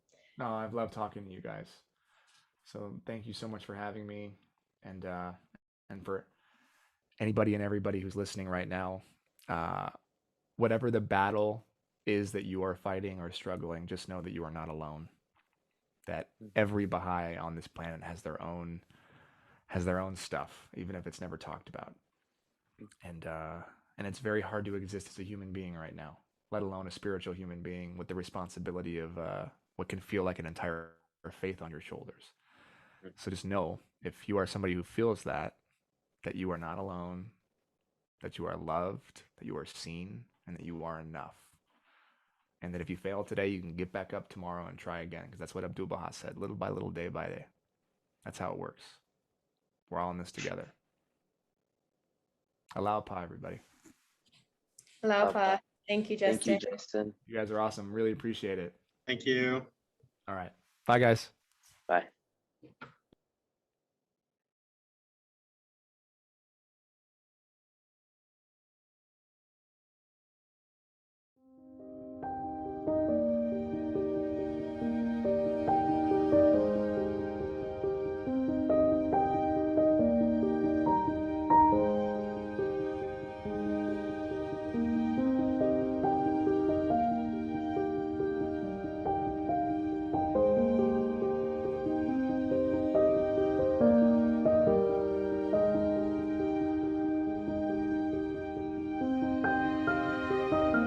Hi, I'm Drew Hannick, and I had the wonderful honor of representing the Regional Baha'i Council of the Northern Plains States at the commemoration of the 100th passing of Abdul-Baha. This gathering was like none I had ever attended before. The spirit was so strong. The sense of unity was palpable. To be among the friends from all over the world was such a joy. Joy really permeated the whole week, and the faces were radiant the whole time. There was such beauty everywhere. The House of Justice made sure that there were beautiful bouquets on tables throughout the shrines and the visiting centers. And the gardens seemed to have the most beautiful golden light shining on them. The Universal House of Justice really took great care of all the attendees. We were met with smiling faces at the airport with welcome Baha'i guests. And the friends there assisted us through all the processes to enter Israel. We had so much care shown us. There were friends who had to arrive early so that they could enter Israel within the 6-month limit that the Israeli government had established. There was food, light meals for us, tea at both of the visiting center at BAHÁ'I and the Pilgrim Reception Center. And then meals were also served at the cafeteria at the International Teaching Center.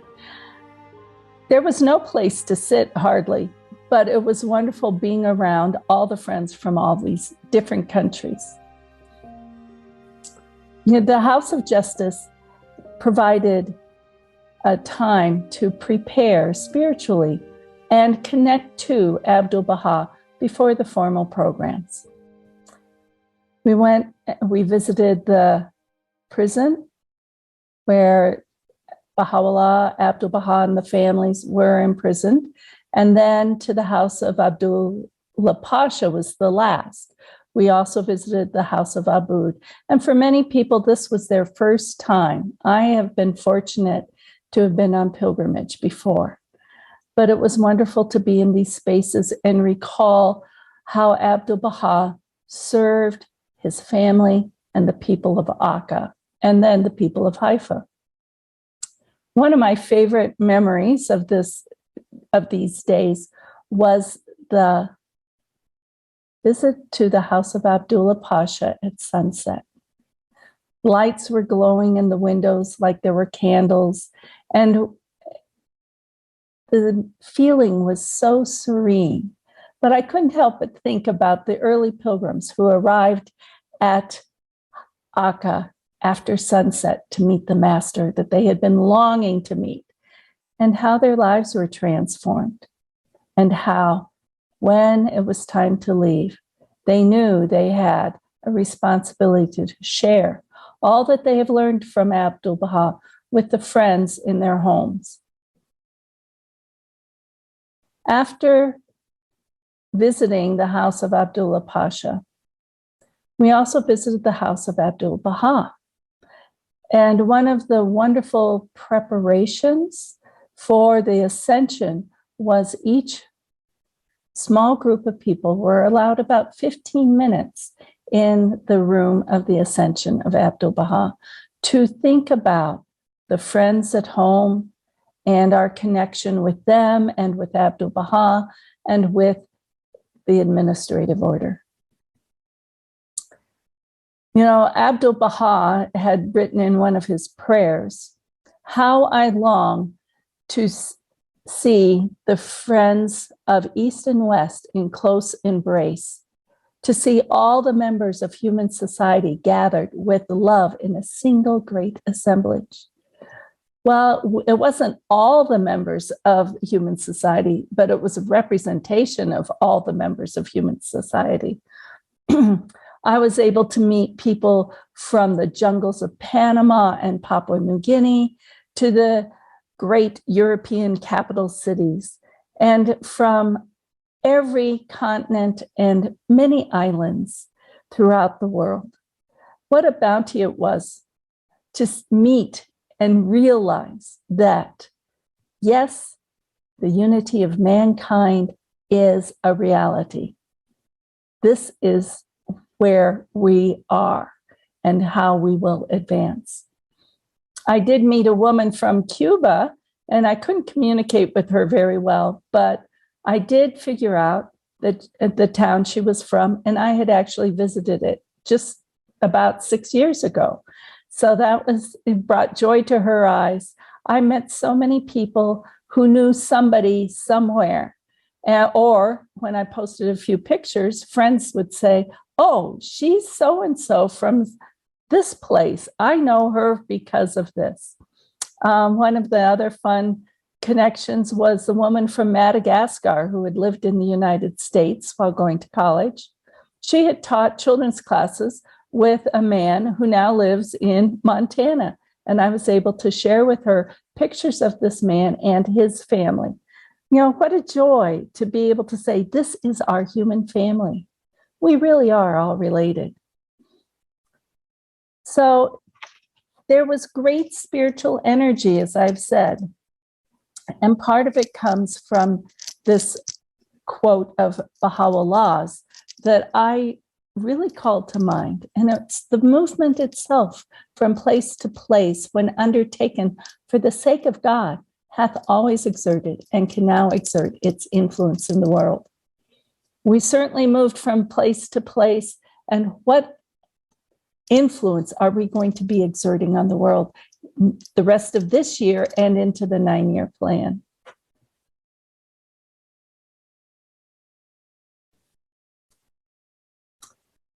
So when you think about the administrative order, the formal programs began with having Abdul-Baha.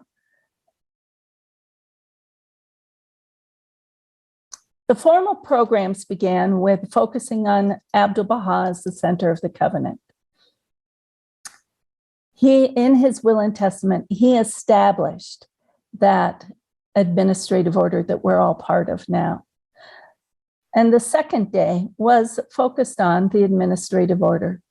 We had 197 national spiritual assemblies and 208 regional Baha'i councils represented. Think of this, 100 years ago, none of this existed. What strength we have today. I am just so energized about how we have grown in just 100 years. What are the next 100 going to be like? What is the 9-year plan going to bring us? This is really an exciting time. The last day was and dealt with the growth of the faith, and there was quite a bit of information shared.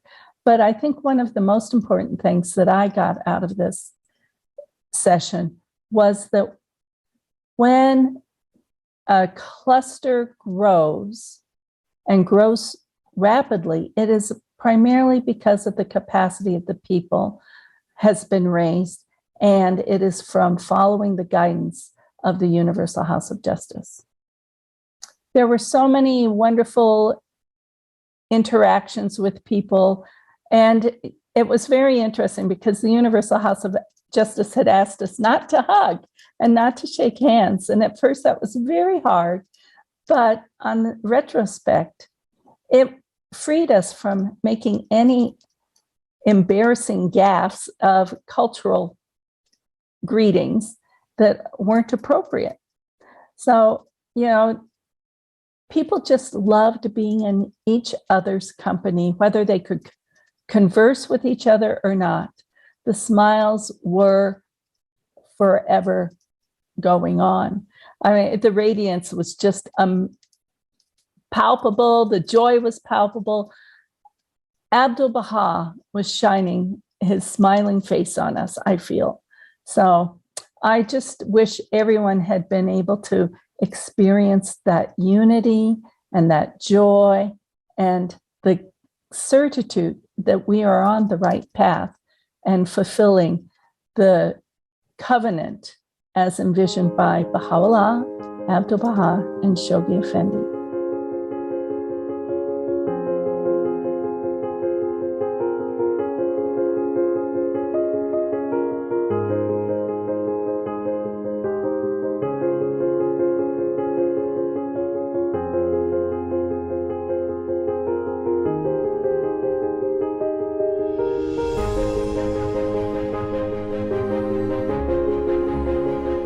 My name is Julie Redson Smith, and I am honored to be here. Attending the historic gatherings in Haifa for the centenary of the ascension of Abdul-Baha was one of the most incredible experiences of my life.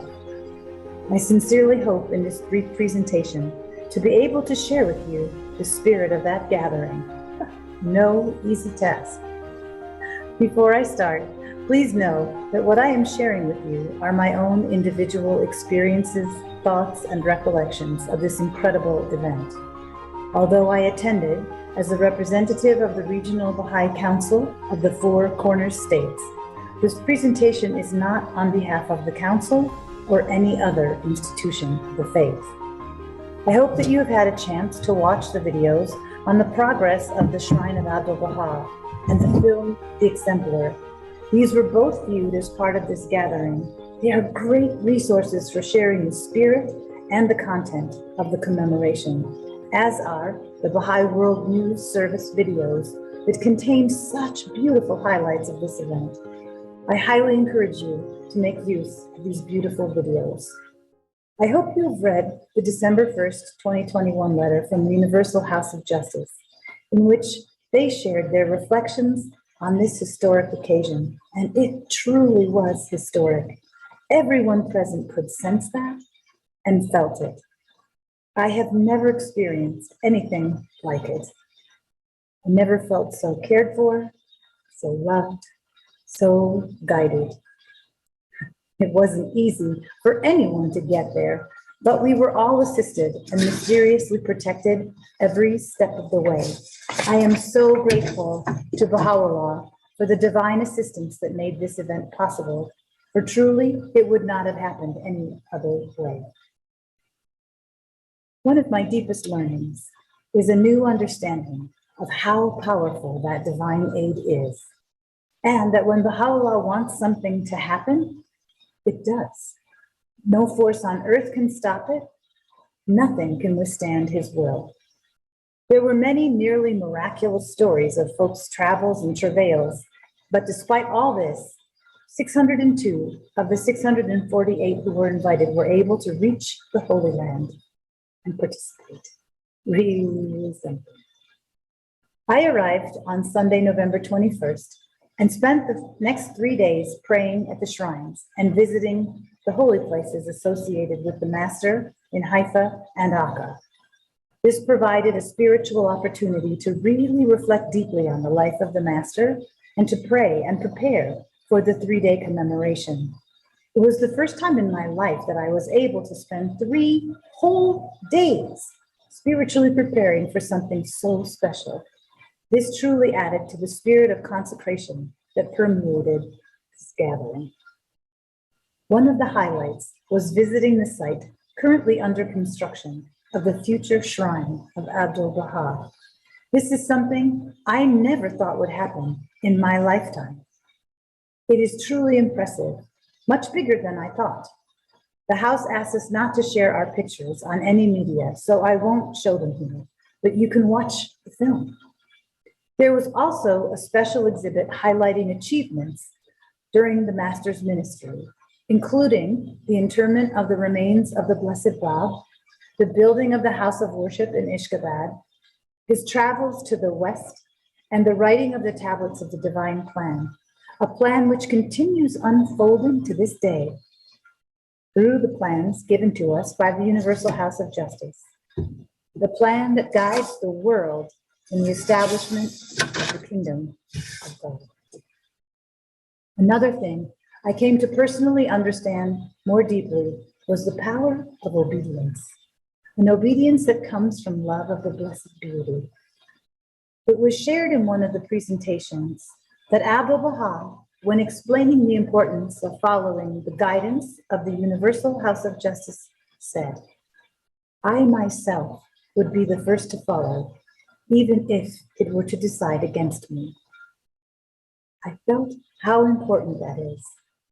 I witnessed it and lived it at a whole new level.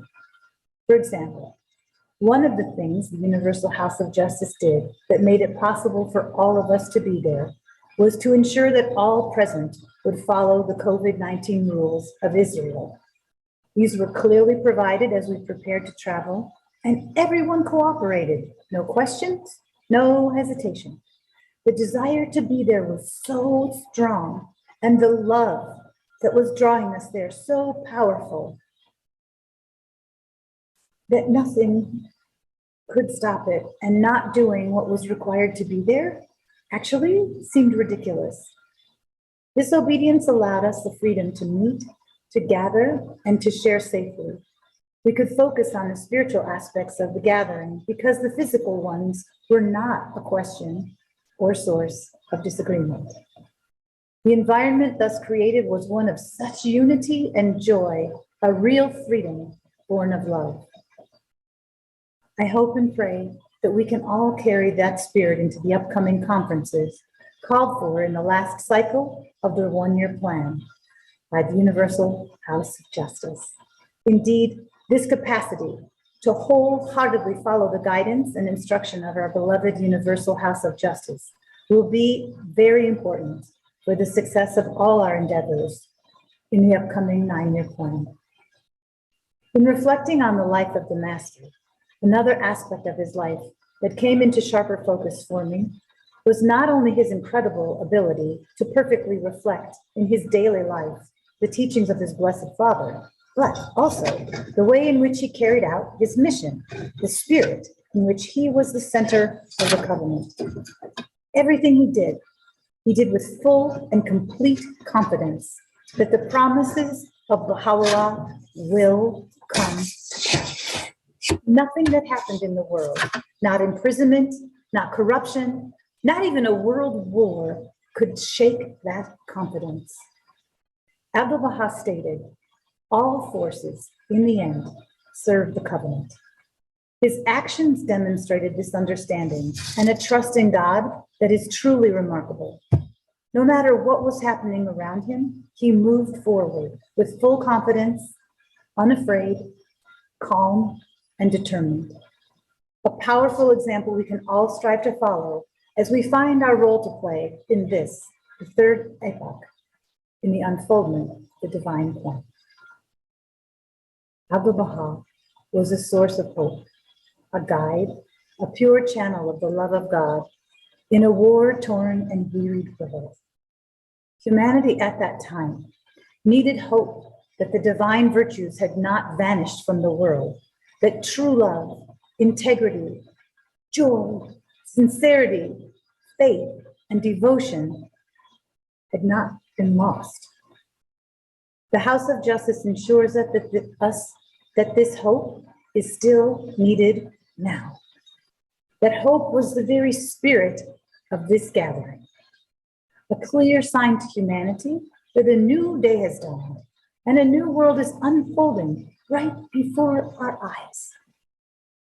Baha'u'llah stated, the world's equilibrium has been upset through the vibrating influence of this most great, this new world order. Mankind's ordered life has been revolutionized through the agency of this unique, this wondrous system, the likes of which mortal eyes have never witnessed. We just witnessed a glimmering of what that could possibly look like. All human beings are protagonists in this unfoldment, as are the communities and institutions being raised throughout the planet, living examples of Baha'u'llah's statement, observe my commandments for the love of my beauty. This love was tangible, as this community of people genuinely concerned with the needs of the age in which we live came together from over 200 countries in an attitude of reverence and service to honor Abdul-Baha, the exemplar, the mystery of God, the servant of Baha, the center of the covenant of Baha'u'llah, to reflect on his life and on his will and testament, that precious document that outlines the administrative order ordained by Baha'u'llah himself, with a love that extends beyond words and letters, that penetrates straight to the heart. We came to honor him and return more determined than ever to carry forward his plan for the spiritual conquest of the planet. It has taken great effort and great sacrifice to come this far. And many stories were shared about amazing things that are happening all over the world, in clusters large and small, rural, villages, urban areas, and cities. We have been summoned. We have responded. And now we must act in a spirit of love, of encouragement, of hope, confident that each and every one of his promises will be fulfilled, and that golden age of justice and peace will finally be established on earth. I left that gathering with a much broader understanding of the stations and importance of the administrative order, knowing even more deeply we all have a role to play, and overflowing with a feeling of assurance that everyone, every one of us will arise to fulfill that purpose, the very purpose for which we were created. The time has come. The page has turned. We must all press on to meet the dawn. And as we go forward, be assured that the Universal House of Justice truly does love each and every one of us, and that they are praying for us all continually, and that those prayers are being answered. Oh, yes. Oh, yes, those prayers are being answered. Thank you. And may the spirit and love of this gathering permeate everything you are doing. Remember Abdul-Baha, and know that the House of Justice loves you.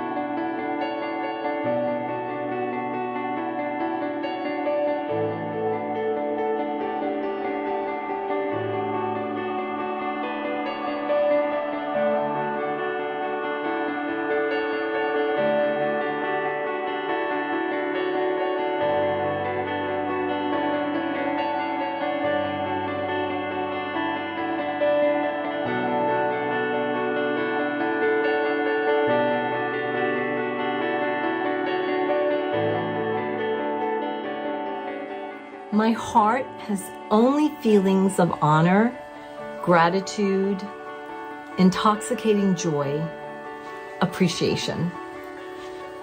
We all experience the incredible hospitality, love, caring, nurturing, and encouragement of the Universal House of Justice. All were respected, seen, appreciated.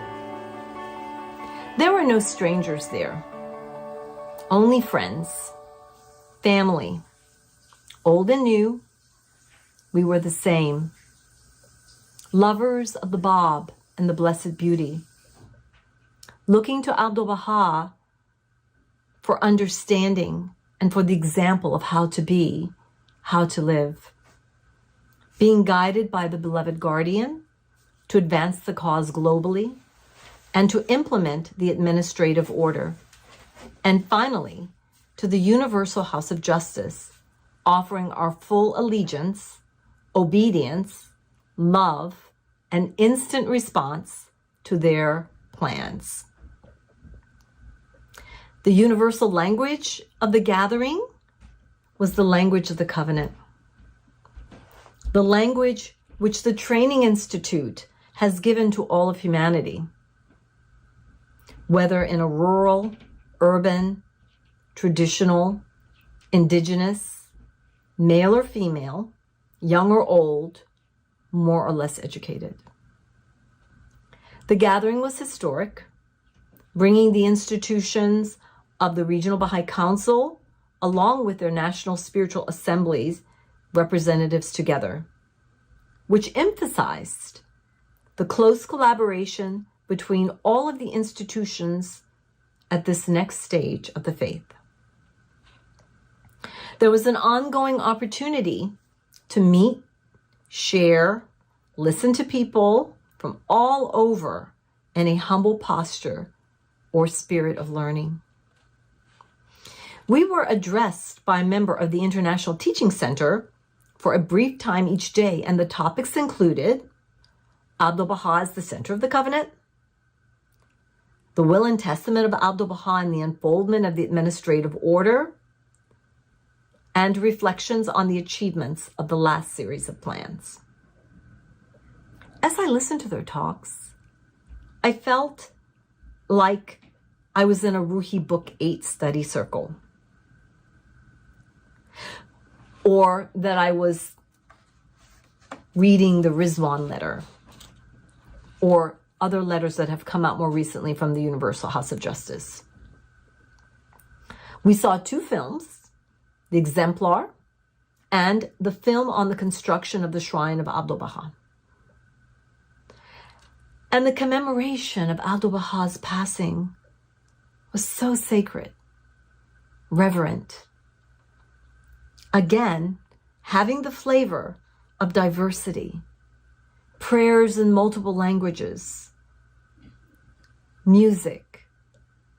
It was chilly that night. And on every chair was placed a blanket rolled very neatly tied with a beautiful ribbon to assist those who might not have warm enough clothes for the gathering. Then, after the talk of Abdul-Baha and the program, we stood and the tablet of visitation was recited. And with no announcement, people began in an orderly fashion to circumambulate the shrine of the Bab, quietly, reverently. Then we all parted to our residences. As I arrived a day late due to vaccine Israeli requirements, the Universal House of Justice granted me the gift of remaining for 3 extra days. Along with a small group of guests, we formed a little pilgrimage group with friends from Papua New Guinea, Madagascar, Hong Kong, India. And we had the privilege of visiting almost all of the holy places, including the archives, the Shrine of the Bab, Akka, including the house, the most great prison, the House of Aboud, and the House of Abdullah Pasha, Baji, and the Shrine of the Bab. All were given a visit to the site of Abdul-Baha's shrine, where the architects gave a thorough presentation about its construction, its concepts. I was struck at how tall the structure is, which is mostly gardens rising above the actual mausoleum.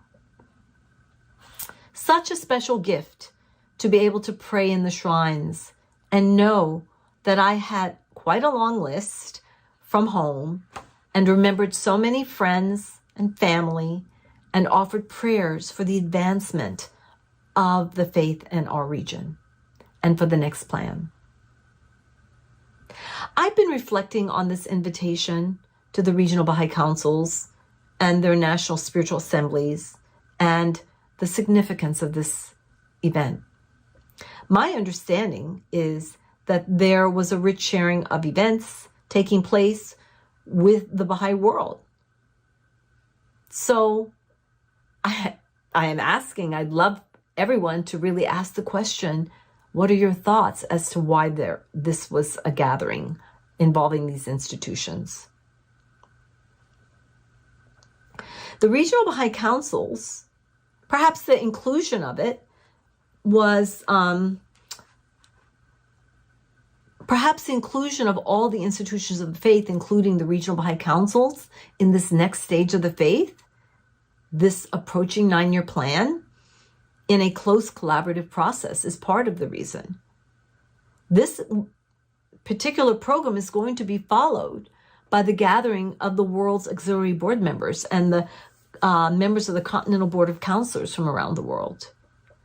The outpouring of spiritual energy from the centenary occasions of the birth of the Bab and Baha'u'llah, and now the passing of Abdul-Baha, and then having the institutions of the faith gather, is preparing us for great things, the likes of which we have never experienced as a humanity.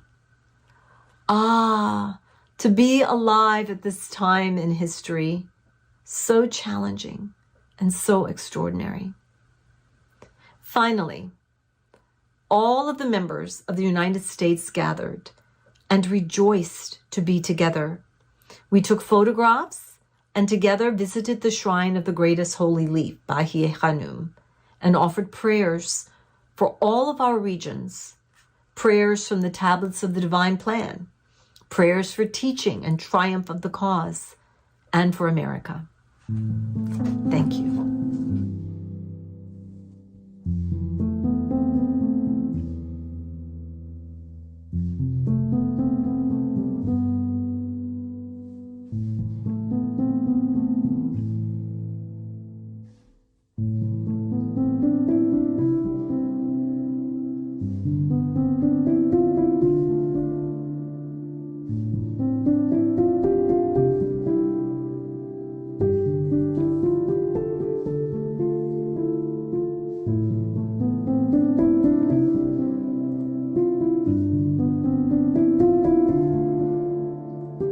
Aloha, friends. Now that I'm back home in San Francisco, the furthest place west in Abdul-Baha's Western journey, I've been asked to share some reflections about my blessed days spent at the end of November 2021, attending the commemoration of the Centenary of the Ascension of Abdul-Baha. Before sharing my impressions, thought that I would share these words of Abdul-Baha, spoken in San Francisco on October 6, 1912, at the end of a private meeting with an inquiring Islamic scholar. There is nothing as extraordinary or supernatural as my coming here to see you. A person in prison for life, 40 years, to come to San Francisco and meet the friends. How impossible it seems. God dethroned two sovereigns, two kings dethroned, so that I could come here. How difficult it seems. This is a miracle. This is the power of God. Every inconceivable thing and impossible thing becomes possible, so that we know that the affairs are in the heaven of His power. I have chosen these words to begin my reflections because of their significance in relationship to my experience during the entire centenary gathering. Every inconceivable thing and impossible thing became possible, showing that the affairs are in the heaven of His power. Numerous were the miraculous occurrences that occurred through divine intervention before and during the commemoration, a theme continually confirmed throughout my 9 days at the holiest places in the Holy Land. Visiting the house of Abdul-Baha was one of the 9 guided visits arranged by the Universal House of Justice to assist the representatives to tangibly experience the spiritual, historical context surrounding the 3-day centenary commemoration period spanning the Day of the Covenant through the ascension of Abdul-Baha. When visiting that holy place, I imagined the first Western pilgrims from California, including Robert Turner, Phoebe Hearst, and Ella Cooper, each climbing the steep outdoor staircase of the residence of that heavenly home. Each of their lives would later be transformed in seemingly miraculous ways. For instance, little could Ella conceive then that Abdul-Baha would be released from imprisonment, make a journey west, much less to San Francisco, and that she would become the meticulous compiler of his daily, if not hourly, accounts of his words and deeds in California. She was to become an American female counterpart to Nabili Azzam, whose narratives are included in the Dawnbreakers, and Mirza Muhammad Zarghani, whose narratives, chronicling the master's Western journey in Europe and North America, would be cherished by generations to come in Mahmud's diary. At the holy shrines, prayers were offered imploring that Allah's voluminous records of these precious 24 days of Abdul-Baha's sojourn in California would soon emerge from the archives to be shared on a Blessed Footsteps website, recounting the most significant unknown period in California history to widen our own and our public's appreciation of the mystery of God. While at the house of Abdullah Pasha, I recall the perilous, restricted conditions experienced by the Master during the days when he penned the first portions of the will and testament of Abdul-Baha, and was preserved in a canister in the courtyard garden. While strolling in the sacred spots in Akka and Haifa, I was overtaken by the awareness that the charter documents were revealed in these very environs. The 2 tablets to the Western states, along with the additional 12 tablets comprising the divine plan, were all penned there during the perilous years of the First World War. Without those 2 documents, the will and testament of Abdul-Baha and the tablets of the divine plan, along with the tablet of Carmel, revealed by Baha'u'llah, the 600 participants from across the globe would not have gathered to observe the centenary of the ascension of Abdul-Baha as invited guest of the Universal House of Justice.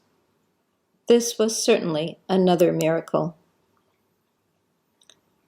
Among the many, many other outstanding recollections of my heavenly days in the Holy Land was that of visiting in the mezzanine of the seat of the Universal House of Justice an exhibition of photographs and narratives about the life of Abdul-Baha, spanning his time in Palestine, Europe, and North America.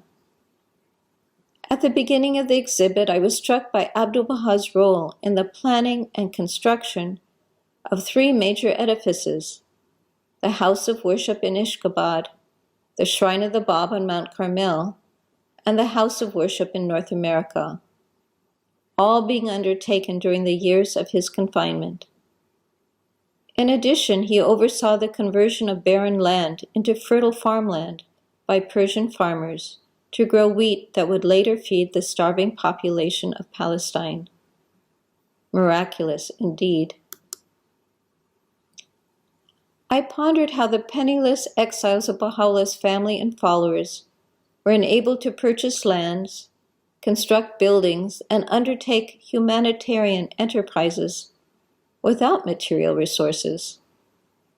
But had it not been for the loving observance of the faithful Eastern believers in the past century and purifying their material possessions, as enjoined by Baha'u'llah in the Kitabi Akdas, and then further contributing generously of their purified funds, expertise, and time, that these projects overseen by the Center of the Cause would be made possible. Quite another miracle to behold. Of course, another major building project is now underway, the construction of the monumental shrine of Abdul-Baha, located between Haifa and Akka. Representatives were treated to a construction site tour, where the intricate, interacting, simultaneous processes for garden development, guest reception, and shrine construction were shared. This is definitely a blending of arts and sciences in the creation of a befitting eternal shrine for Abdul-Baha. Miraculous. Personally, for me, another miracle occurred. In addition to my amazement and gratitude at being invited to attend this auspicious gathering, my amazement and gratitude expanded 1,000-fold when arrangements were confirmed that my dear daughter, serving on the National Assembly of Hong Kong, would be able to join me. Due to travel restrictions, she was only able to arrive towards the end of the Centenary visitation period. But what a special time that was for both of us, deprived of each other's company throughout the pandemic. We both shared our gratitude for this rare opportunity to be together, recalling our gratitude also for having lived in the 5-generation San Francisco household of Mama June, my mother-in-law, and my daughter's grandmother. During our sacred visitation, we often recalled her life of service and sacrifice. After she recognized the station of Baha'u'llah in her youth, after being raised in her earliest years as a Baba in Isfahan. Quite another blessed miracle. In a short time, it is anticipated that the members of our worldwide Institution of the Learned will be gathering in the Holy Land. They will also be praying at the sacred shrines in preparation for guiding our steps in our execution of the upcoming 9-year plan. Very soon, we will all become aware of our personal and collective roles in implementing the divine plan all over the planet, bringing closer to reality the promise contained in the prayer of Jesus that I prayed as a child. Thy kingdom come, thy will be done, on earth as it is in heaven. In recalling what Abdul-Baha shared with that Islamic scholar in San Francisco, every inconceivable thing and impossible thing becomes possible so that we know that the affairs are in the heaven of His power. We can all be confident that we will be confirmed in our ongoing efforts in the decade ahead by the host of the heavenly power in miraculous ways.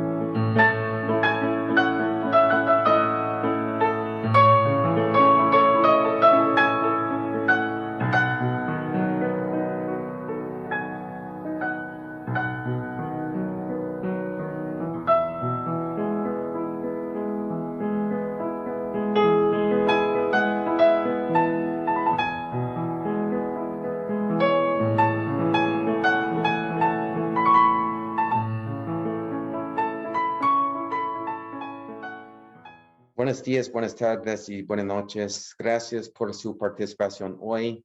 Estoy muy feliz de presentarnos nuestro próximo tema. Mehran Mañé Oscoy compartirá con nosotros una presentación sobre la inspiración y el sacrificio. Un poco sobre Mehran. Mehran nació en Irán en una familia pionera Bahá'í para muchos años. Él es de 4 generaciones Bahá'í. Él salió de Irán como pionero a Perú para 10 años, donde sirvió como miembro de la Asamblea Espiritual Nacional para varios años. Él actualmente vive en Arizona. Una vez más, gracias por estar aquí con nosotros y por su participación hoy. Queridos amigos, aloha pa.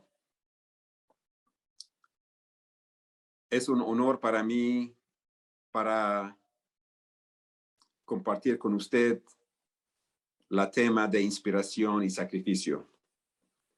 Y también gracias al Comité de Conferencia Grand Canyon para darme esta oportunidad. Me gustaría comenzar y contar una historia de un maestro viajero internacional, se llama el señor Janobe Caldwell.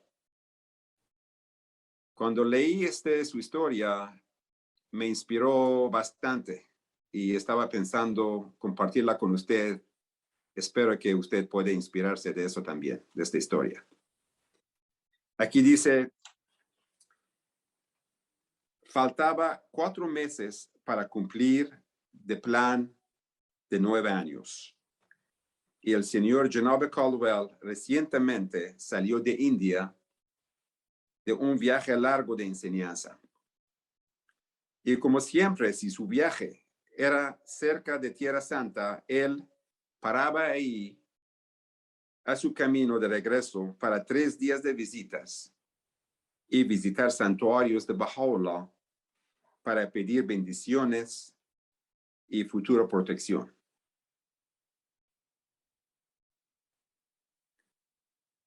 Él dijo, cuando entró a la casa de peregrinos, mano de la causa, Dr. Muhajir, estaba hablando con otro mano de la causa, señor Furután. Él dijo, cuando Dr. Muhajir me vio, me llamó, vengas aquí. Él me dijo, Janab, usted ahora va a ir a Alemania. Lo dije, no, Dr. Muhajir, yo no me voy a Alemania, estoy yendo a mi casa en Alaska. Yo estaba fuera para más que 6 meses y ahora estoy yendo a mi casa. Dr. Muhajir siguió hablando. Falta 4 meses de plan de 9 años y Alemania no ha logrado su meta numérica de plan. La única manera posible para lograr la meta es enseñanza masiva y usted es un maestro de enseñanza masiva. Entonces, usted está yendo a Alemania. Dr. Muhajir después sacó un papel y escribió un telegrama a la Asamblea Nacional de Alemania y me mostró última oportunidad para ganar la meta del plan de 9 años es enseñanza masiva. Maestro de enseñanza masiva, Janobe Caldwell, está llegando. Dale todo el apoyo que él necesita. Dr. Muhajir. Le dije a Dr. Muhajir, yo necesito por lo menos 3 meses a obtener mis maestros y entrenarlos. Él le dijo, tragas tus alascanos. Ellos ya están entrenados. Le dije, Dr. Muhajir, es una fortuna para traerlos de Alaska a Alemania. Él dijo, vas a Hamburg, ellos van a darte el dinero que necesitas. Todavía no estaba convencido. Le dije, si yo voy a Hamburg, ellos no me van a dar tiempo. ¿Cómo me van a darme dinero? Él insistió. Dijo, tú vas ahí, van a darte el dinero. Yo fui a Alemania y encontré con la Asamblea Nacional de Alemania.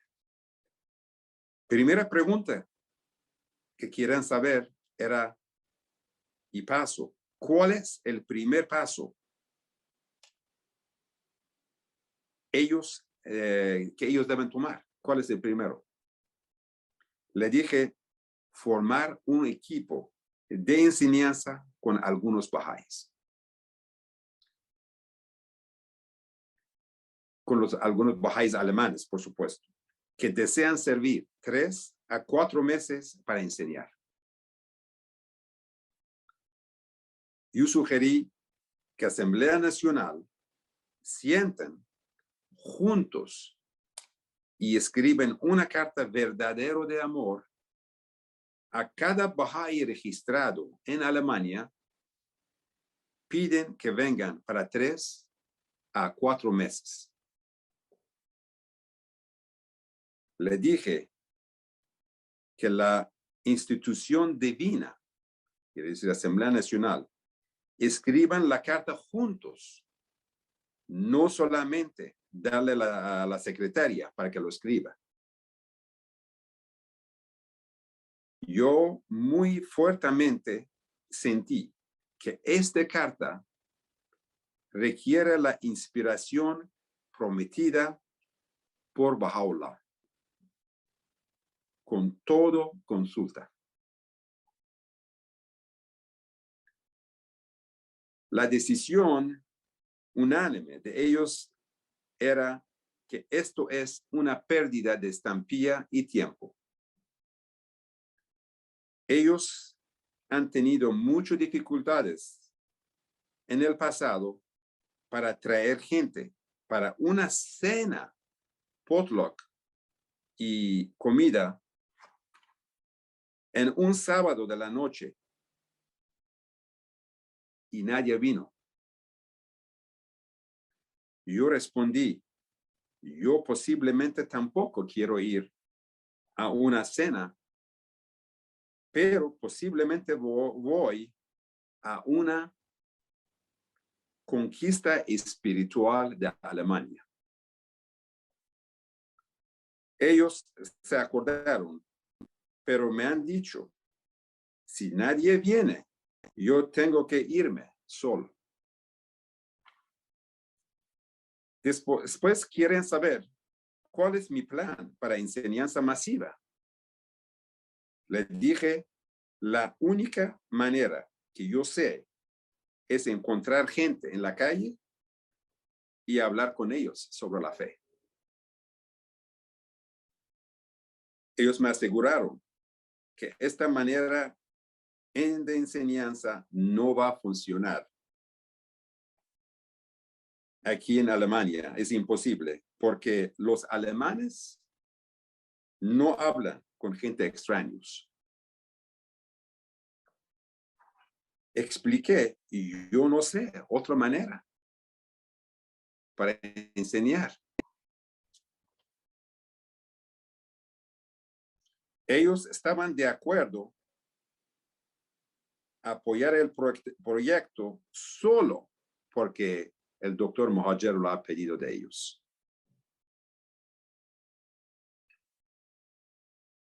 Aquí el señor Caldwell dice, quiero hacer una pausa.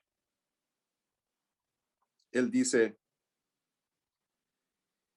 me gustaría contar un punto muy importante. Nosotros los bahá'ís muchas veces limitamos del poder de Baha'u'lláh por nuestros sentimientos negativos. Nosotros tenemos que seguir las instrucciones que Baha'u'lláh nos dio.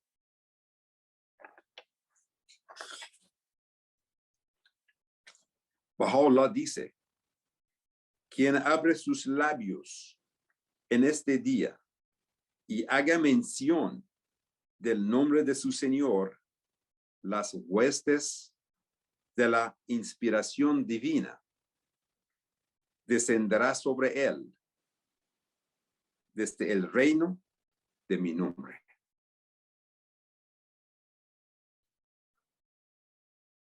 Yo después fui a Hamburg. Ahí era una comunidad grande. Yo creo que el doctor Mohajer pidió que vengan. Ahí los bahá'ís vinieron y donaron $30,000. Después yo fui a Alaska y saqué 15 intoxicados, enamorados de Dios, soldados del ejército de la luz de Baha'u'llah. Sus gastos ya todo fue pagado, entonces no hubo necesidad del dinero que hemos sacado de Alemania, han devuelto todo a la Asamblea Nacional de Alemania.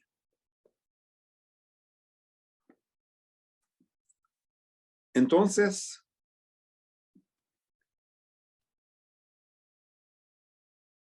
hemos comenzado con el programa de entrenamiento de maestros. Yo esperé para los Bahá'ís en Alemania que parezcan. Primera persona que entró era un joven. Yo la saludé y pregunté, ¿qué pasó que usted vino después de un tiempo largo? Él explicó, ¿sabe? Yo recibí una carta hermosa de amor de Asamblea Nacional de Alemania. Cuando yo leí esto, yo sentí era una carta de amor de Dios. Y Él me está pidiendo para venir y dando 3 a 4 meses de mi tiempo. Como yo podía rechazarla esta. Y le pregunté, ¿qué has hecho para poder venir? Él dijo, bueno, tenía que abandonar mis clases de universidad. Faltaba 3 meses para graduarme y sacar mi licencia. Ahora tengo que llevar el curso nuevamente, comenzar el próximo año y registrarme y pagar matrículas para todo el año.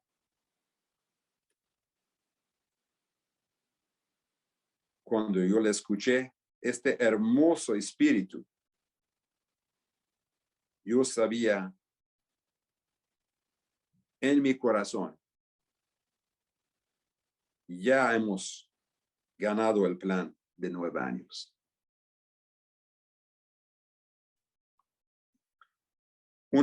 Una cosa que yo sé por seguro, que es de causa de Dios. Está construida en sacrificio. Si no hay sacrificio, no va a haber victoria y éxito.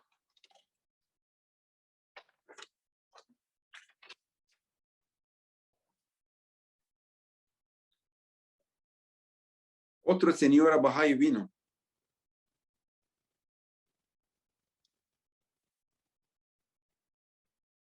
Dijo algo similar. Dijo que recibí esta carta de amor. Lo afectó tanto a ella y ella llamó a su vecino para que venga y le da comida a su gato. Y aquí dice, aquí estoy. Otro hombre vino, le hemos hecho la misma pregunta. También dijo, recibió esta carta de amor tan fuerte que no podía aguantar. Y fue a su jefe de su trabajo y pidió, necesita 3 a 4 meses de descanso. Y su jefe dijo, bueno, está bien, no hay problema. El negocio está muy bajo este momento, está despacio. Puedes tomar el tiempo libre. y dijo, ya aquí estoy. Y el otro hombre entró y le preguntaron la misma pregunta. Contestó muy similar, que esta carta afectó tanto a él, que también fue a su jefe de su trabajo y lo pidió que necesita descanso, 3 a 4 meses. Y su jefe le dijo, no es posible, es imposible. Estamos muy ocupados en el trabajo. Usted tiene que seguir trabajando, no puede tener tiempo libre. Y él dijo, bueno, ya me dejé mi trabajo, ya renuncié y aquí estoy.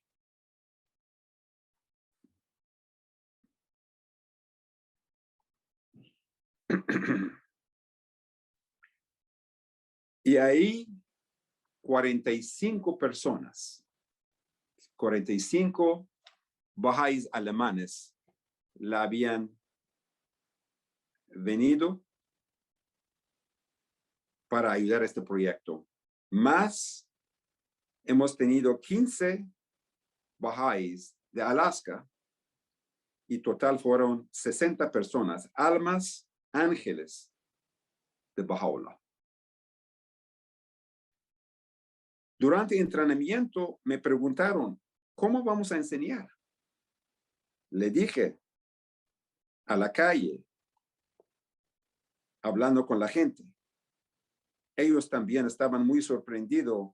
Le han dicho la misma cosa que la Asamblea Nacional había dicho, que aquí no se puede enseñar así en la gente en la calle.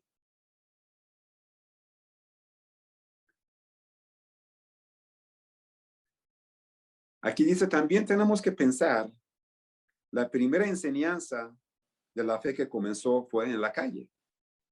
En 22 de mayo de 1844, cuando el Bab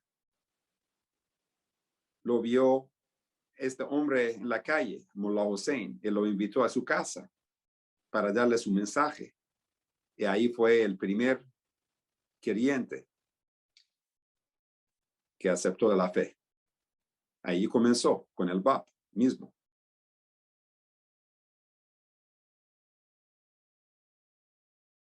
Aquí dice que fue en medio del invierno, mucho frío, en febrero. El nieve estaba a toda parte. Entonces, a las 4:30 de la mañana, nosotros, los Bahá'ís, los 60 almas,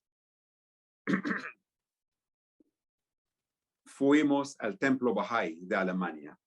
Se reunimos ahí y todos hacen oraciones, comienzan todo y hacen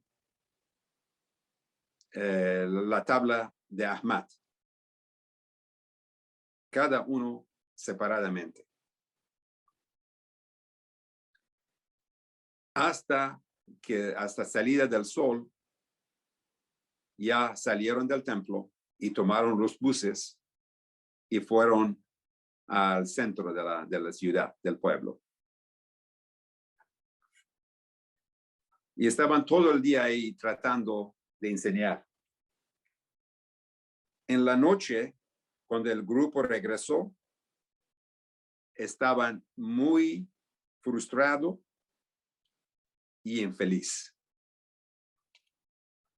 Un miembro le dijo, cuando él trató de hablar con un hombre en la calle, el hombre se enojó tanto y le salió inmediatamente.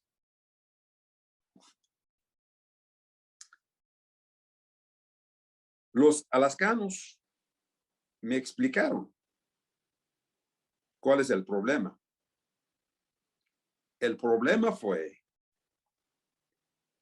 de que el amor estaba viniendo de su cabeza, no de su corazón. Entonces yo les llevé al grupo a la sala y hemos hecho una consulta sobre el amor.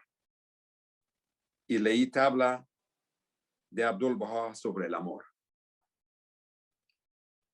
Hemos tenido 24 horas de oraciones le pedí a todo que hagan y supliquen a Baha'u'lláh para darle un corazón de amor.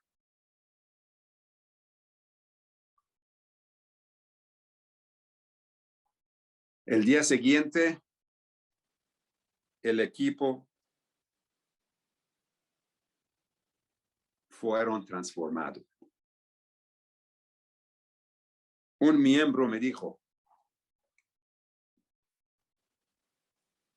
esta vez yo no traté de parar a la gente en la calle como he hecho ayer. Yo solamente paré en una esquina, varios cuadras aparte, y pensando a mí mismo, yo le amo este hombre parado ahí, lejos. Él es mi hermano. Y yo dejé mi trabajo y vine aquí porque le amo tanto a él y quiero compartir con él lo más precioso, cosa que tengo en mi vida, que es la causa de Dios. Cuando tenía este sentimiento y convicción interno, sentí este amor flotando hacia mí. Este amor era como un río y flotó de mi corazón en la calle y llegó y alcanzó a este hombre. Y él comenzó a sonreír.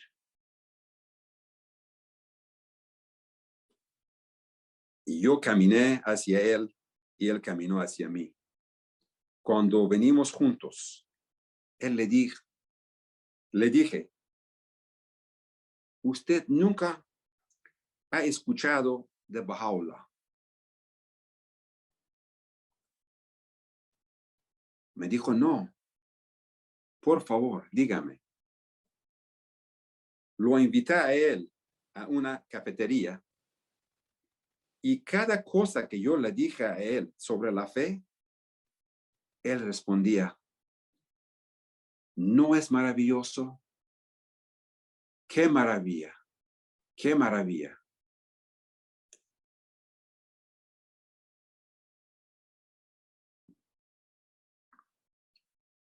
Después de 2 horas,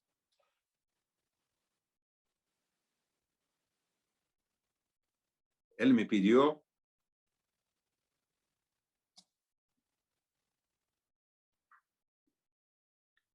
si por favor puede ser un Bahá'í.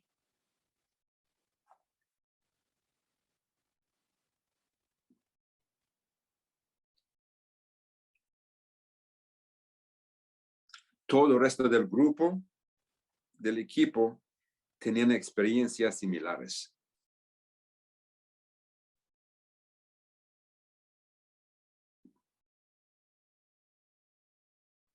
Y en 3 meses, la meta de 9 años de Alemania cumplido.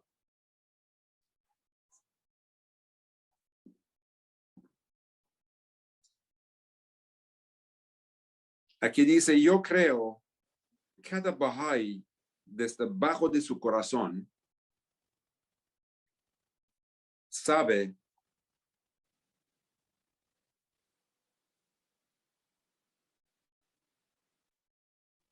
amor es la respuesta.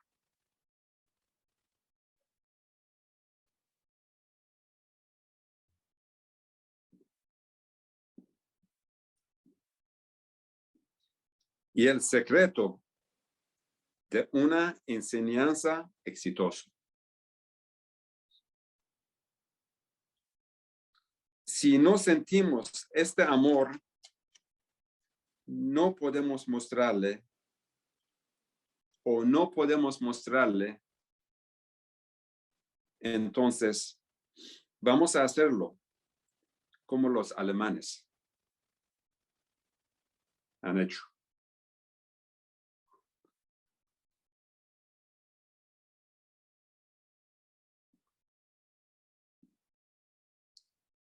Suplicando a bendita belleza para darnos un corazón de amor.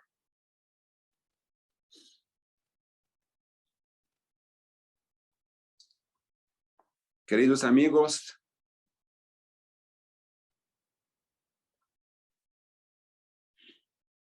falta 4 meses de cumplir plan de 1 año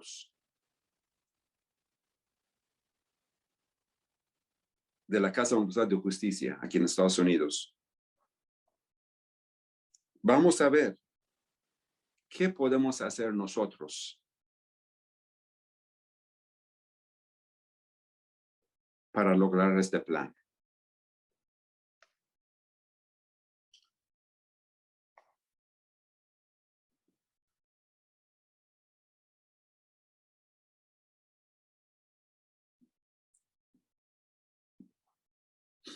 Especialmente este año es un año muy importante, muy especial. El centenario de 100 años del fallecimiento de Abdul-Baha. El centro del convenio. Y es tan importante para nosotros familiarizarnos con las instituciones bahá'ís y el convenio y la Casa Universal de Justicia.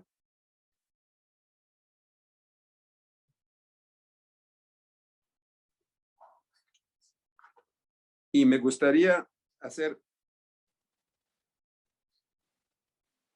un cuento también sobre mano de la causa Ruhiya Khanum, esposa de Shoghi Effendi. Ella lo comentó que alguien preguntó a Shoghi Effendi cuál es el propósito y meta de un Bahá'í en este mundo.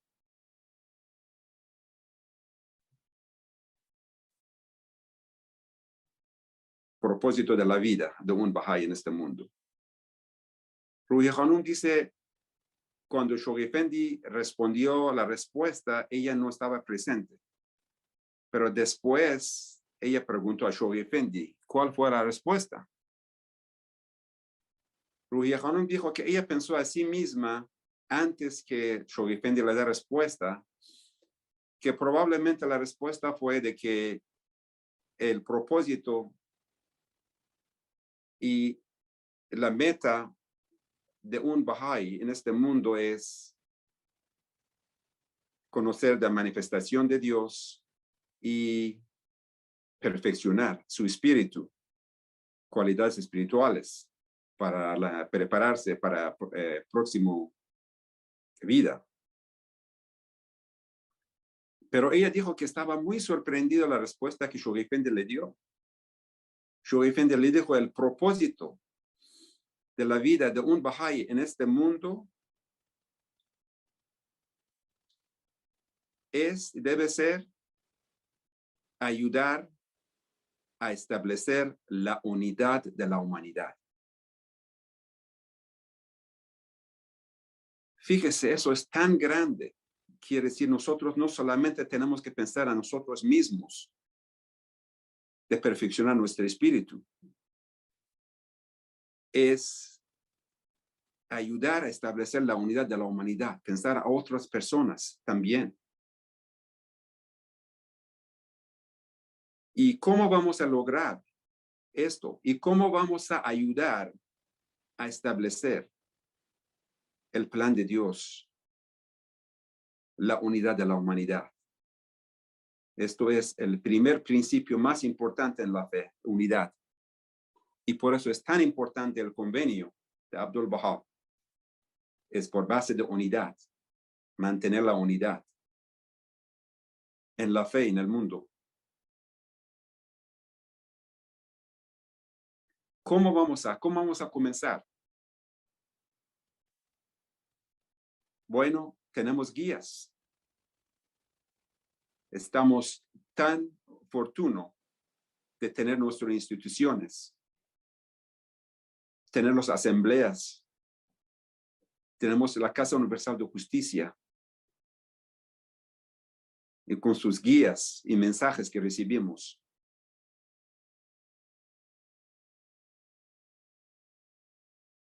Podemos concentrarnos sobre recientes mensajes que le hemos recibido.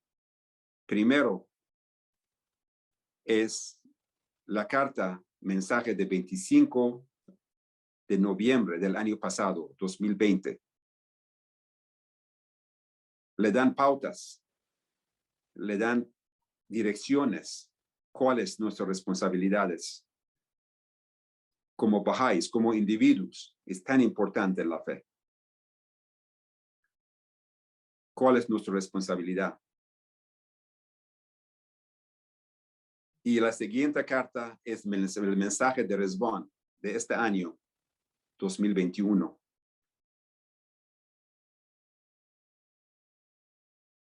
También están enfocando mucho sobre la unidad y el convenio y la ascensión de Abdul-Baha de Centenario que hemos tenido.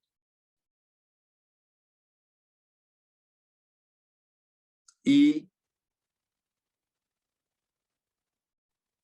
es animarnos de leer 12 libros de Ruhis, Ruhi 8 y el libro 9, que está hablando de instituciones y el convenio de Baha'u'llah, y sobre Abdul-Baha y la Casa Universal de Justicia.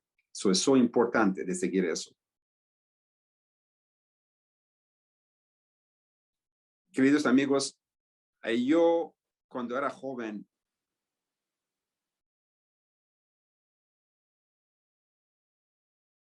tenía la bendición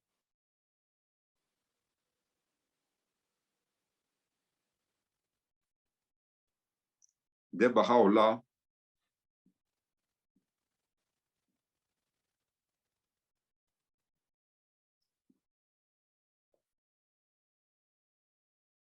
para ser pionero en Perú.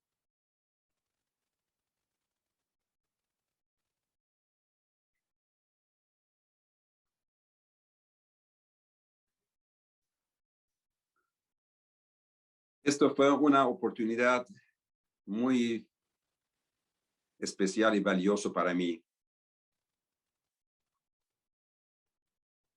Esto fue uno de los mejores tiempos que yo tenía en mi juventud.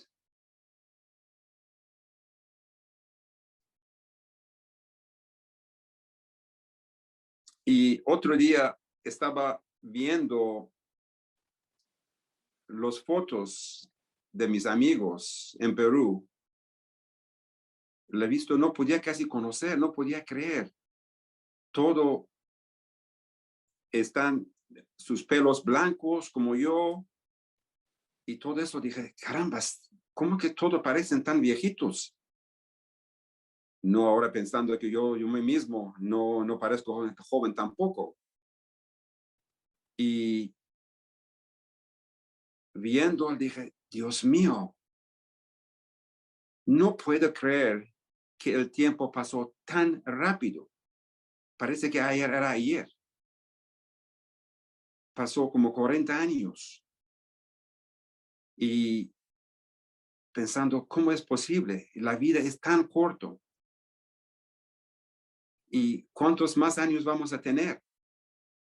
No sabemos que vamos a estar vivos mañana o no. Entonces está pensando a mí mismo, ¿qué es lo que yo puedo hacer para servir la causa? Y sabemos, la única cosa que le va a quedar es nuestro servicio a la causa de Dios. Aprovechando todo lo que podemos. ¿Y cómo podemos inspirar a la gente? Esto fue una cosa que hasta que nosotros mismos no inspiramos, no llegamos a transformación espiritual, no vamos a inspirar a otra persona. Como el ejemplo de este maestro viajero, Genova Caldwell, y los alemanes. Tenemos que llegar de esta inspiración tan fuerte para que podamos inspirar a otro. Tener amor de Baha'u'lláh tanto en nuestro corazón para poder servirla.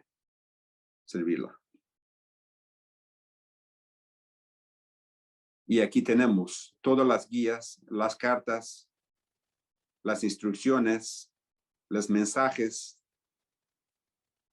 Tenemos que aprovechar porque nuestra vida no es muy largo. Va a ser muy corto. Gracias, queridos amigos. Allah Hafiz.